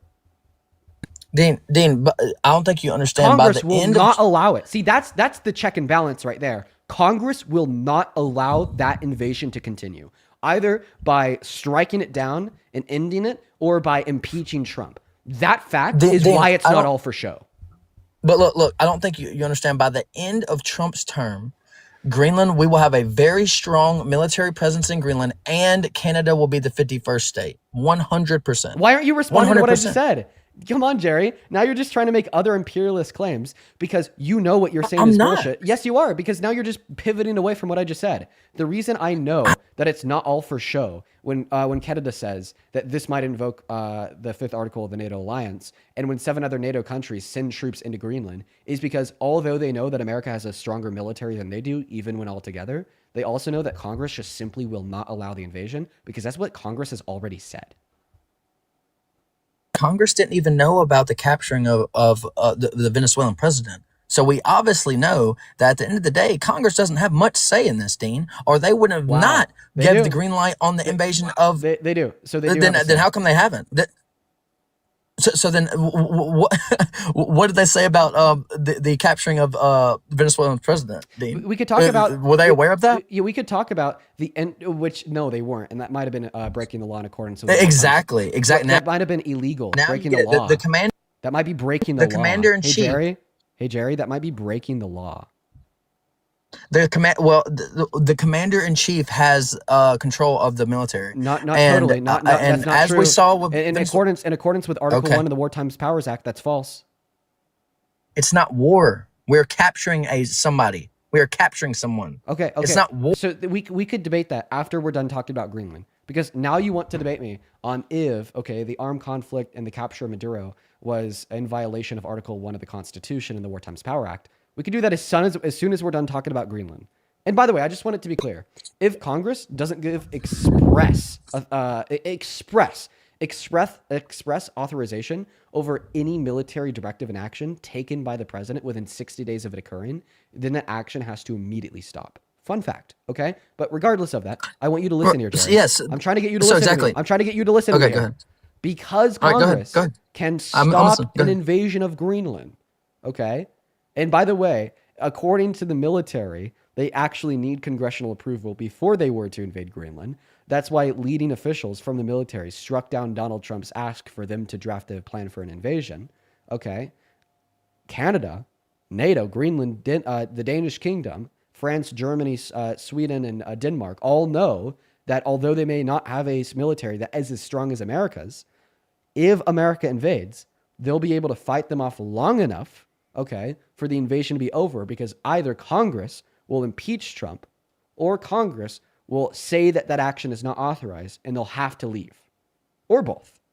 Dean, wait. Hold on. We have to address this claim you just made. You just said that they will be able to hold off America long enough to go through the legal process of Congress shooting it down. Dean, yes. I don't think you understand. We'll take Greenland in one afternoon. It will literally be about a 4 or 5 hour deal, and we'll have such a big presence there that no one's going to try anything. Okay, I don't think you understand. I hate to be that guy, But no, we wouldn't be able to win a Yes. war against the rest of NATO. Yes. In It's not a single afternoon. war. It's not a. There's no war. It's not a. That's they're what it not- would become. That's what it would become, dude. Canada said that they may Dean, invoke it would- Article 5. Yes, that's absolutely what it could very well What is come Canada gonna do? We defend Invoke Canada. Article 5. Canada's little bro. What will Canada do? Invoke Canada's Article li- 5. It's not just Canada. It's every other country in NATO. You think that we'd be able to win a war? We are NATO, by the Dean. way, I have a question. Is Vietnam low, bro? Fucking idiot. Yes, Oh, yeah, what happened everybody's there? little bro. Yeah, what happened in Vietnam, buddy? What happened in Dean, Vietnam? Jerry, what Dean, happened in Canada- Vietnam? Answer my question. Canada is- What happened in Vietnam? What do you mean? What happened? What happened in Vietnam?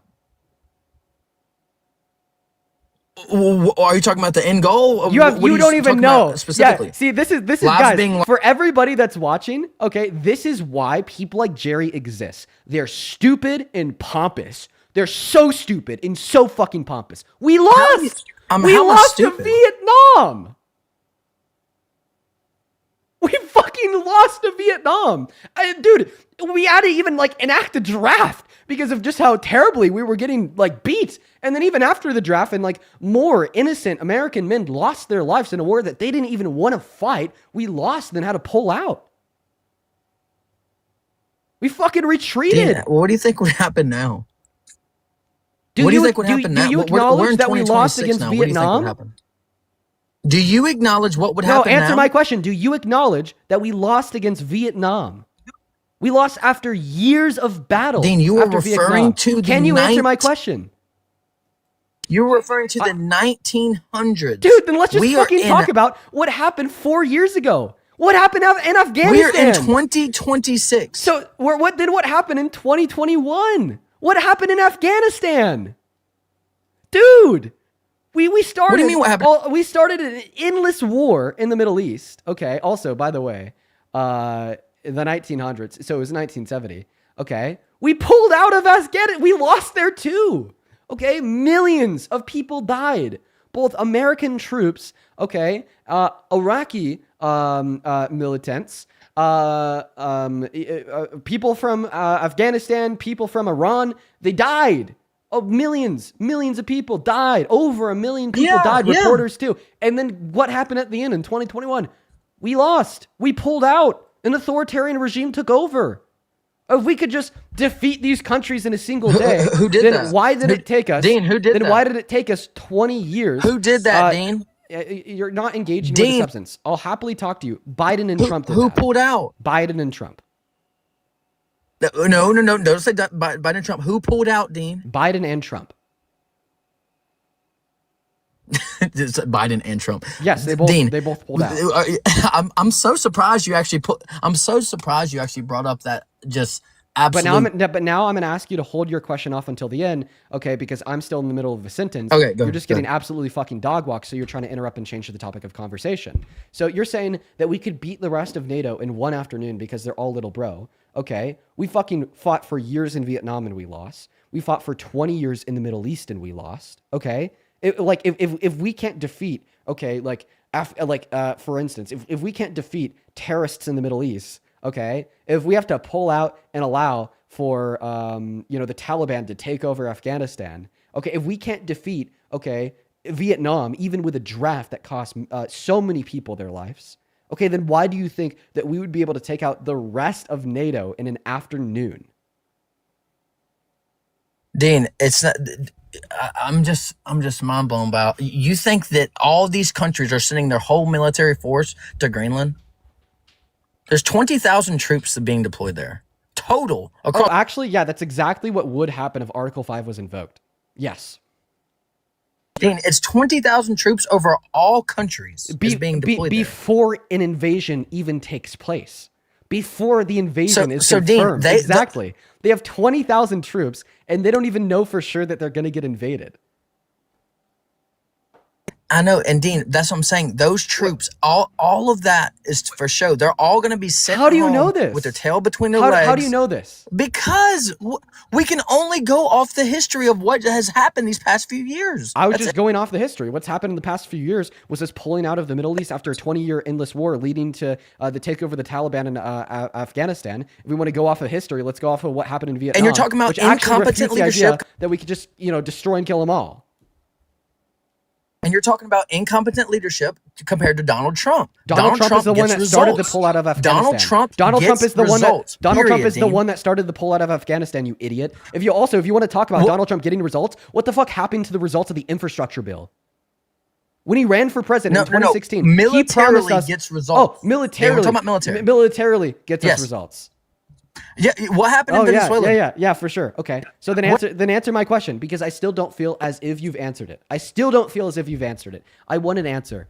Where is this utter fucking confidence coming from that Greenland is just going to give America their country? Because, Dean, they know the superiority of our What's going to happen if military. they don't? What's going to happen if they don't? Then they will be sent back to where they came from with their tail between their legs. They're going to say, answer my question. What will happen if Greenland does not give their land to America?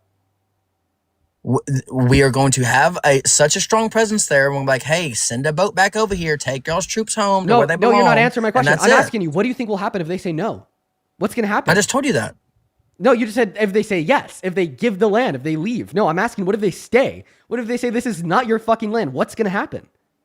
But that's what, Dean, I don't think you understand. It's not a choice. It's not like oh, no, we're not doing that. That's not how it works. That is how it works. So what's going to happen if they say no? What's going to happen if they don't leave? So, Dean, answer my question. Why are you refusing to answer my question? Answer my goddamn question right now, Jerry. What's going to happen if they say no? By the way, they already have. But what's going to happen Dean, if they're they going continue to be say no? sent home? You're not answering my question. Dude, okay, I just answered it. No, you're saying they're going to be sent home. No, that's not what I'm saying. They don't want to be sent home. They're staying there. They're saying no. What's going to happen?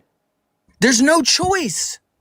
It's not a choice, Dean. So you're saying, like, ultimately there's not even a 0.00001% potentiality that Greenland says no. You're saying that I'm it's saying literally logically impossible for Greenland to say no. No, Dean, I'm saying they might say no, and they'd be like, "No, we're putting our foot down. We're not," and they're going to be escorted back to their country. They're going to be sent back to where they belong. Escorted how? Like forcefully? Like we're going to send the military in and capture everyone in Greenland and then kick them out? No, we'll just like, hey, those boats that y'all came here on, go get back. No, what happens if they fucking say no? What happens if they say no? Dean, what happened? I want an answer to my question. What happens if they say no? What happened during the Roman Empire when countries said no? Just give me a direct answer to my question. What will happen? I'm asking you. No. You're not asking you. I'm not going to accept a question in response to my question. I want an answer. Answer the question. What will happen if they say no? You're fucking cooked. Then they will be forcefully removed from the country. Forcefully? How? That's it. They will lead them on to whatever ship is going to take them back to where they belong. Okay, so you're saying that they're going to capture them?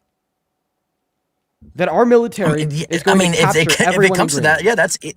Okay, so what if America starts to capture them? No, the citizens can stay. And then they start fucking shooting at our military because they don't want to be captured. Which, by the way, they'd completely have the right to do. So what happens if Greenland's military, UK's military, France's military, Sweden's military, Germany's military, and Norway's military all start shooting at American troops in Greenland because they're saying no and they will not be captured? What happens then?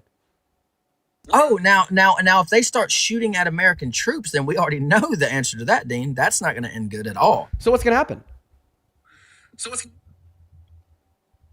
We're going to neutralize the threat. So very quick. Mean? What does that mean? We're going to shoot at them back? We're going to kill them? If they you just said that they're gonna, yeah. What do you think they're gonna do? So what's gonna happen? Okay. Do you know the rules of engagement? So then, what's gonna happen? Okay, if we kill the Canadian troops, we kill the Danish troops, we kill the Sweden troops, we kill the troops from Norway, we kill the troops from Germany. What happens then? World War III? Dean, it's not gonna. Dean, it's not going to come to that. That's why I don't think you understand. Okay, so basically, you agree with me. Okay, let's just see where our cards lie. You agree with me that if they say no to a military invasion from America, they say no to America taking over Greenland, and then they say no to being forcefully captured and sent out of the country, that it's World War III. Correct? Now, I understand that you're saying it's not going to come to this. Okay, why wouldn't it come to that if they say no in both scenarios? Because, Dean, do you have a big brother? Yeah. Okay, so did you have like a PlayStation or something, like when y'all were growing up, maybe, or something? I didn't I'm grow gonna up, give you an example. I didn't grow up with him. Oh, well, just think, if you have a big brother and you're on his PlayStation, then the big bro comes home and he's like, hey, it's time to get off the game. What are you going to do? It's time to get off the game. It's his turn. There's no questions asked. That's it.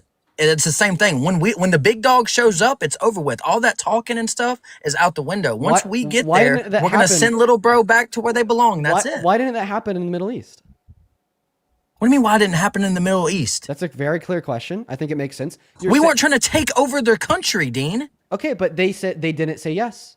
We wanted something from them. I mean, they didn't say yes. We wanted their oil, and they fought us.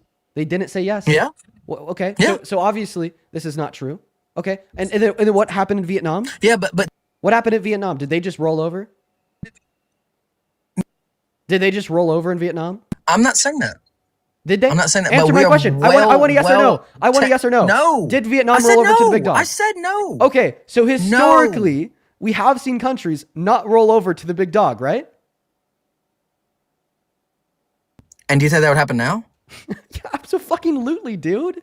Absolutely. Because Trump is cooked if he does it, okay? Dude, you're insane. Listen, Jerry, I want you to listen to me while I say insane. this. I actually think that it's more likely, okay, that NATO does not roll over than it was likely that Vietnam or people in the Middle East didn't roll over. Can I tell you why?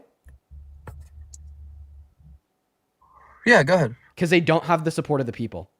See, like when we went into Afghanistan, when we went into the Middle East, to begin with, okay, that was supported by the American people because of 9/11, okay? Like 90% of people were like, yes, go get the terrorists, okay? They had that massive support from the people. But see, what's unique about Donald Trump's potential invasion of Greenland in a war with NATO is that there's no support from the people.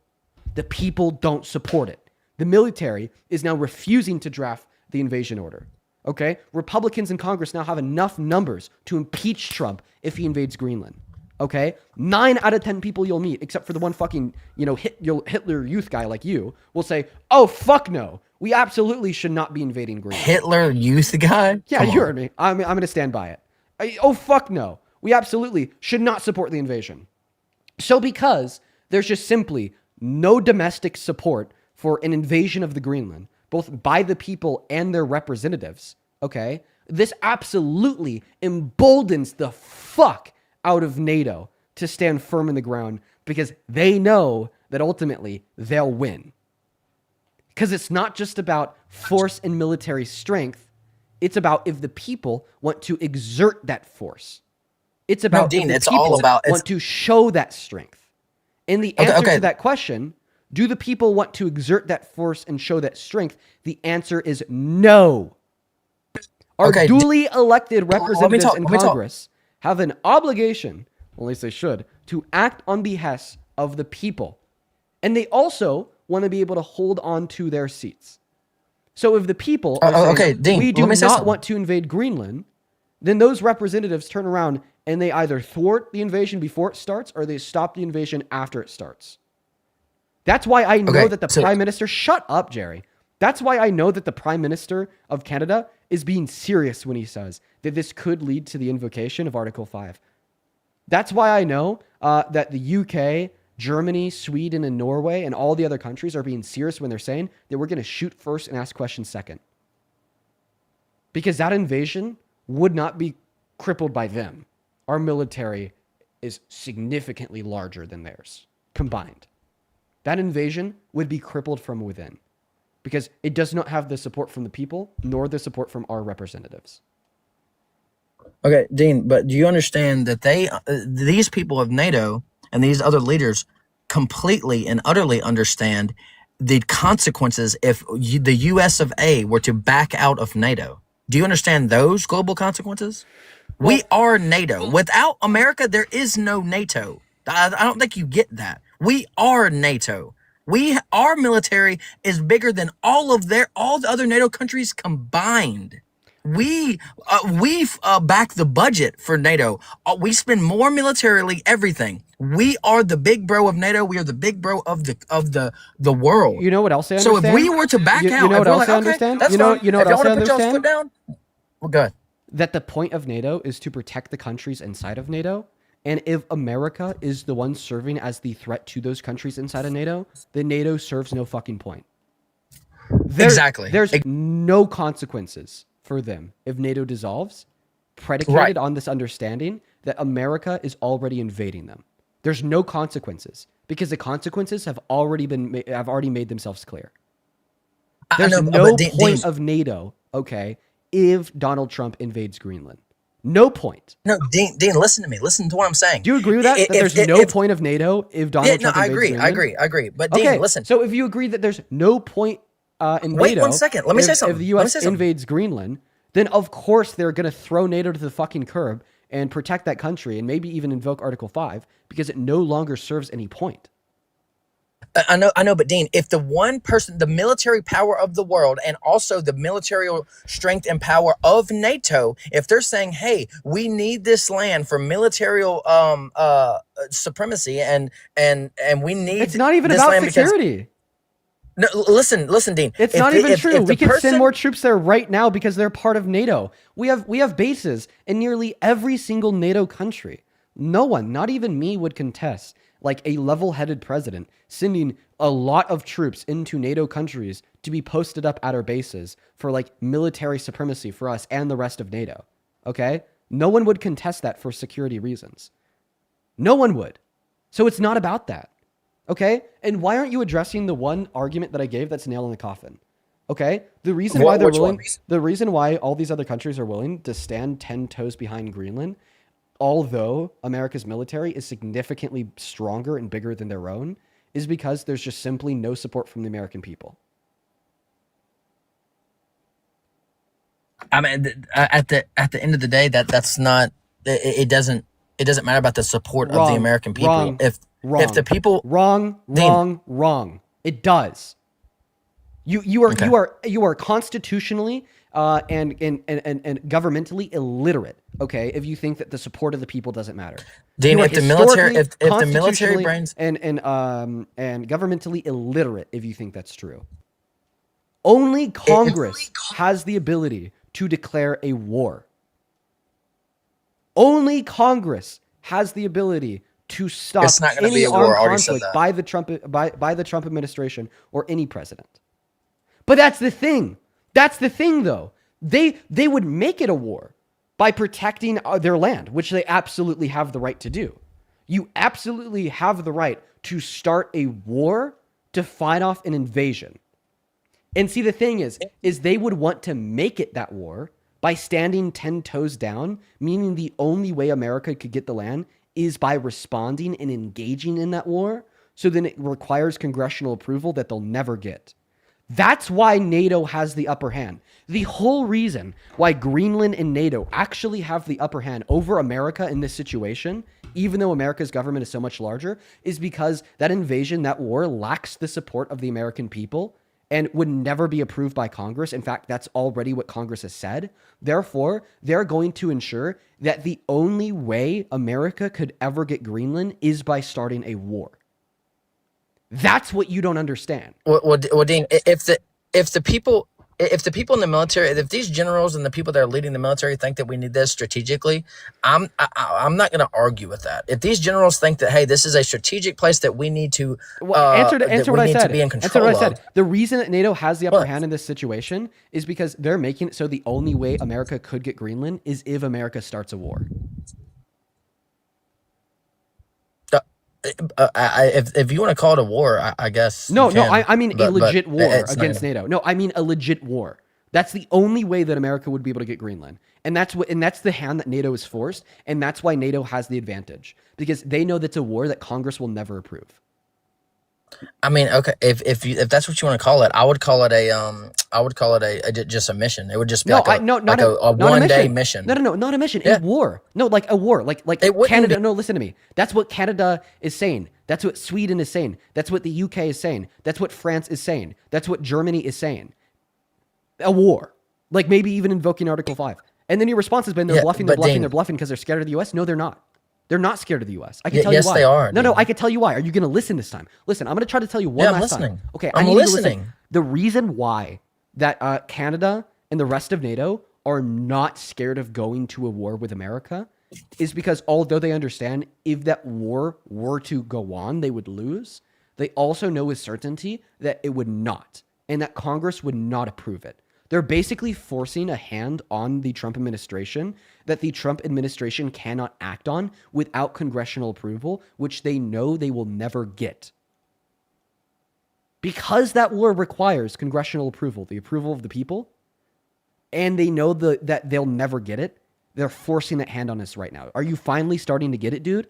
Yeah, no, Dean. I hear what you're trying to say.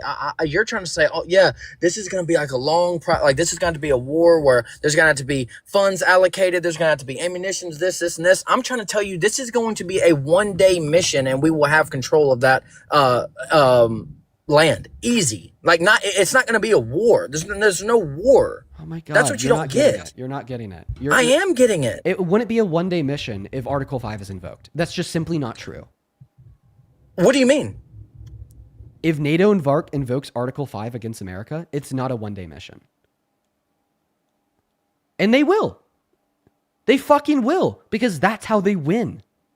They win by invoking Article 5. They win by making the only option a war. That's what you're not getting. That's how they fucking win, dude. I guess, man. Do you understand though? Like how they win by invoking Article 5? Because that's something because the only way to combat an invocation of Article 5 is legitimately through a war that Congress would have to approve, and they know Congress would never do it.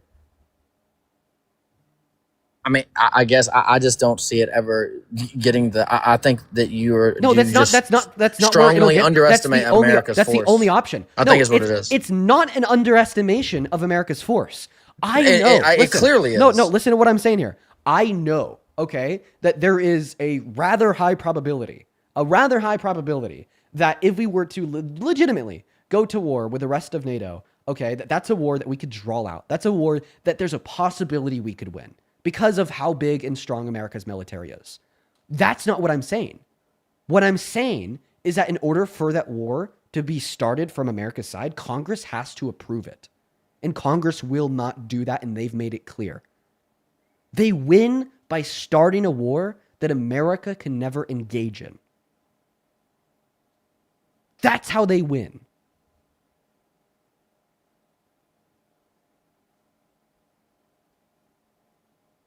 Do you get it? It's a war that they win by default. They invoke Article 5, they fucking win by default. Because Congress will not allow America to go to a war. They'll say no. It's like chess. It's a lot like chess, Jer Bear. Why are you so fucking quiet now? Yeah, no, sorry, I was just listening to you. I'm sorry. Okay, but do you understand that? It's like chess. So although if they were to go to war with America, they'd probably lose, it's still the right decision for them because they know that will never happen because Congress will never give approval. And that's why they could defend Greenland. It's not a defense against our military from the exterior, okay? It's a defense against our military from the interior, okay? What's going to defeat the military, okay? What's going to defeat the American military from overtaking Greenland is not the armies of Canada, UK, France, so on and so forth. It's their own fucking Congress.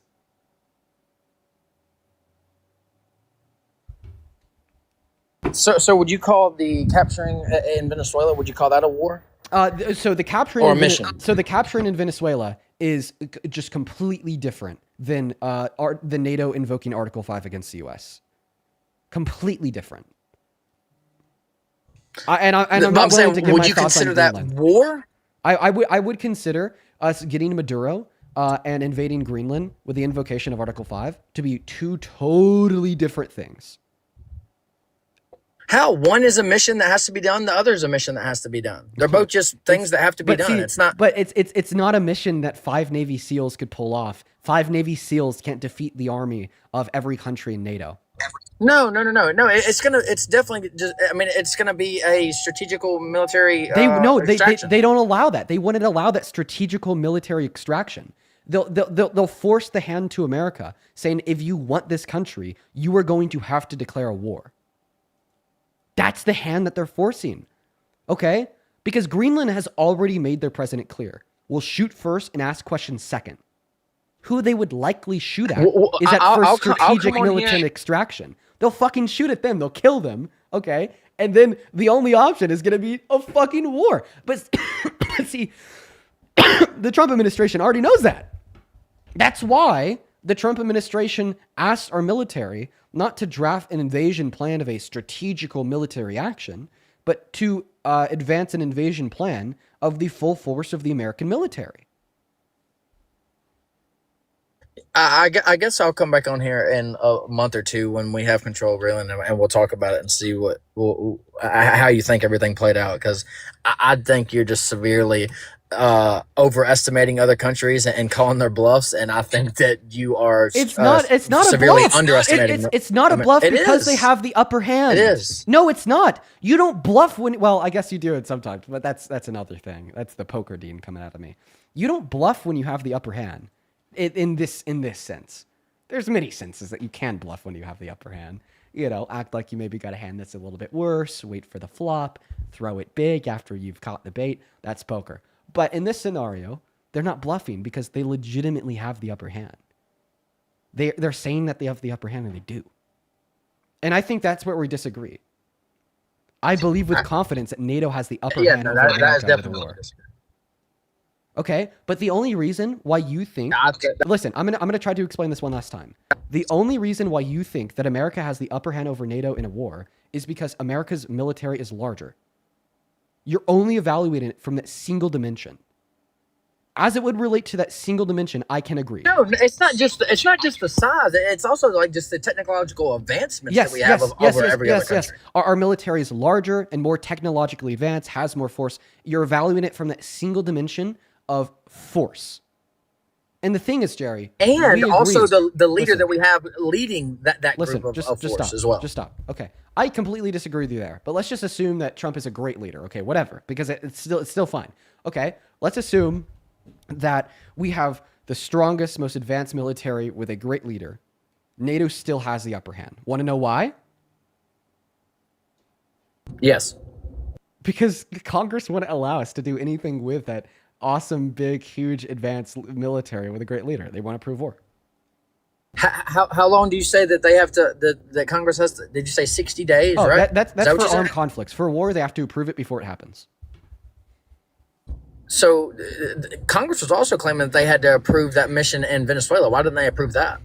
They weren't even told about that. So that's true. That's what I believe. I do believe that what he did in Venezuela required congressional approval. Okay, but those reasons aren't as like cut and dry. It's a little bit more nuanced. Okay, but like with like a war-scaled invasion of Greenland, that's cut and dry. It requires congressional approval. It requires congressional approval. Well, so it's just like that. Like he's not gonna hey Congress. It's gonna be like a boom, swift overnight type thing. We're gonna employ. Bro, you don't overnight NATO. You don't overnight them. No, it's not NATO. It is. It is.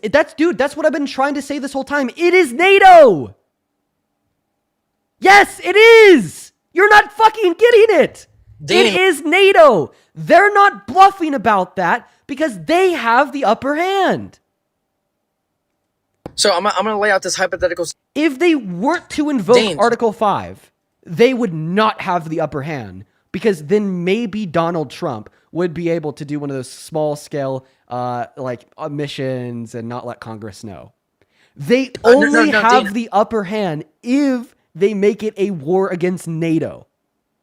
I know, Dean. Can Listen you to what I'm agree? saying. No, So, you're not do listening you to what think- I'm saying. You're so fucking Yes. dumb, dude. This is one of the How? most because you don't understand that NATO. Could you agree that Greenland, Denmark, Sweden, Norway, Canada, they want the upper hand over Trump? Can you agree?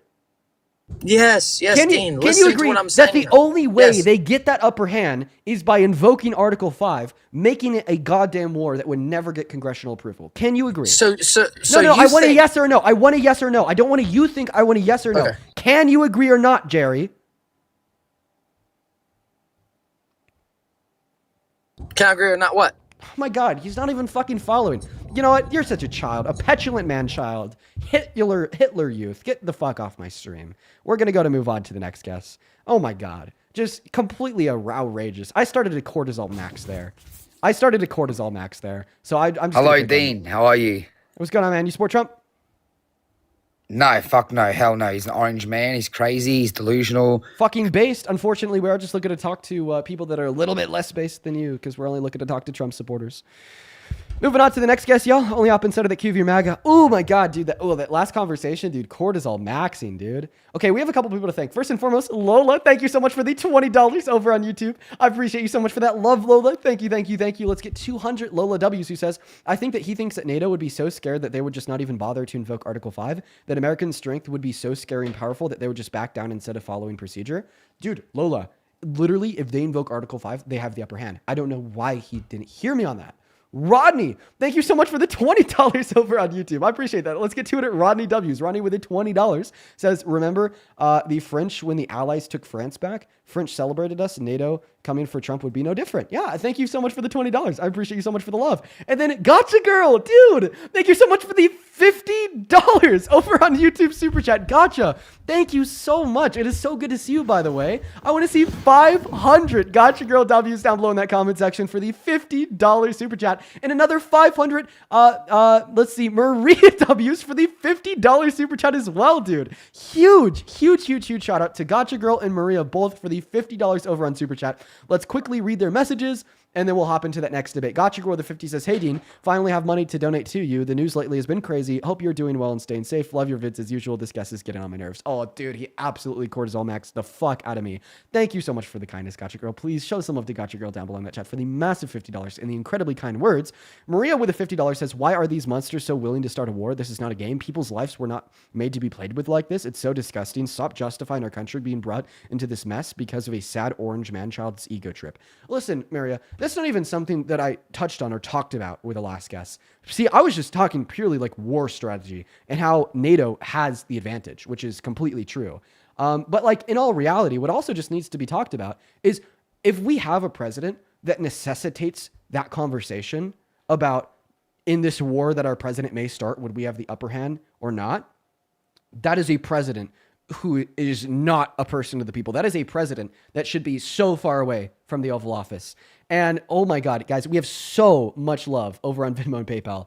I spent the last 40 minutes of my life keyed into that last guest because of everything he was saying. We're going to go and start this next debate, but just know every like couple minutes, every couple back and forths, I'm just going to be taking a minute to maybe think like 5 or 10 of y'all at a time, just so I could get around to everyone without, taking like a 20-minute intermission. I'm so incredibly grateful for you. Seriously, thank you so much. And I'll get around to individually thanking y'all. But at this moment in time, let's just go and get back to the debates. Welcome in, Luke. Do you support Trump?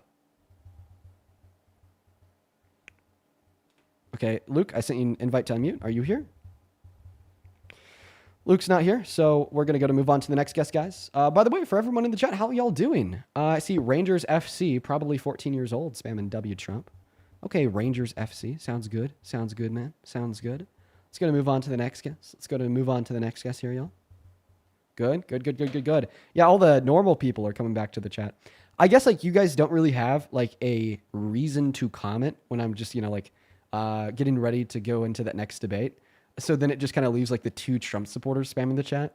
I'm happy to see y'all back. It was like filled with 2 people spamming W Trump there for a second. Welcome in. Do you support Trump? Hi, Dean.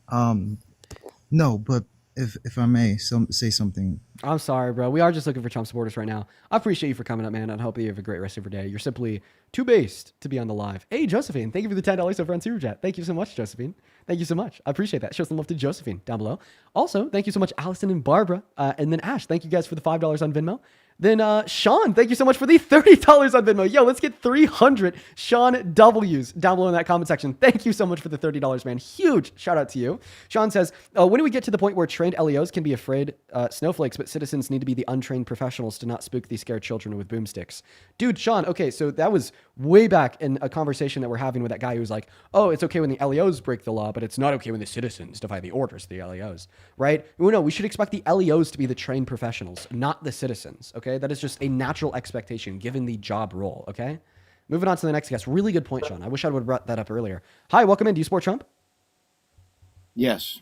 Okay, how old are you? Well, you're over the 48. Yeah, you're over the age of 18, dude. Don't worry about it. Don't worry about it, Sean. Don't worry about it. Here, let me think like maybe 4 or 5 people real quick, and then I'll go and pass that mic to you.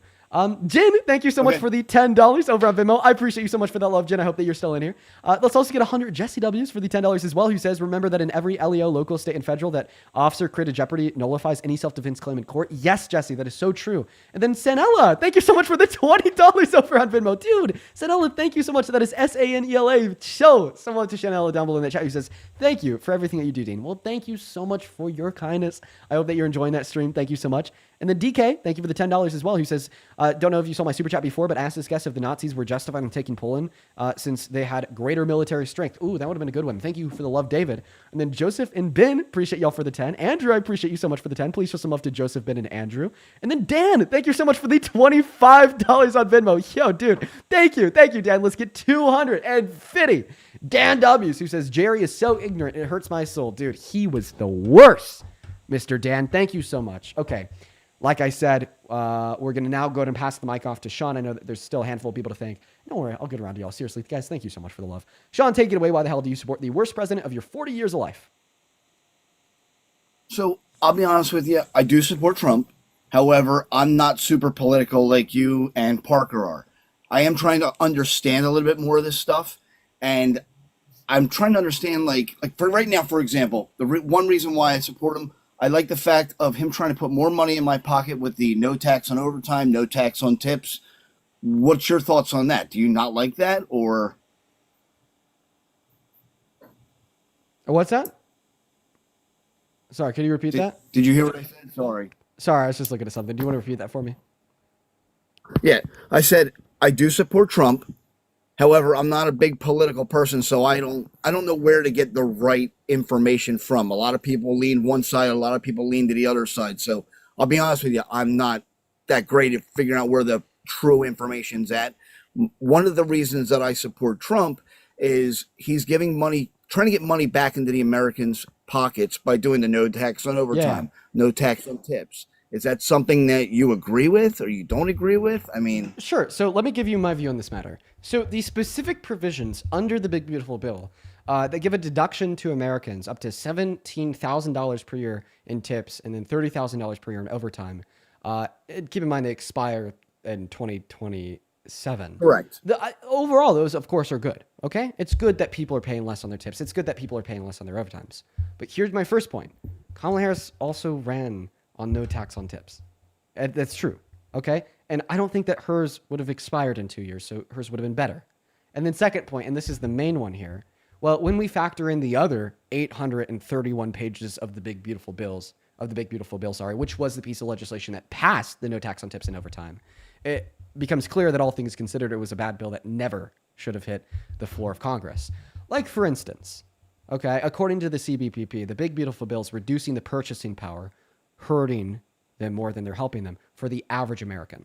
And on top of that, I also want to make it clear here that it takes healthcare away from 10 million low-income Americans by defunding Medicaid by $900 billion and introducing a new work requirement, and also permanently takes away food stamps away from 3 million low-income Americans by permanently defunding SNAP benefits in the USDA by $156 billion.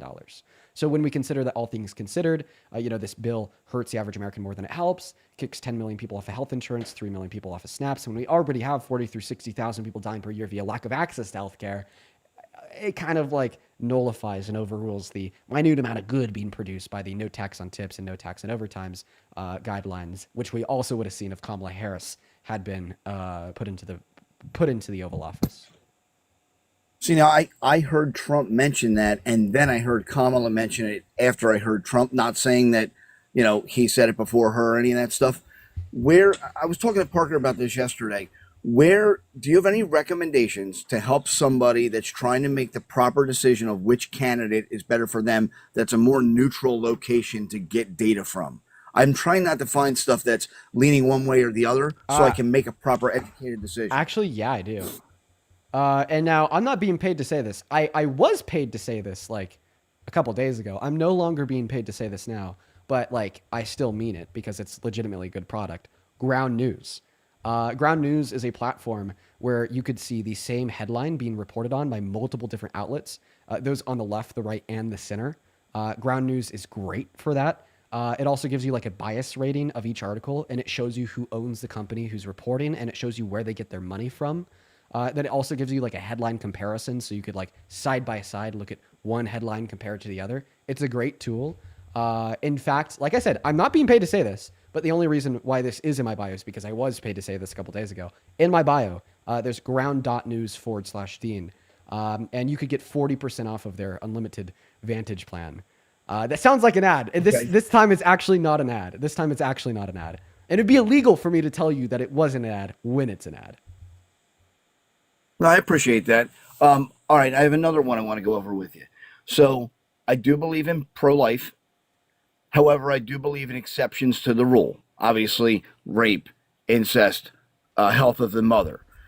But if a girl is, this is the only real thing I'm against. If a girl is over 18 and she wants to have choice as to whether or not she can have an abortion, this is just my belief, or I'm not religious, but I'm just saying, if she made the choice to have sex with that guy, okay, again, if she had choice at that point, I would say you don't get the choice to have an abortion now. You made your choice when you decide to sleep with the other guy.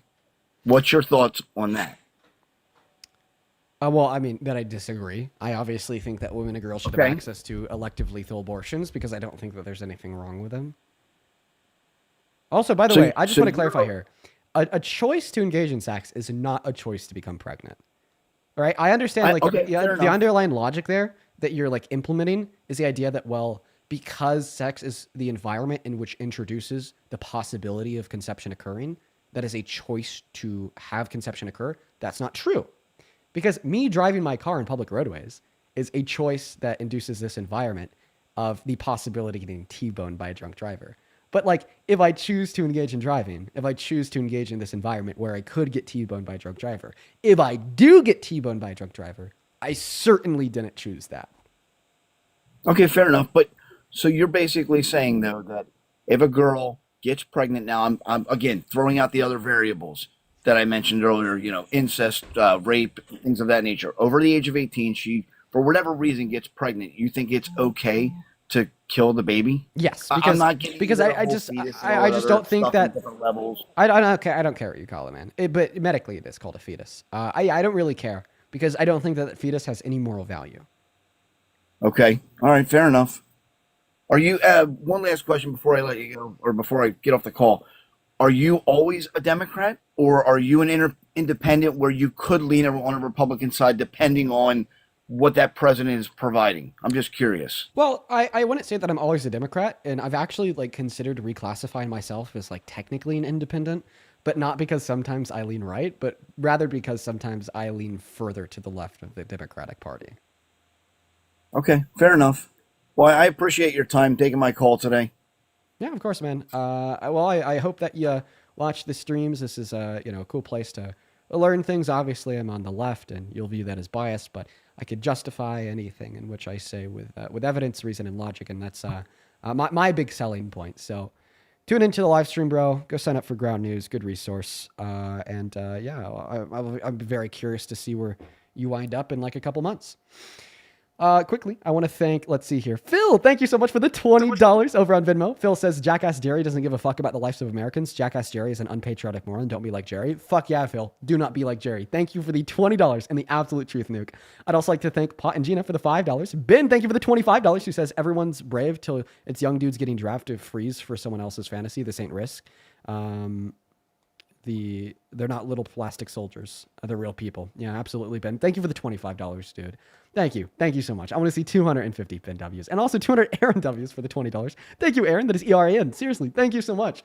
Aaron says, a strong military doesn't mean global tyranny is okay. Why wouldn't another country protect their own land and call on their allies to help? But sure, World War III might distract from the Epstein files. You know, honestly, after thinking through it further with that last guess, I no longer think that, like, this is, like, making World War III, like, more likely. Because I just know that there's no likelihood that Congress would approve that war. And after thinking about it more, it makes more sense why NATO is giving the very strong and staunch hardline response they are to the Trump administration, because it's that strong, staunch, and hardline response that would prevent the invasion in the first place, because Congress just won't approve it. Now, Congress would approve it. That's a whole different question altogether. That would be, boy. Hello, do you support Trump? Absolutely. Okay. All right, man. Sounds good. So I'm glad that you decided to step into my box, stepping into the ring. I wanted to hear your three that was strongest so cringe. points. Hold on. I want to hear your three strongest reasons against us being in control of Greenland. What do you mean? Like, I feel like there's like many different ways to answer that question. Like, obviously the strongest is that it would be violating the Greenlandians' people right to self-determination, sovereignty, so on and so forth. And I think that those rights violations are bad. So you do know Trump's argument on why, correct? No, I don't really think anyone does. It's very vague, elusive, and it's always changing as well. Okay, so the reason why the United States, specifically Trump and the administration, want to be in control of Greenland are for three specific reasons. Number one, the Golden Dome, which requires billions of investment, and that Golden Dome is to protect the United States and NATO countries. Okay. So that puts it in NATO's best interest to allow the United States, the nation that has the capabilities to develop the Golden Dome, which in turns protects them, NATO countries, from attacks that they're so worried about. Wait, why don't we just do it as like their own military yet? That's Trump's goal. Why don't we just do that as like an allied project? Like, okay, although like obviously the U.S. would be pitching in a lot of this because their GDP is significantly higher than the GDPs of other countries in NATO. Like, isn't the proposition to like, oh, let's all come together on this? You know, let's all go into the NATO slush fund to build this Golden Dome. You know, let's draw in the innovative minds in America, the innovative minds in all the other countries in NATO to then build this Golden Dome. Because you said that it protects everyone in NATO. That would, be like a good project that everybody inside of NATO could engage in, and B, on top of that, it would also be a way to kind of strengthen the alliance. Okay, so the reason why that's not going to happen is for a couple of reasons. Number one, no other NATO country can contribute to the level that it would be required to go ahead and do that. That's number one. Number two, how much does it cost to build a Golden Dome? I think the estimated cost is something like almost $300 billion, if not more. Okay, where's that coming from? The defense budget. No, I mean, like, where's the estimate coming from? I think the Defense Department and the Trump administration Could you give me a source on put that out. Well, all you got to do is just put in how much does Trump administration expect the Golden Dome to cost? Over Greenland? Pretty simple search, really. Well, Greenland is a very critical part to that dome. Okay, so it looks like over 2 decades, so 20 years, it would cost $800 billion. And that's for the totality of the U.S. That also, these estimates are coming from 2025, so this doesn't include Greenland. What would it cost just for No. Greenland? Well, look, let's just be real clear. If you know about the Golden Dome, then you would realize that Greenland and the Golden Dome are synonymous with each other because there is no Golden Dome without it. And that is the specific reason why Well, it is in America. I'm asking a question that I don't think you're answering. Specifically, how much would that expansion cost for the equipment in Greenland? I would I would argue at least 300 billion of it. That doesn't sound right, because this is So- saying $831 billion for like the continental U.S. over 2 decades. I don't really see or understand why it would cost $300 billion for Greenland. Plus, that just kind of seems like a number that you're throwing out on the spot. Can I get a source for that number? Well, let me explain to you why it's significantly more than the rest of the United States. I would okay? honestly just prefer source. Well, you came up with the source for a total, correct? For a total of the continental U.S. at Right. 831 billion over 2 decades. So So when what's you- like a when source you- for how much it would cost in Greenland? Well, no, hold on. You asked 3 questions there. I'm going to address the first one. I mean, this is Why the one question I is- want to be answered. By the way, I only feel why like God would be able to answer this question without a source. Like I feel like this is one of those questions that you You're have filibustering, to, Dean. No, I'm just expanding what I said. I feel You like are. this is one of those questions that you would like have to have a source to respond to, because there's not like a single person alive that would be able to A, have access to all knowledge pertaining to what the Golden Dome looks like, B, have access to all knowledge pertaining the various different costs associated with the expansion of said Golden Dome in Greenland, and C, like everything. Just like that. Come on, that would be like a very comprehensive matter that can't just be answered with words on a TikTok live. So I'm actually not So- mad at you for not knowing the number on the spot, but Well, like it's- what I am going it's- to ask it's for is a source for classified. your claim. It's classified, but I'm going to tell you what my reasoning is, okay? So when you look at the globe and you look at specifically the Arctic Circle, right?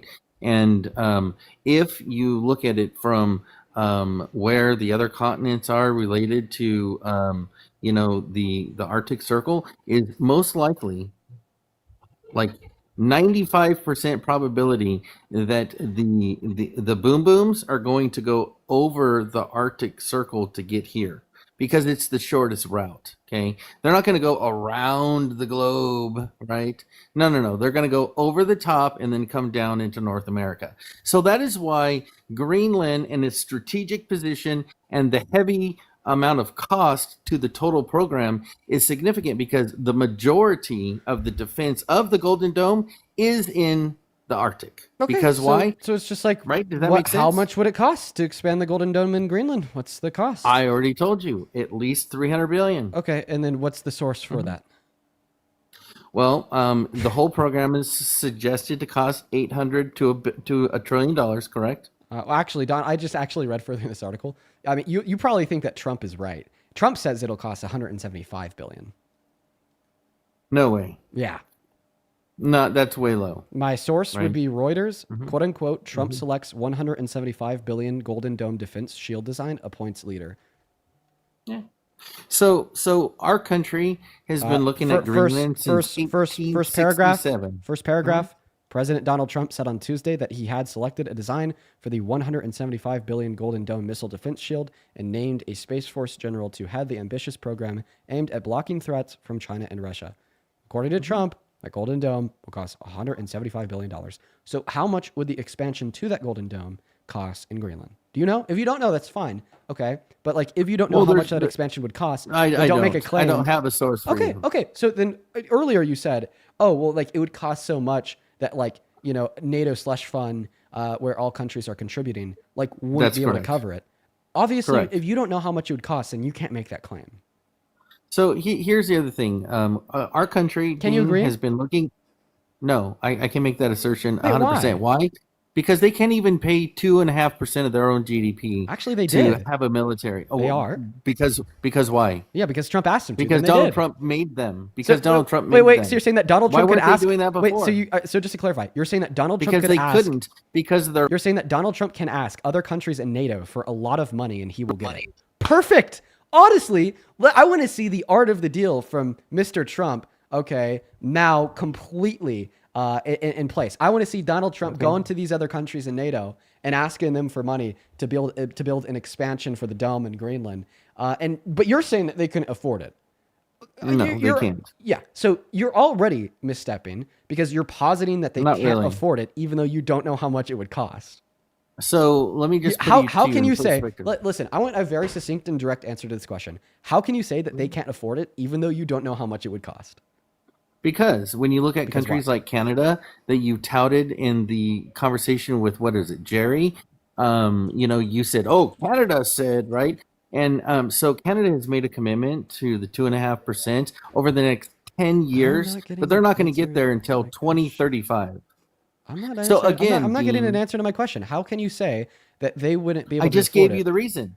Did anyone hear a reason? I just gave you the reason. I don't think anyone heard a reason. Canada committed to 2.5% over the next in the next 10 years because why? Their economy is in shambles, Dean. Okay. So is Europe. So you're saying that Canada committed 2.5% increase in their in their military expenditure over the course of the next 10 years, and somehow this means all countries in NATO wouldn't be able to afford an expansion to the Golden Dome? Listen, dude, I want to talk to you about all these claims, but I just want to start with a good explanation of why you think, because you're interrupting, of why you think NATO wouldn't be able to afford an expansion to the Golden Dome in Greenland. I just told you. Were you not listening? You definitely Probably didn't not. tell me. So if NATO could afford to spend this amount of money, right, then why is Canada not saying that they can meet the 2.5% next year? Why are they putting a 7-year plan together? Wait, what is that 2.5%? How much money would they have to spend to meet that next year? It's GDP of each country, right? Okay, so could you just give me a figure? What would the increase in the expenditure be? Well, I think they're not even doing 1%. I wanted to know what the figure would be for a 2.5%.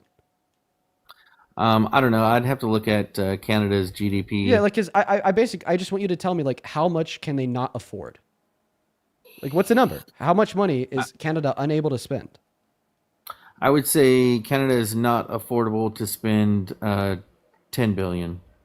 You think that $10 billion is 2.5% of their $2.2 through $2.3 trillion GDP?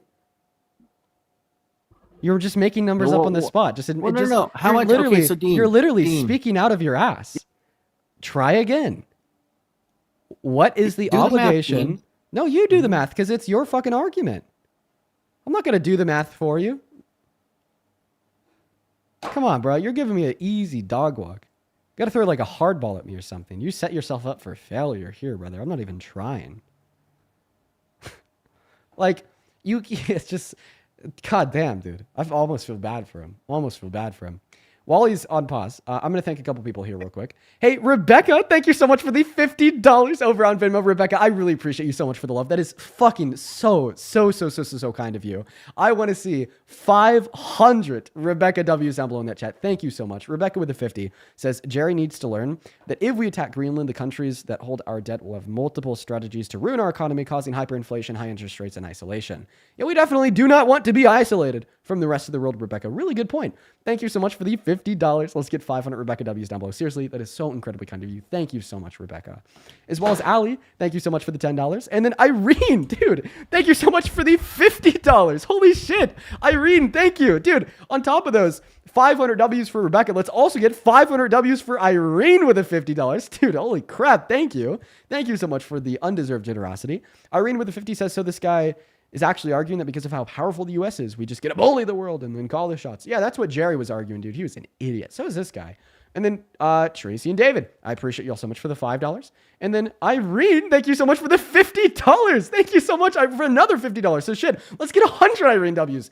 Dude, 100, dude, that is so much, Irene. Genuinely, fucking sincerely, from the bottom of my heart, thank you so much for the $100, Irene. And their second message, she says, has USA won any war since World War II? We definitely haven't been doing too well, huh? Then Luke, Peter, and Ashley, thank you guys for the 5. Then Val, thank you so much for the $25. Thank you so much for the love, Val. He says, I'm planning on moving to the UK to get my bachelor's later this year, but do you think I have to worry about anything because of the potential Greenland invasion? No, I actually don't think that you do, because if you're moving there, even if, right, we were to go to war, it would be over and done with by the time you'd be getting ready to move back. Thank you so much for the $25, Val. And that alone is a very low potentiality. And then Sharon, thank you for the $10 over on Venmo. Thank you so much. And then Helena, thank you so much for the $25. That is HALINI. Thank you so much for the love, Helena. Show some love to Elena. And then Sammy, thank you so much for the $25 who says, "Whew, that last guest doesn't know how anything works. Thank you for trying to reach people like him. You have more patience than I try. I try my best. Honestly, I kind of did lose my patience on Jerry. Sammy, thank you for the $25. I want to see 250. Sammy W said, "It's so kind of you." And then Evan, thank you so much for the $10 over on Venmo. And we have a couple other people, but we're going to, at this point in time, go ahead and pass the mic back to the guest, and I'll get around to you y'all here shortly. But at this point in time, take it away, Hoodlum. So what is like the amount of money that America wanted Canada to put into their military that they couldn't afford? Probably like somewhere between 150 and 200 billion. Okay, and then what's your source? I just want to make sure that you're right. Well, I just did the math. You said their GDP was $2.2 trillion. Is that correct? Let's see. I looked it up. Canada's GDP 2.24 through 2.39. Yeah. And then you're saying, okay, and then the final number was what? Somewhere between 150 to 200 billion. Okay, sounds good. Mm-hmm. And then can you please give me a source? That's the amount of money that Trump wanted them to put into their military, but they couldn't afford it? Well, that's the agreement with the previous agreement with NATO is 2.5%. And that's what of they GDP. And that's what they couldn't afford. Yeah. Okay, could you give me a source for that? I just want to make sure that you're right. That's all. Google. Okay, well, just tell me what to Google. Exactly that. Canada hasn't been meeting their 2.5% GDP requirements to NATO. Puts together a 7 to 10 year plan to meet requirements. Okay. All right, sounds good. And then they're putting together a 7 to 10 year plan. Okay. And then since they put that plan together, NATO agreed to 5% GDP. So I'm sure that Canada's can't even meet 2.5. Certainly can't meet 5. So what's their current expenditure? It's like I think it's like just above like 1% GDP. 1%. So 1% of their GDP at 2.4 trillion. 1 second. I have to put the zeros in real quick. 1 sec. The exclamation mark. Sorry, not the exclamation marks, the commas.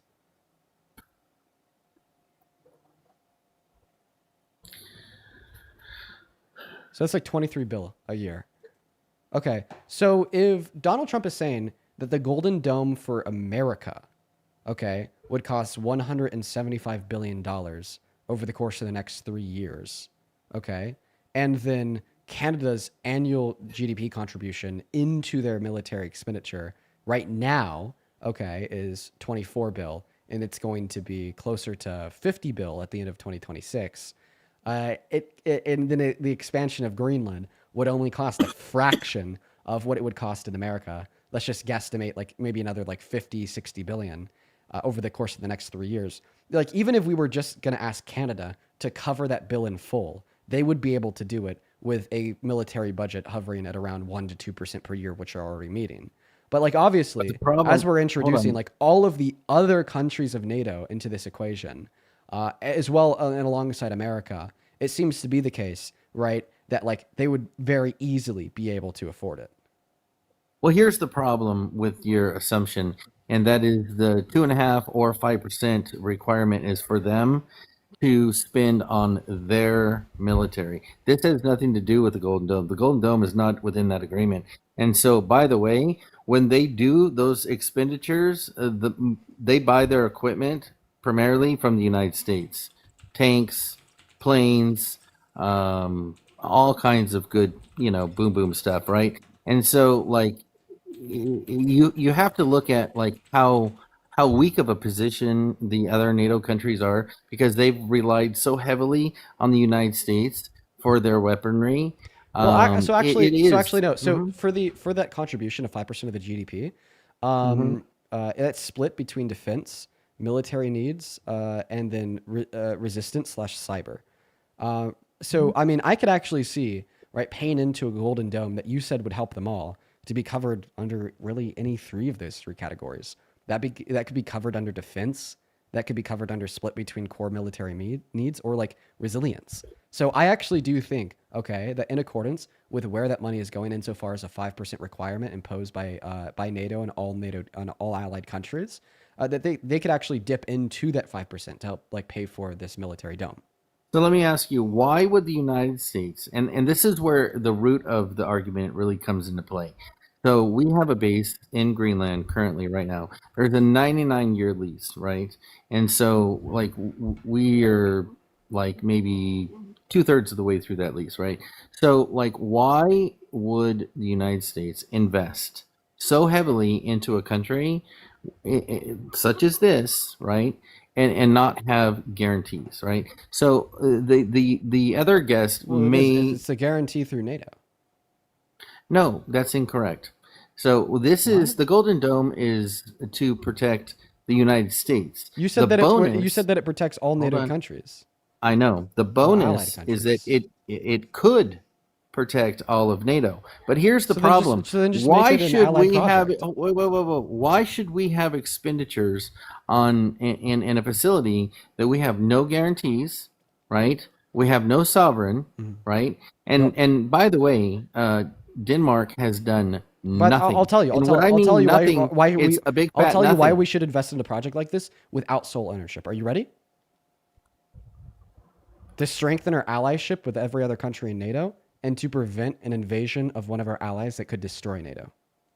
So here's the problem with that. The problem is that they will have to guarantee expenditures, and the second that they can't make those expenditures, they're out, right?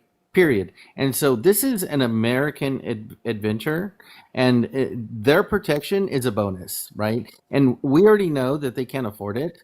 And so we are taking the helm. We are taking the responsibility. Okay, so then if America wants it, so then just America pays for it all, and then the rest of NATO gets to benefit. Right, but here's the problem.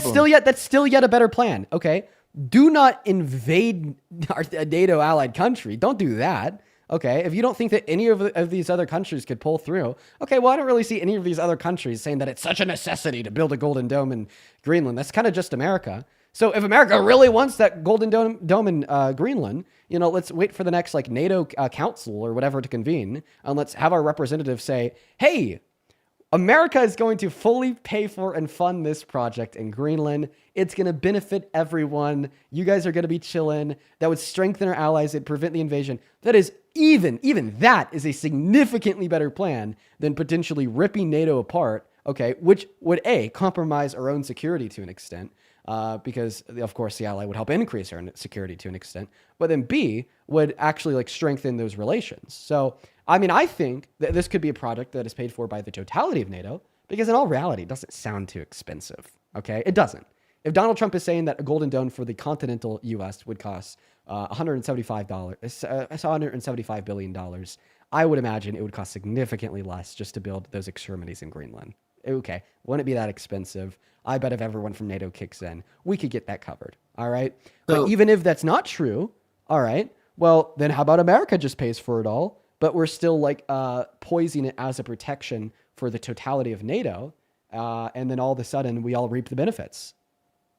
So here's the problem, and it's been a problem for decades, and that is that the Britain-Dutch financial system has the big stick of America in NATO to do all of their bidding, and they're not footing the bill, right? And so Donald Trump came along and said, look, NATO is nothing without the United States. You guys aren't paying your bill, right? And so therefore, either you pay the bill or we're out, right? And so there is no reason for American sovereignty. Let's make it very clear. American sovereignty that we're investing in the Golden Dome, right?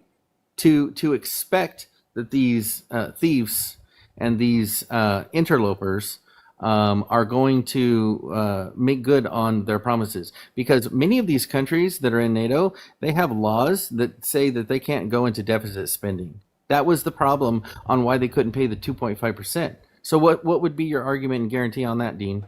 I mean, I literally just told you. Let's just assume that no other country would be able to give that guarantee that they'll be able to help fund the project for the very low expense that I would expect it to total to, and just have America pay for it all. I would prefer America to spend like an additional $50 billion out of our pocket to prevent a potential invasion of one of our allies and a destruction of NATO. And like, honestly, if you're saying that it's not worth it, okay, to spend $50 billion or so to prevent the destruction of NATO, all right, and the downfall of our allyship, the invasion of one of our allies, then how could you possibly say like it is worth it to spend $4 trillion on a bill that took health insurance away from 10 million low-income Americans or food stamps away from 3 You're million pivoting, low-income Americans? Dean. It's Don't not. pivot. It's not a pivot. Don't pivot. The conceptual Don't relation, pivot. the conceptual relationship that I'm denoting here is just to make it seem obvious, okay, that if none of the other countries in NATO can make a guarantee that they'll help fund this project, then instead of just invading Greenland and taking their land, we should just fund it all on our own and allow them to continue to own the land, because it would be A, beneficial to our country, and B, beneficial to the totality of the world, because we get to continue to have the allyship, and if anything, we'll make that allyship grow closer. And C, the total amount that we'd be spending on the project, $50 billion, just really like fails in comparison, right, to other spending that is very reckless. Like the $4 trillion on the big, beautiful bill. And the reason that I'm bringing up that other spending that's very reckless is because I know that in response to my argument that we should just cover the bill and allow them to continue to own their land for all the good reasons that I just listened to prevent an invasion, you're going to argue, oh, they'd be bad. Oh, they'd be reckless. Oh, they'd be wasteful. Okay, well, there's already like all this other significantly worse, significantly more reckless, significantly more wasteful expenditure that's significantly higher, like $5 trillion that you voted for. Right? So I don't know. From my perspective, I'm just going to go ahead and cut myself off there, and I'll give you the mic to allow you to answer. But what I want to say is that it really just sounds like you're trying to find any way, okay, to like argue that Trump is infallible and always right, and this is a good thing, even though it's so evidently not. What I'm not going to do is I'm not going to detour away from the topic of Greenland. It's not a detour. It's not a detour. Okay, I just told you how. Yeah, I'm not going to play the we should have spent our money this way. So that wasn't even the purpose of what I said. You weren't even listening to me. The second reason why the United States needs Greenland is this. And no. Pivot. I said there's 3 reasons. Okay, we're not talking about the first reason yet. Yeah, we are. No, we're not. You're just saying that we're done because you lost. No. What are you talking about, dude? I'm talking about the fact that like I'm able to point out like a viable alternative to destroying NATO, right? And just like ousting those allies, which would be us just to cover the bill of what it costs, allow them to continue to run their country. And obviously they'd be on board with that because you said it'd benefit them. Calm down, buddy. Yes, I do get excited when I win debates. Yes, I do. I'm sorry. You're not winning. I absolutely am. The second reason why if I wasn't winning, then you wouldn't be running away from my refutation of your first reason. You're getting nervous. You're getting nervous. I'm not. Yeah, if you're not getting nervous, then respond to my refutation of your first point. You're filibustering. If I was filibustering, then we wouldn't be able to hear you tell me that I'm filibustering. So again, come on. The second reason. No, first reason still. I gave a refutation. I want to hear your response. Okay. Thanks. All right. Sure. So you want to play a game of we should have spent our money here instead of there. No. The response is that we should just pay for the dome in Greenland while still allowing Denmark to own Greenland without an invasion. Can I speak? If you correctly represent my position. Listen. You're the one who brought up the big, beautiful bill, correct? I just want to make sure. Yeah, to demonstrate other reckless spending of the administration. But the refutation of your first point insofar as why you support the invasion of Greenland would be as follows. Okay, we could still build that golden dome in Greenland. We could pay for it out of our pocket and then just continue to allow Denmark to own Greenland. And they'd be on board with the plan because it would benefit them in the rest of NATO. And this would actually be a good thing because it's relatively low expenditure compared to other expenditure. It would strengthen our allyship compared to potentially destroying it by necessitating an invasion and sole ownership beforehand. Right. So here's what's going to happen, right? We will build the Golden Dome, and we will do it without Greenland. And here's the problem: we will exit NATO. Okay. So no refutation. No, we will exit NATO. Yeah, no refutation. Hey, everyone, clown on this guess. I want y'all to start clowning on his ass in the comment section because there's just no refutation, okay? Listen, this is what they always do. This is like, honestly, if I had to like point out, like single-handedly, one most common and most typical response from a Trump supporter that's losing a debate against me, it's that they just, instead of like arguing that this is what should occur, they just say it is what's going to occur. right? He went from arguing that we should do this because it's good, right? Why do you use the to mute? now arguing that we are going to do this, whether you like it or not. Why would so we stop stay in arguing NATO? that we are going to Why do would this, we? rather if you like it or not. So Why going would we back stay to in NATO? argue against like the refutation I gave to your first point, insofar as why Just so you invasion is know, bad, even if we need that military winning a intervention with the debate global by dome. the mute button is pretty weak, Dean. That is not what's making me win this debate, sir. What's making me win this debate is the substance of the arguments in which I'm What providing. is the reason for us to stay in NATO if they don't play with the Golden Dome? My friend, that is not a response to my refutation. No, I'm gonna this refuse is to your answer it. position. You're saying that that I'm somehow incorrect. So give me a reason why we would stay in NATO if the rest of NATO doesn't want to contribute or play ball with the Golden Dome. Give me a reason why we'd stay in NATO if the rest of NATO doesn't want to contribute? Wait, No, wait. doesn't your want to play ball. Wait, your argument is that they couldn't contribute, not that they didn't want to They contribute. can't. You know, that's So right. wait. They Which one is can't it? Is it contribute, they but they can't can give us contribute, or Greenland. they didn't? Or They they can don't give want us to contribute. Greenland. Wait, let's be clear. Is your position that they can't contribute or they don't want to contribute? I would argue both, but Why- mostly they can't. Why would they not want to contribute to something that you believe would benefit them? Because it requires the previous empire as the Dutch Empire and the last asset that they still retain from that empire, which is Greenland, to be given up in sacrificial to the Golden Dome. Wait, why does that require the U.S. having ownership over Greenland? Why can't we just own the Golden Dome in Greenland? Well, it goes to my other 2 points. So, in your next 2 points are going to explore why we couldn't just own the Golden Dome in Greenland. Yes, correct. Okay. So So the do second it. reason why, the second reason why we need to have Greenland is we are the only country that can explore and extract the rare earth minerals that we use to build the military apparatus that these countries in NATO require to buy from us. And at the current moment, China is using those rare earth materials as a leverage point in negotiation, and they're holding the world hostage to their 95% control of these rare earths, which goes into a lot of these apparatuses Thank that you we so much build for the for our Doom Gun. protection. So if the United States, which can extract and actually utilize Greenland because we have the capital to do so, then that would put us in a strategic footing with China with the rare earths, and we wouldn't have them using that as a leverage point. Okay, well then we should probably explore a type of minerals deal with Greenland. We shouldn't take it from them because at the end of the day, those aren't those resources. You're now attempting to argue that it is the case that there be some type of benefit to America by taking their resources. That is the underlying thesis of all theft ever. Okay, what car do you drive? I have 9. Okay, what's your favorite? Mercedes. Okay, what kind? It's W204. Oh no, it's a W211. It's an E55. Okay, is it the AMG? Yes. Okay, wow, it's fancy. What? You don't mind me asking what year? 04. Oh, four. Oh, okay. All right. Well, it's still pretty nice. Anyways, nice car. Nice car. So, can we agree that if somebody who doesn't have a car that really wants a car would benefit from stealing your 2004 Mercedes-Benz W211 E55 AMG?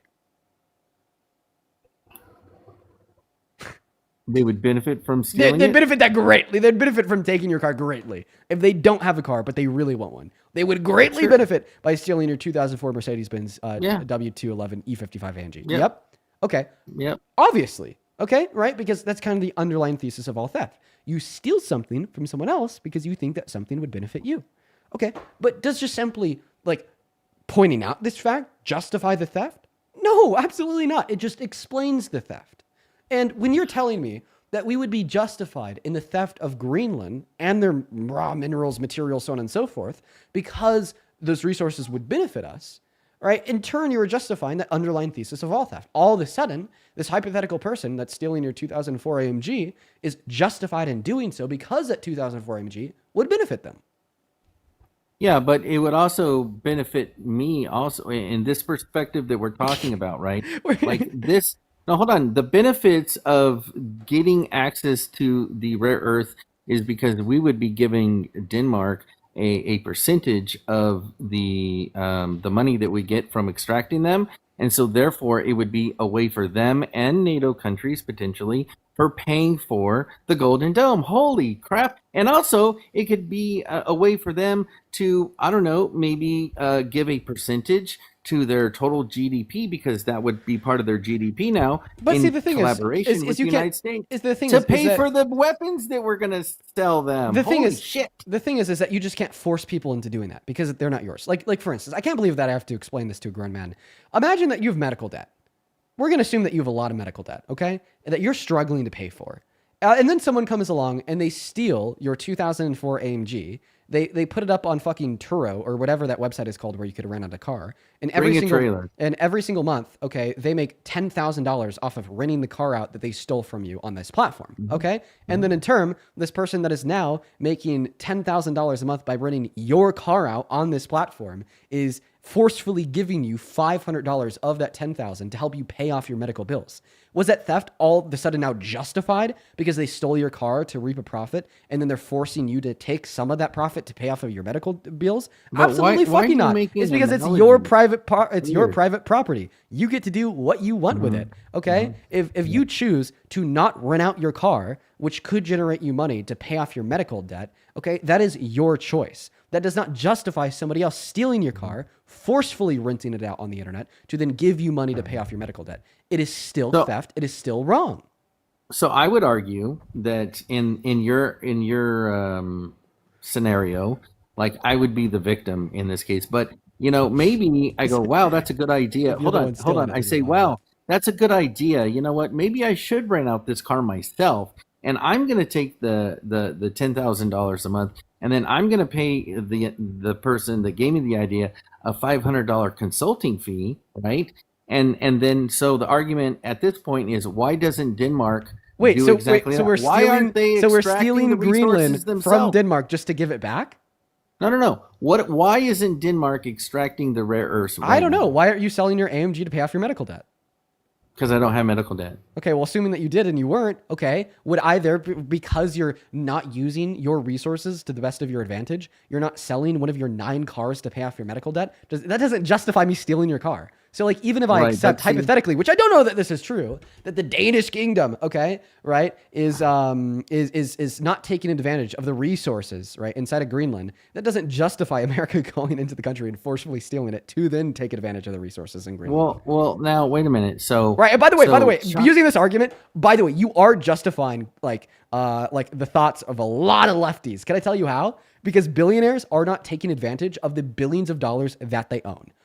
Okay, so using your logic, you are justifying the theft of money from billionaires, okay, to then take that money, turn around, and to disseminate it amongst the people to benefit them in their lives. So just to clarify, do you agree with forced wealth redistribution from the billionaires to the working class? No. Oh, okay. Wait, why? It would benefit them. I'll tell you why. Because the billionaires aren't using that as leverage against the rest of the world, like China is with rare earths. Wait, but China doesn't own Greenland. Denmark does.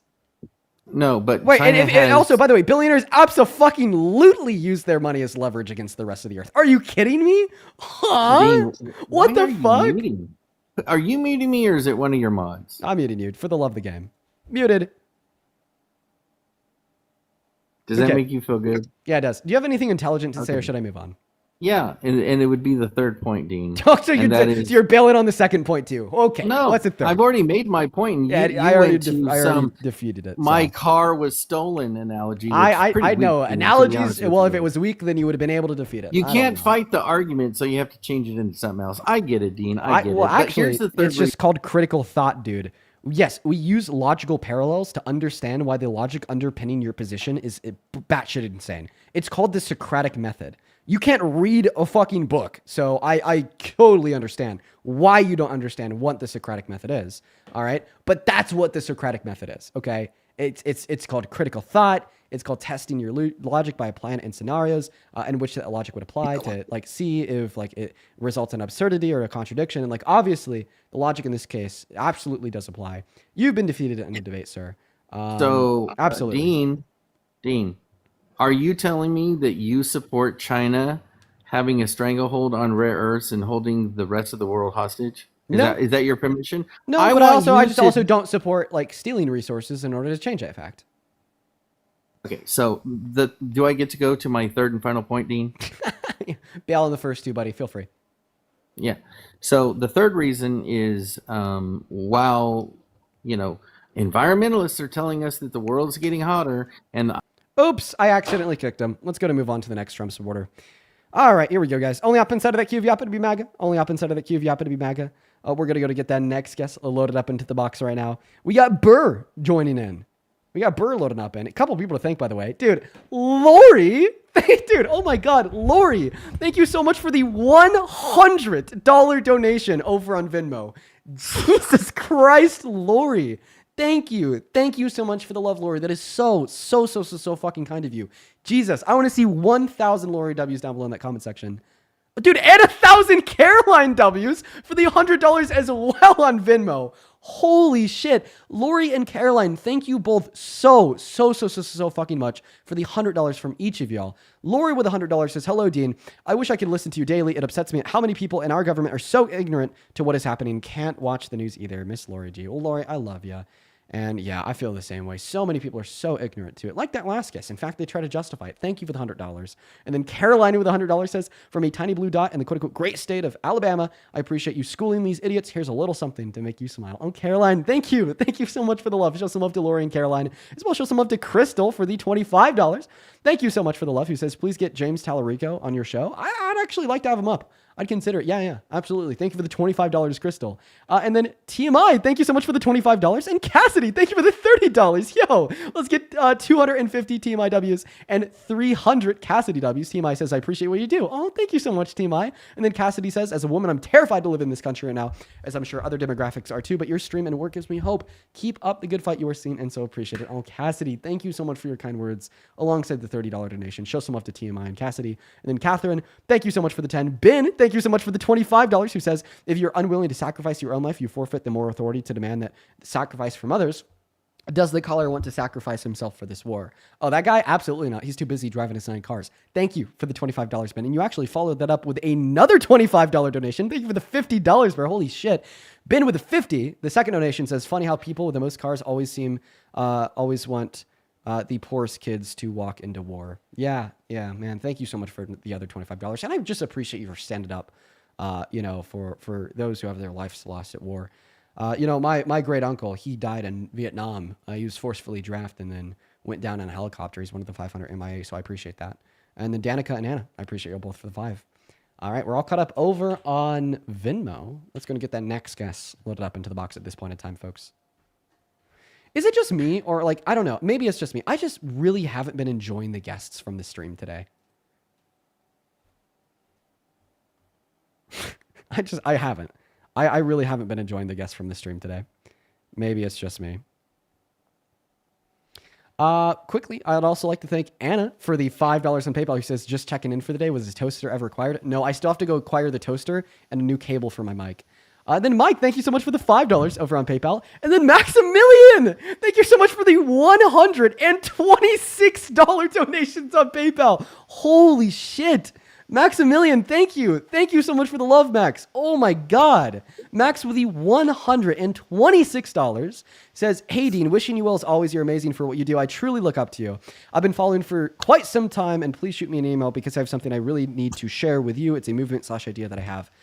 Dude, Maximilian, drop an Instagram DM. I'll check specifically for your account if you also respond to that PayPal with your handle after I'm off stream. And dude, seriously, thank you so much for the $126. That is just unfathomably kind. Thank you a billion times over. Please show some love to Maximilian down below in that comment section, as well as Jillian, thank you so much for the $10. I appreciate you so much. Stefan and Danielle, thank you for the 5. Rachel, thank you for the $10. Shout out to y'all. And then Joanna, thank you so much for the $25. I appreciate that. Who says, you asked me how we are. I'm good, but how are you? Honestly, I'm doing all right. I've been a little bit stressed out as of recently, a little bit on edge, but just a lot going on in the world. Thank you. Thank you for the $25, Joanna. And there's a handful of other people to thank. I'm going to thank y'all just here in one moment because let's go and start that next conversation. Hey man, how old are you? 40.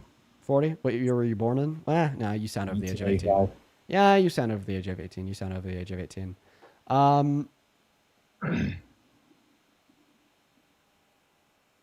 So I wanted to talk about Go ahead. What were you gonna say? No. I brought you up because in the comment section you said, "Don't give him money for his ego." Are you the guy the other day that was like shitting on gay people? No, I said one word and you booted me. Ah, yes, I'll boot you again. Let's go to move on to the next guest. I'll only hop inside of that queue if you happen to be MAGA. I remember you. You are insane. Let's go ahead and get that next guest loaded up in the box. We got Corey connecting. Only hop inside of that queue if you happen to be an American adult that supports Trump, folks. And Mr. George, thank you so much for the $34 donation over on PayPal. Man, thank you. Thank you so much, George. Let's get 300 George W's, who says, do you think Trump would be bold enough to ignore Congress and go to war without seeking approval? Nah, because he'll be fucking booted out. Not even Trump would be that stupid. Hopefully. Hopefully, right? Hopefully. Hey, Nicholas, thank you so much for the $20 as well over on PayPal. Let's get 200 Nick W's. Nick with the 20, appreciate it, bro. Says, I'm in the Navy and we do not want to invade Greenland. Yes, nobody wants to invade Greenland. That's why NATO has the upper hand, because we simply don't have the support of the people on this one. Hi, do you support Trump? Hello? Yeah, he does. No, I don't. My friend wants to debate you. He supports Trump. I don't want to debate him. Sounds like he doesn't want to debate me. Yeah, I don't care for you. Thanks. All right, sorry. Runner, you are so scared. Absolutely terrified, folks. Let's go move on to the next guest. All right, we got Serena Flower loading up in that box. Hey, Eric, I appreciate you for the 25 euros on PayPal. Man, thank you. Thank you so much for the 25 euros, Eric, who says, hey, Dean, I'm German. I don't support war, but seeing what's going on worldwide, I'm for an independent and a strong Europe scene. What's going on in the USA reminds me a lot of what I learned about World War II era Germany. Yeah, dude, like crazy expansionism, trying to take over the fucking world. No, there's definitely parallels, Eric. Thank you for the 25 euros. There are certainly parallels, my friend. We got the next guest loading up in the box right now, y'all. Make sure if you're in that queue that you are an American adult that supports Trump. Follow our rules, please. Please, please, please, please, please. And then, hey, Ellie, thank you so much for the 14 Canadian dollars on PayPal. He says, love you, Dean. I'm scared shitless about World War III. I'm shaking because if World War III happens, then it's going to be nuclear, and I'm terrified I will never get the chance to finish nursing. Hey, no, listen, Ellie. If I was you, I wouldn't be shaking. I wouldn't be scared. I just simply don't see it happening, especially after exploring that conversation with, I guess, a couple people ago. Congress just won't allow it because ultimately the burden will not rest on Trump to start World War III. The burden will rest on Congress, and they won't allow it. They've already said so. Hi, do you support Trump? Yes, sir. How old are you? 2006. Okay. All right, man. Why do you support Trump? Actually, Because he raped E. Jean Carroll. Oh. Because he raped E. Jean Carroll. Does he rape someone? Because he raped E. Jean Carroll. You're saying this with your school in your bio.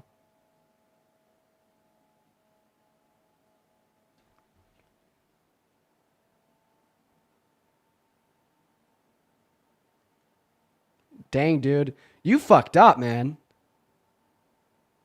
You fucked up, dude.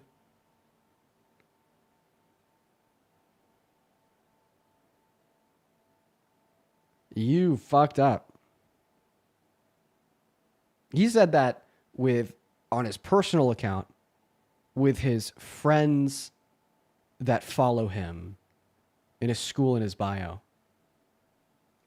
The internet's forever, man. We're going to move on to the next guest. Internet's forever, bro. Internet is forever. Why would you do that? Why? Like, oh my God. 17,000 viewers too. Like, you don't think that like one person out of the 17,000 people watching are going to like get your school from your bio, because you also have your name on your account. Look through like your followed list to like figure out who like your friends are. You don't think like one out of the dude? It beats me, man. Welcome in, Josie. Do you support Trump? Oh, wait. Okay. All right. Well, she's not here. Moving on to the next guest, guys. Only up inside of that queue, y'all. If you are an American adult that supports Trump, we got Gavin loading up in Dude, Patty, holy shit. Thank you so much for the $100 over on PayPal. Patty, my God, thank you. Patty with the $100 says the idiocy that was displayed in that young man is the frightening reality of lack of education and is leading this country. I'm just sick to my stomach and mad as hell. Patty, you're always watching the streams, and trust me, I share that animosity, man. I mean, look at the person that we just had on the live. Like, it's just disgusting. There are so many people that continue to platform and celebrate this president just because he shares their bigotry. He shares their hate. It's fucking disgusting. Welcome in. Do you support Trump? Hello? Hello? Hi, do you support Trump? I don't know. Based. We're just looking for MAGA, dude. We're going to go and move on. Hey, Allison, thank you for the $10 on PayPal. He says, it's my birthday. Dude, happy birthday, Allison. I know that you sent that donation in a while ago. I really hope that you're still here. Show some love to Allison in that chat for her birthday. And then Othi, thank you for the $10 as well on PayPal, who says that these people are in an emotionally abusive relationship with Trump, I swear. Man, I don't know. He just does whatever he wants, and they'll still support it. Like, oh my, it's just insane, Othi. Thank you for the $10. Then Clayton, thank you so much for the $10 as well on PayPal. And Christopher, thank you so much for the $16. Who says, Dean, keep doing your thing. I love tuning into the lives. Thank you so much, man. Show some love to Christopher down below. Thank you. Then Andrew, thank you so much for the 10 New Zealand monies. I don't know what they're called. Somebody called them monies. Thank you so much, Andrew. I appreciate that. And then Anna, thank you so much for the $21 over on PayPal. Who says, despite USSR superiority, Finland held them alone. Very nice. Give me a moment. Finland held them alone. Well, he left. Finland held them alone in multiple fronts during the Winter War. Numbers are not everything. Yes, Anna. First and foremost, thank you for the $22 donation. Show some love to Anna down below. And second of all, you are completely correct. Okay, numbers are not everything. There are many other factors that go into the success of a military advance. Okay, and the most predominant factor that's come up in our conversations about Greenland would, of course, be the lack of approval for a war from Congress. Yes. And then Code, thank you for the $7 on PayPal. Samantha with a 1, Ebony with a 5, and then Amy with a 2. Appreciate y'all. Looks like we're all caught up for now. I appreciate you guys so much for all the love. If you do want to support me before we end the stream, by the way, we only have around one more guest. You can find my Venmo and my PayPal in the link tree in my bio on TikTok, pin message over on YouTube and at the top of the phone screen. Let's try to get that next Trump supporter loaded up into the live. Hi. Narcissist. Yeah, I know you said it last time. How old are you? I just wanted to come and say it again. All right, let's go to get that next Trump supporter loaded up, and they're scared to debate. Swear to God. Hi, do you support Trump? Nigger. All right, yeah. Well, we definitely have a lot of Trump supporters. You know, I mean, I think that they're just really starting to take the mask off. You know, a large demographic of the people that are still propping up the administration, even though they're doing all these heinous things like having the state sanctioned murder, having, you know, like plainclothes ICE agents run around killing people, you know, refusing to fund food stamps, allowing 16 million children to starve, is because they're just hateful people. You know, they hate you because you're black. They hate you because you're a woman. They celebrate rape. I mean, like, there are, like, surprisingly, like, a lot of people like that. Okay, and if you don't believe me, look at the most popular right-leaning influencer in America. Nick Fuentes is now been publicly espousing on his live streams about how he doesn't think that Jeffrey Epstein was a pedophile and he's probably a really cool dude. Okay? Those things fucking matter, bro. They matter, man. Like, the fact that there's so many people out there that just think so grossly is so telling, okay? And we're now seeing this speech normalized because Donald Trump is espousing similar shit. Let's throw Eugene Carroll in jail. It's crazy. What's up, man? Welcome in. I know that you're a Trump supporter. I don't think that we've ever personally talked one-on-one. I think I had you up here for a little bit with Parker, but never personally chatted with you. Yeah. All right, man. Hey, how's it going? Oh, it's going all right. Been a little bit of a long day, but, you know, every day as of recently has been pretty long. Real quick, before we hop into our debate, I just quickly want to thank Pony for the $100 over on YouTube Super Chat. Pony, thank you.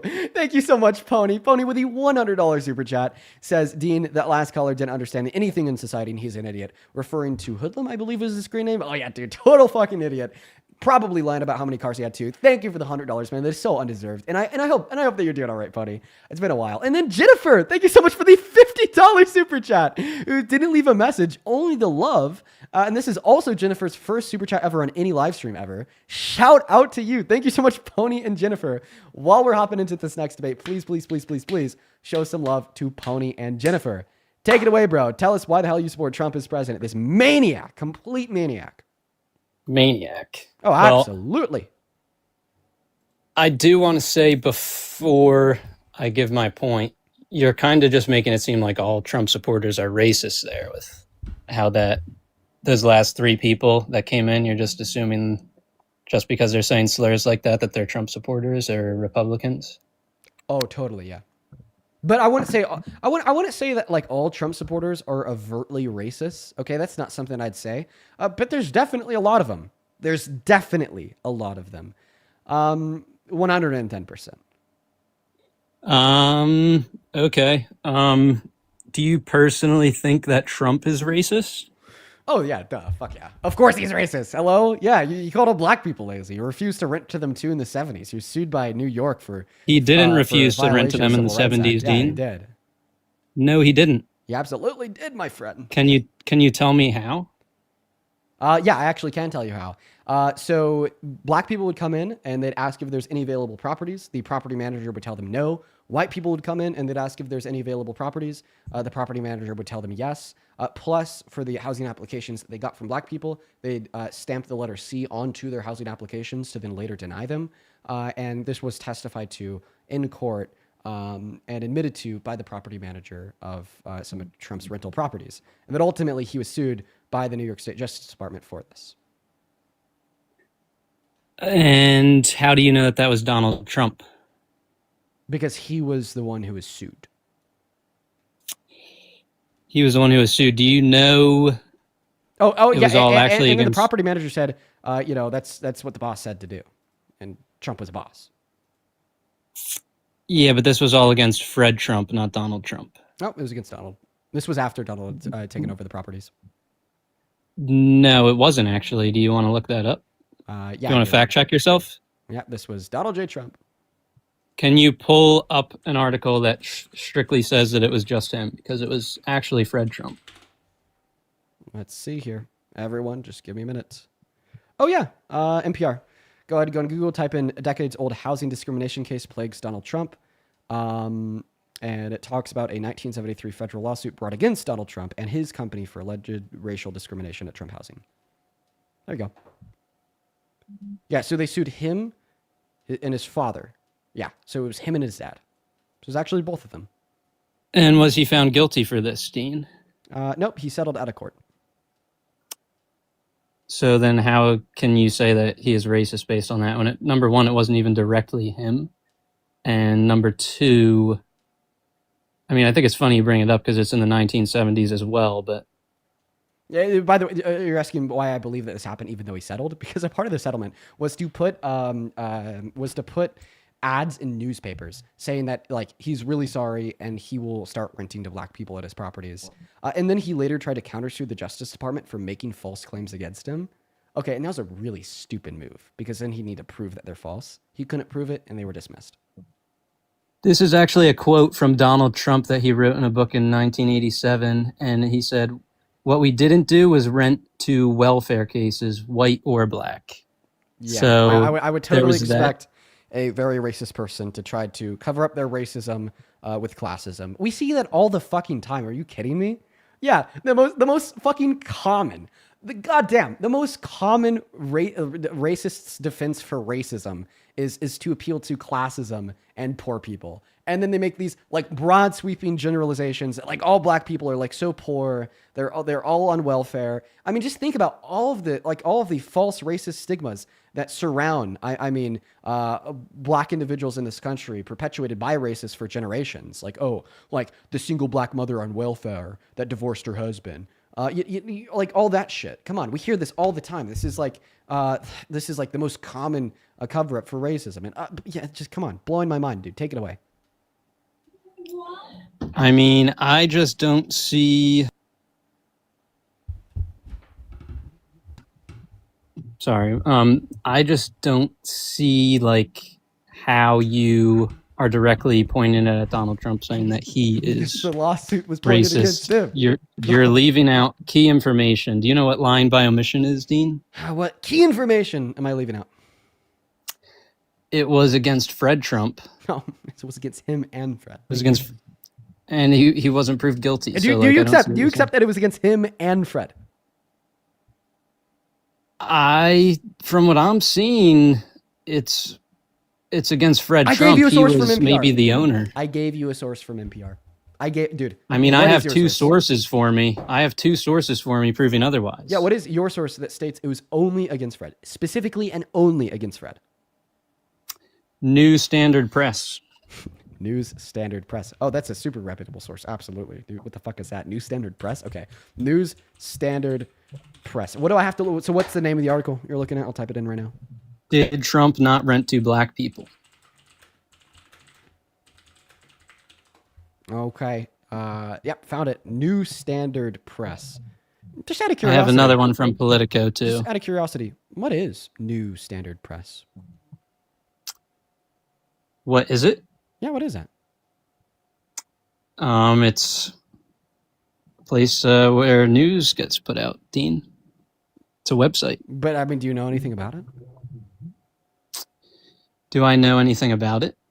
Yeah. I mean, I have another source if you want to use that one instead, if you don't. By the way, the source that you just gave me absolutely would incriminate Trump. I know that you didn't read it, which is typical.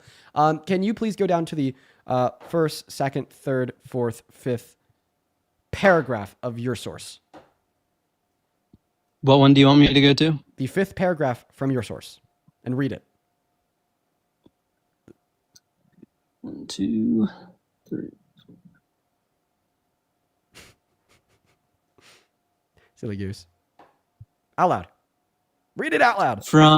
I just want to clarify, are you from below starting from what really happened, or from where it says July 23rd? The first 5 words of the paragraph are, quote unquote, "It's not clear to me." So if you go down to July 2016, it would be the 4th paragraph. July 2016 would be the 4th paragraph. Cooked by your The own one it's not source. clear to me. It's the one that it's not clear to me exactly. Fred Trump named his son as the new president of real estate company. That one. Continue reading, yes. Some applicants say 1973. The useful but unreliable Wikipedia says in 1971, newspaper reports refer to Donald Trump as president of the Trump management. This newspaper article from 1973 seems to say that Donald Trump was the company president of 1970. And now However, what was the detailed now what company was the year? document- Now what was the year of the lawsuit?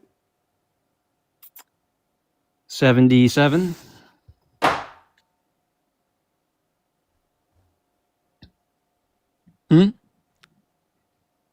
There you go. Yeah, but can you show that it was not directly?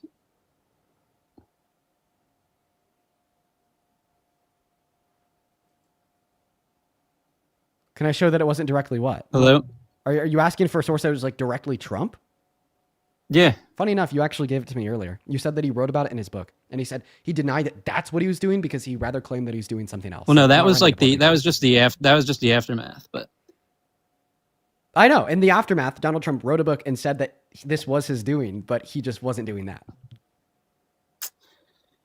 okay, Your own source cooks you. Again. Dude, Okay. how does it feel? I just used 2 of your own sources against you to prove you wrong. 2 of my own sources. Yeah, you brought up Trump in his book saying that, well, he wasn't not renting to black people. He just rather wasn't renting to poor people. And then, your own source from the new press or whatever the fuck saying that, yeah. So he's you the are just saying. president of the So company you're back in making the 77 assumption years that before him. the lawsuit. You're making the assumption that him saying welfare and poor people is referring to the black community. Well, we're not even there yet. That's point number 2. The first point is that this was directly incriminating him, that it was lined at and geared towards him and like what he wanted the people to do. And my evidence there is that that's what he wrote in the book. He said, yeah, what I wanted them to do is not rent to poor people. What we did was we didn't rent to poor people, right? So before we determine if it's poor people or black people, we first need just to agree that this involved him and it was orchestrated by him per his admission in the book. I just want to clarify something. I'm pretty sure you did. Do you support Joe Biden? As president over Trump? Yeah, do it again. Over Trump, absolutely. Is this where you pivot? No, I just want to hear what you have to think. If I ask the question, is Joe Biden racist? Oh, it's definitely pivot. Sure, I'll answer that question after you give a counter argument or concession.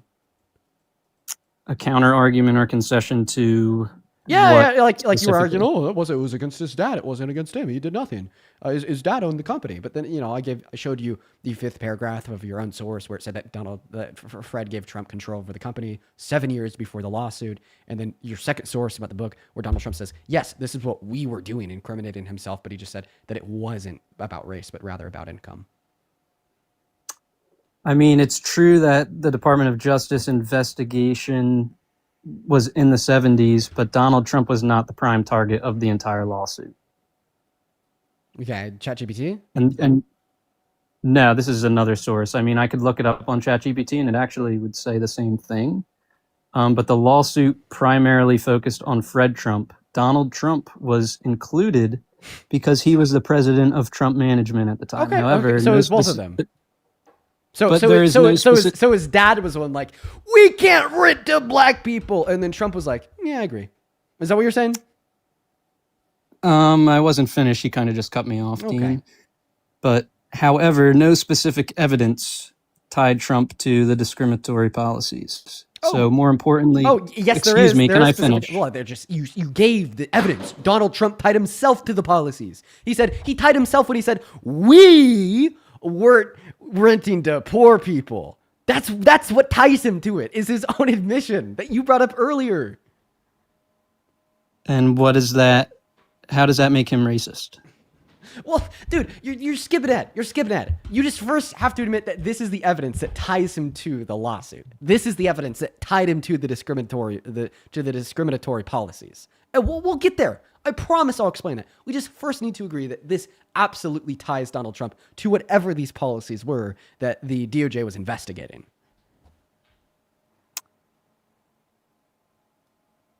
So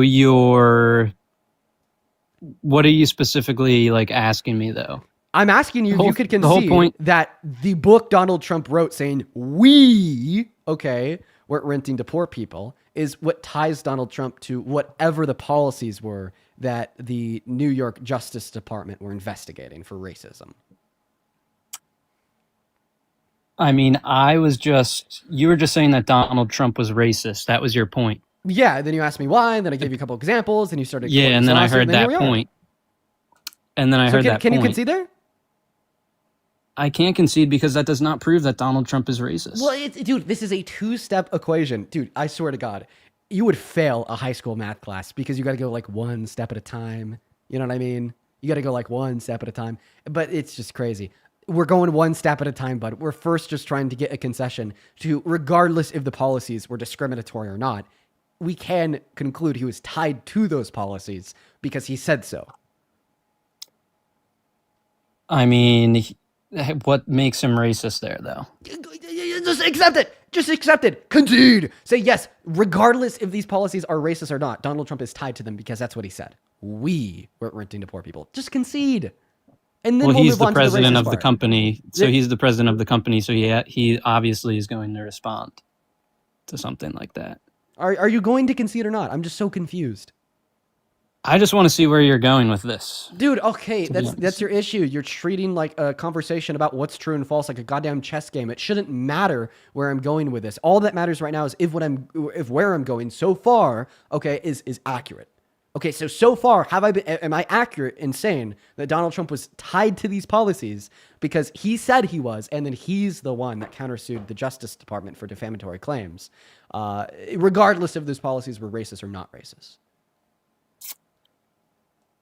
I mean, I will say the quote that he said about he did not rent to welfare cases, white or black. That's what I know. That's a direct quote from him, so I can. Okay, so we can say that. now agree that he's tied to the policies.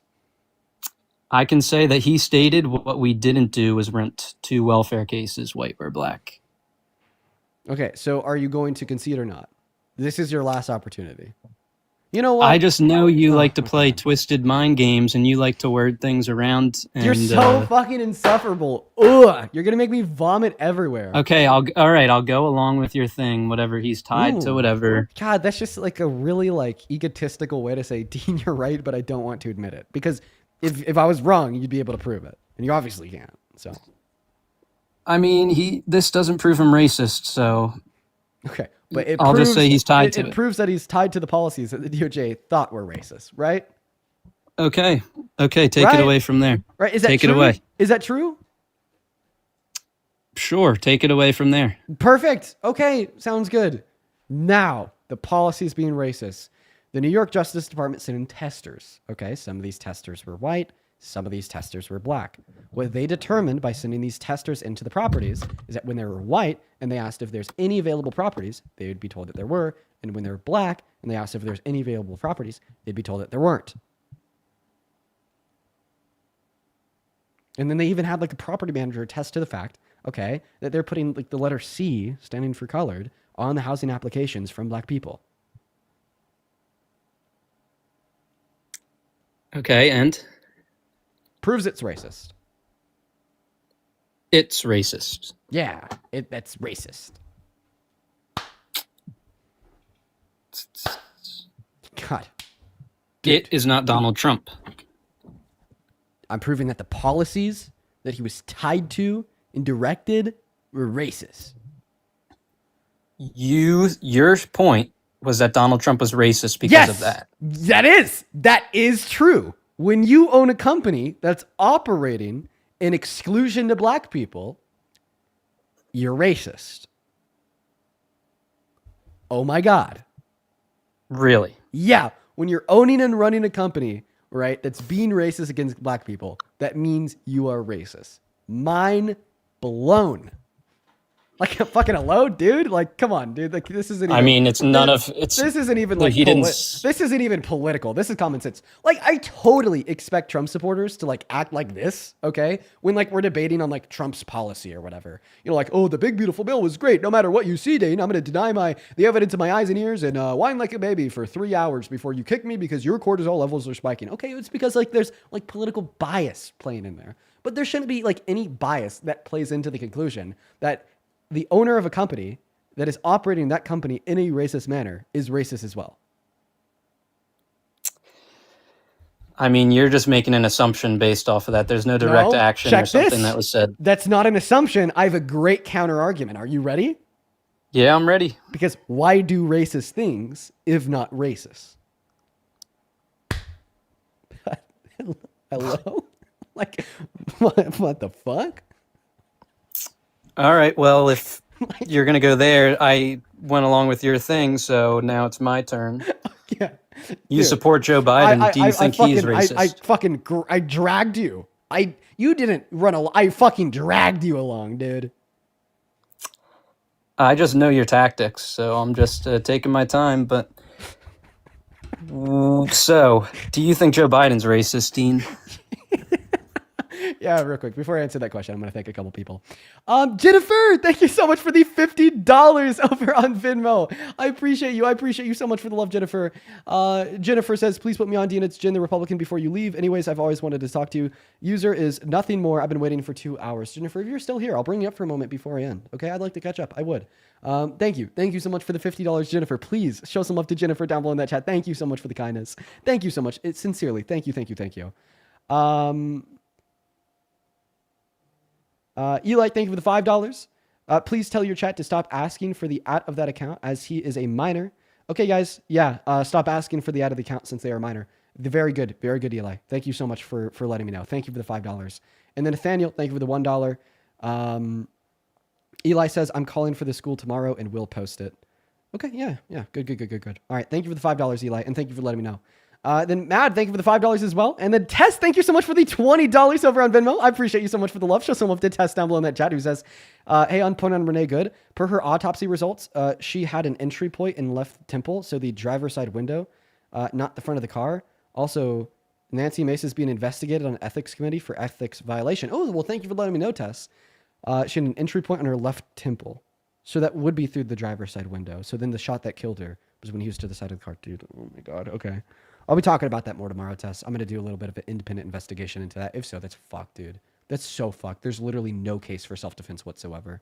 I'd also like to thank Mad Scramble. Thank you so much for the $15. I appreciate you. Who says, climatologist here. Greenland's minerals are located under the Greenland ice sheet, which is 1.7 kilometers to 3 kilometers thick. Mining would be incredibly costly and would damage the ice sheet, accelerating melting, global warming, and sea level increase. Well, thank you for letting me know, Mad Scramble. I legitimately didn't know that. And then one last one here. Vivian! Thank you so much for the $50 donation on Venmo.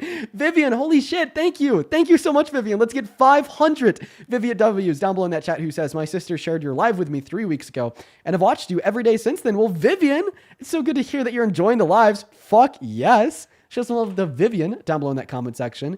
Love that, love that, love that. I hope that you're, learning some new shit and whatnot. Hell yeah. And then fucking Michael. Okay, holy shit. Michael, thank you for the $100 over on PayPal. Jesus Christ, dude. Thank you so much for your kindness, man. I just truly. It is so completely undeserved. Thank you so much, Michael. I want to see so much love for Michael down below in that comment section. Michael with the $100 says, please tell the young, naive boy who said Donald Trump was not racist to research and read about Central Park 5. Yeah, when he was like calling for their execution after they were exonerated. What a mess, dude. It's very, very racist. And then Cohen, thank you for the $20. Who says, love the streams, man. Thank you so much, Cohen. Brianna, thank you for the $10. I appreciate you so much for that love, Brianna. Then Kylie, thank you so much for the $15. Who says, recently and finally decided I needed to start forming my own political opinions by not sitting in an echo chamber of MAGA here in the South. I'm grateful to feel more informed and enlightened after viewing your streams. Thank you, dude. I love that. I fucking love that, Kaylee. Once again, you're why I do what I do. Oh, you're legitimately why I do what I do. And then one more person here. Thank you so much, Linda, for the $26 on PayPal. I appreciate you for that love, Linda. Linda with the $26 says, there are two types of people who would vote for Trump, the rich elite and the very stupid. Go check out your bank account and find which one you are. I fucking love that line. I'm going to be using that in the future. Thank you so much, Linda. That's a good one. That's a good one. And then also, Kelty, thank you so much for the $10, sending some love from Norway. Well, love to you and love to Norway. And then Ellie, thank you so much for the 20 Canadian dollars, who says, Dean, congrats on 5 milli. Did we hit 5 mil? Yo! Oh my God! We did! Yo, we fucking hit 5 mil! That is insane! Bro! Holy shit! Okay, I'm sorry. I'm just gonna need to take a second. Oh my God! Okay. Wow. Dude, that is insane, man. That is so, oh my, that is nuts. Okay. Let me tell you why. Let me tell you why I'm so fucking ecstatic real quick. And unfortunately, guys, I'm going to have to go ahead and end my debate with you there. Because I got to get off soon, and I did promise I'd bring Jen up. Let me tell you why. Let me tell you why I'm so fucking ecstatic over that. It just shows me the reach of what we're doing. You know what I mean? The pure amount of people that have been interested enough to tune into a stream and watch content that at the end of the day just demonstrates the importance of critical thought. That is the inevitable and ultimate goal of what I do and why I do it. It is to get more people to critically think. And the fact that there's 5 million people just on one platform, just on TikTok, that have decided that they're on board with that plan, they like that content, and they want to make our country better. It's so special. It's so fucking special. And just a little bit of an anecdote. I'll hop off of this here shortly. I feel like I've seen so many people on the internet, particularly like recently, for whatever reason, saying that what we do is ineffective, saying that what I do doesn't change minds, saying that what we do doesn't help push the middle ground insofar as where the average apolitical Americans are leaning. And I think that, this is just a testament to the fact that it fucking does. It does. It does, man. It does. It fucking does. That's awesome. For all 5 million of y'all, which only a portion of you guys are watching this stream right now, I fucking love y'all. Thank you. Thank you for following along. That's huge. That is so huge. God damn it. That's insane. All right. We're going to go to catch up on just a few more donors, and then we are going to bring Jen up for a moment. If you don't know Jen, she is very, very, very special. We had a conversation with her a while ago. She's very, very, very special. Hey, Dominic, I appreciate you for the $10 over on PayPal. I appreciate you for that love, Dominic. And then Edwina, thank you so much for the $32. She says, congratulations on 5 million followers. What you do is so important. Please never stop. Oh, Edwina, thank you so much. That is EDWINA. Please show some love to Edwina down below. And then Jack, thank you for the $10. He says, you don't have to think so hard about things when you tell the truth. Dude, honestly, Jack, couldn't have said it better myself. And then Tom, thank you so much for the $5. And then for another $25, thank you so much for the $30, Tom. Show some love to Tom down below in that comment section. Thank you so much for the $30, Tom. And then Serenity, thank you for the $20, who says, all of these guests sound like they don't wash their hands after wiping. Probably true. Appreciate you guys so much. And then one more over on YouTube Super Chat. Luna, thank you so much for these 60 euros. Luna, thank you, thank you, thank you. Thank you so much, Luna. Luna with these 60 euros says, thinking about the fact that Dean's new toaster is going to give off more warmth and charisma than these collars. Oh, absolutely, Luna. You better believe it. Thank you, Luna. Thank you so much for the love. Show some love to all of our donors. I'm so appreciative for y'all's kindness. And then Natalie, thank you so much for the $20 over on PayPal saying congrats on 5 mil. Thank you so much. Josh, thank you for the $10 on Venmo saying congrats on 5 mil. Thank you guys. Thank you. Thank you. It means the world. It means the world. Thank you guys so much. Oh, you guys are kind. Okay. All right. I actually do have to take my girlfriend out to a dinner here pretty soon, which is crazy because, you know, this little dinner date is aligned with hitting 5 mil. It's aligned with a 300th episode over on YouTube. It's just great. I love it. I love it. I love it. I love it. But let's go ahead and bring up Jin real quick. Jin is a guest that we've had on before. We talked to them. We're able to change their mind. And I'm actually not seeing them in the queue. Their username is just Jin. Oh, man, that's unfortunate. Unfortunately, Jin probably left. Yeah. Jin, if you're in here, I'm going to give you a moment just to make it known in that comment section, and I'll have you up. If not, I'd love to talk to you for a little bit on some other date. So I'll give you a moment. I'll give you a moment. By the way, for all the fake accounts saying I'm here, the people that obviously aren't Jen, I know what her account looks like, so you're not going to be able to trick me. Okay.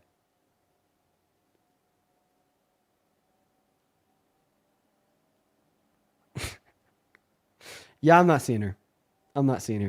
Unfortunate. That is, oh man, I really wanted to talk to her. Unfortunate. I'll go ahead and just give her like another moment here. In the meantime, I'll think like 3 more people. Hey, Josephine, I appreciate you for the $10 over on YouTube. Yes, every life is important. Thank you so much, Josephine. Love you with the $1 says, can you confirm to the Discord you are indeed 5'4", aka 3 apples tall? Obviously. So true. So true. Couldn't have said it better myself. Absolute truth, Nuke. And then, hey, Logan, I appreciate you for the $14 over on PayPal. Ellie, thank you so much for the $14 as well, who says, you know, I love you. I can't believe that I was the one to tell you. Yes, Ellie, you were. Thank you so much for the love. And then Joanna, thank you so much for the $55 on PayPal. Joanna, thank you. Joanna with the $55 says, this is for reaching 5 million on TikTok. Congratulations. You're making such a huge difference for so many, especially when you support the marginalized people who need it the most. Oh, Joanna, thank you so much for your kindness. You've been supporting me forever. Thank you, thank you, thank you. Thank you so much. Thank you. Oh, just some love to Joanna down below. And then one more here. And then we're going to look for just Jen. If she's not here, then unfortunately we will end the stream. Hey, Jory, thank you so much for the $65 over on Venmo, man, who says, go have a nice dinner, dude. You deserve it. Dude, Jory, that is an insane amount of love. Thank you so much for your kindness. Shout out to you. That is Jory. Thank you, thank you, thank you. And then Allspice, I appreciate you for that signature, Jet. That's incredibly kind of you. Thank you. I appreciate y'all. I really do. I really appreciate y'all. You guys are, dude, so fucking kind. Literally so kind. Okay, I'm going to look at the comment section one more time. Yeah, so you guys are spamming that nothing more.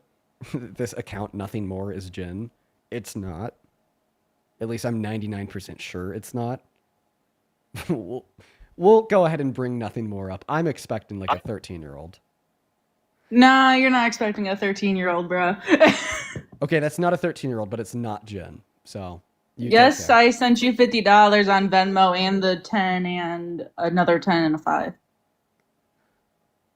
Let me confirm this. Right? I'm sorry. Have you just completely changed your account since the last time we spoke? No, it's always been the same account. I actually put on a Venmo twice that the user is nothing more. I thought I remember your. Okay, I guess I'm tripping. I thought that I remembered your name being Just Jin. Is this like a different Jin?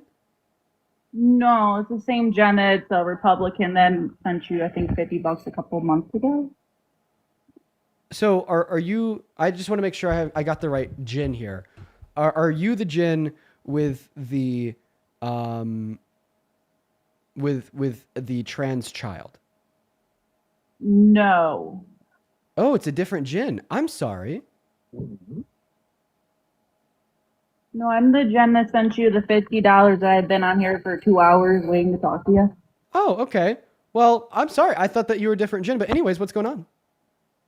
First off, how are you? I know many people don't ask you that question, but how are you doing today? I know you're taking your girlfriend out for dinner. Where y'all going? Yeah, well, I can't dox the specific place that we're going, or that would be a mess. But I'm doing all right. I'm I'm sorry. I really thought that you were the other Jin. But no. But anyways, listen. I'm sorry. At this point in time, this may come off as controversial. I'm gonna remove you because I'm not even. I don't know. Listen, dude. Let me know. I will happily refund your donations on Venmo if you want, because I don't want you to like feel super bad.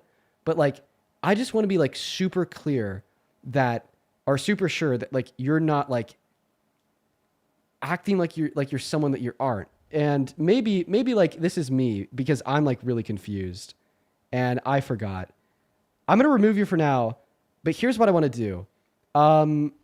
I now know your account. I'm going to follow you and I'm going to shoot you a DM. And I'll have you up tomorrow. I just want to make sure before I have anyone on the live, it's like, I know who they are. You know what I mean? And I definitely know who that other Jin is. I just want to make sure that I know who you are too. Please don't take it personal. You know, I feel like that is an obligation that every large content creator has, is to be responsible with their platform. And, you know, right now we have 15,000 people. And I just want to be responsible with my platform, Jin. So I'm gonna follow you on TikTok. In fact, if you could please respond under one of your donations with your handle again, then I'll drop you a message. Just want to be responsible. That's all. But anyways, for everyone watching, I love y'all. I'll see you tomorrow. And thank you guys so much for showing up. Make sure that you are drop a follow on that TikTok account.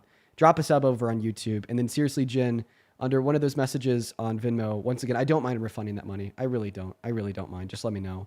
And then second of all, drop your handle. Oh, wait, I actually think I see it in the chat. I'm just going to take a picture of that real quick. All right, I'll shoot you DM, Jin. For everyone else, love y'all. I'll see you tomorrow. Peace and love. Bye, guys.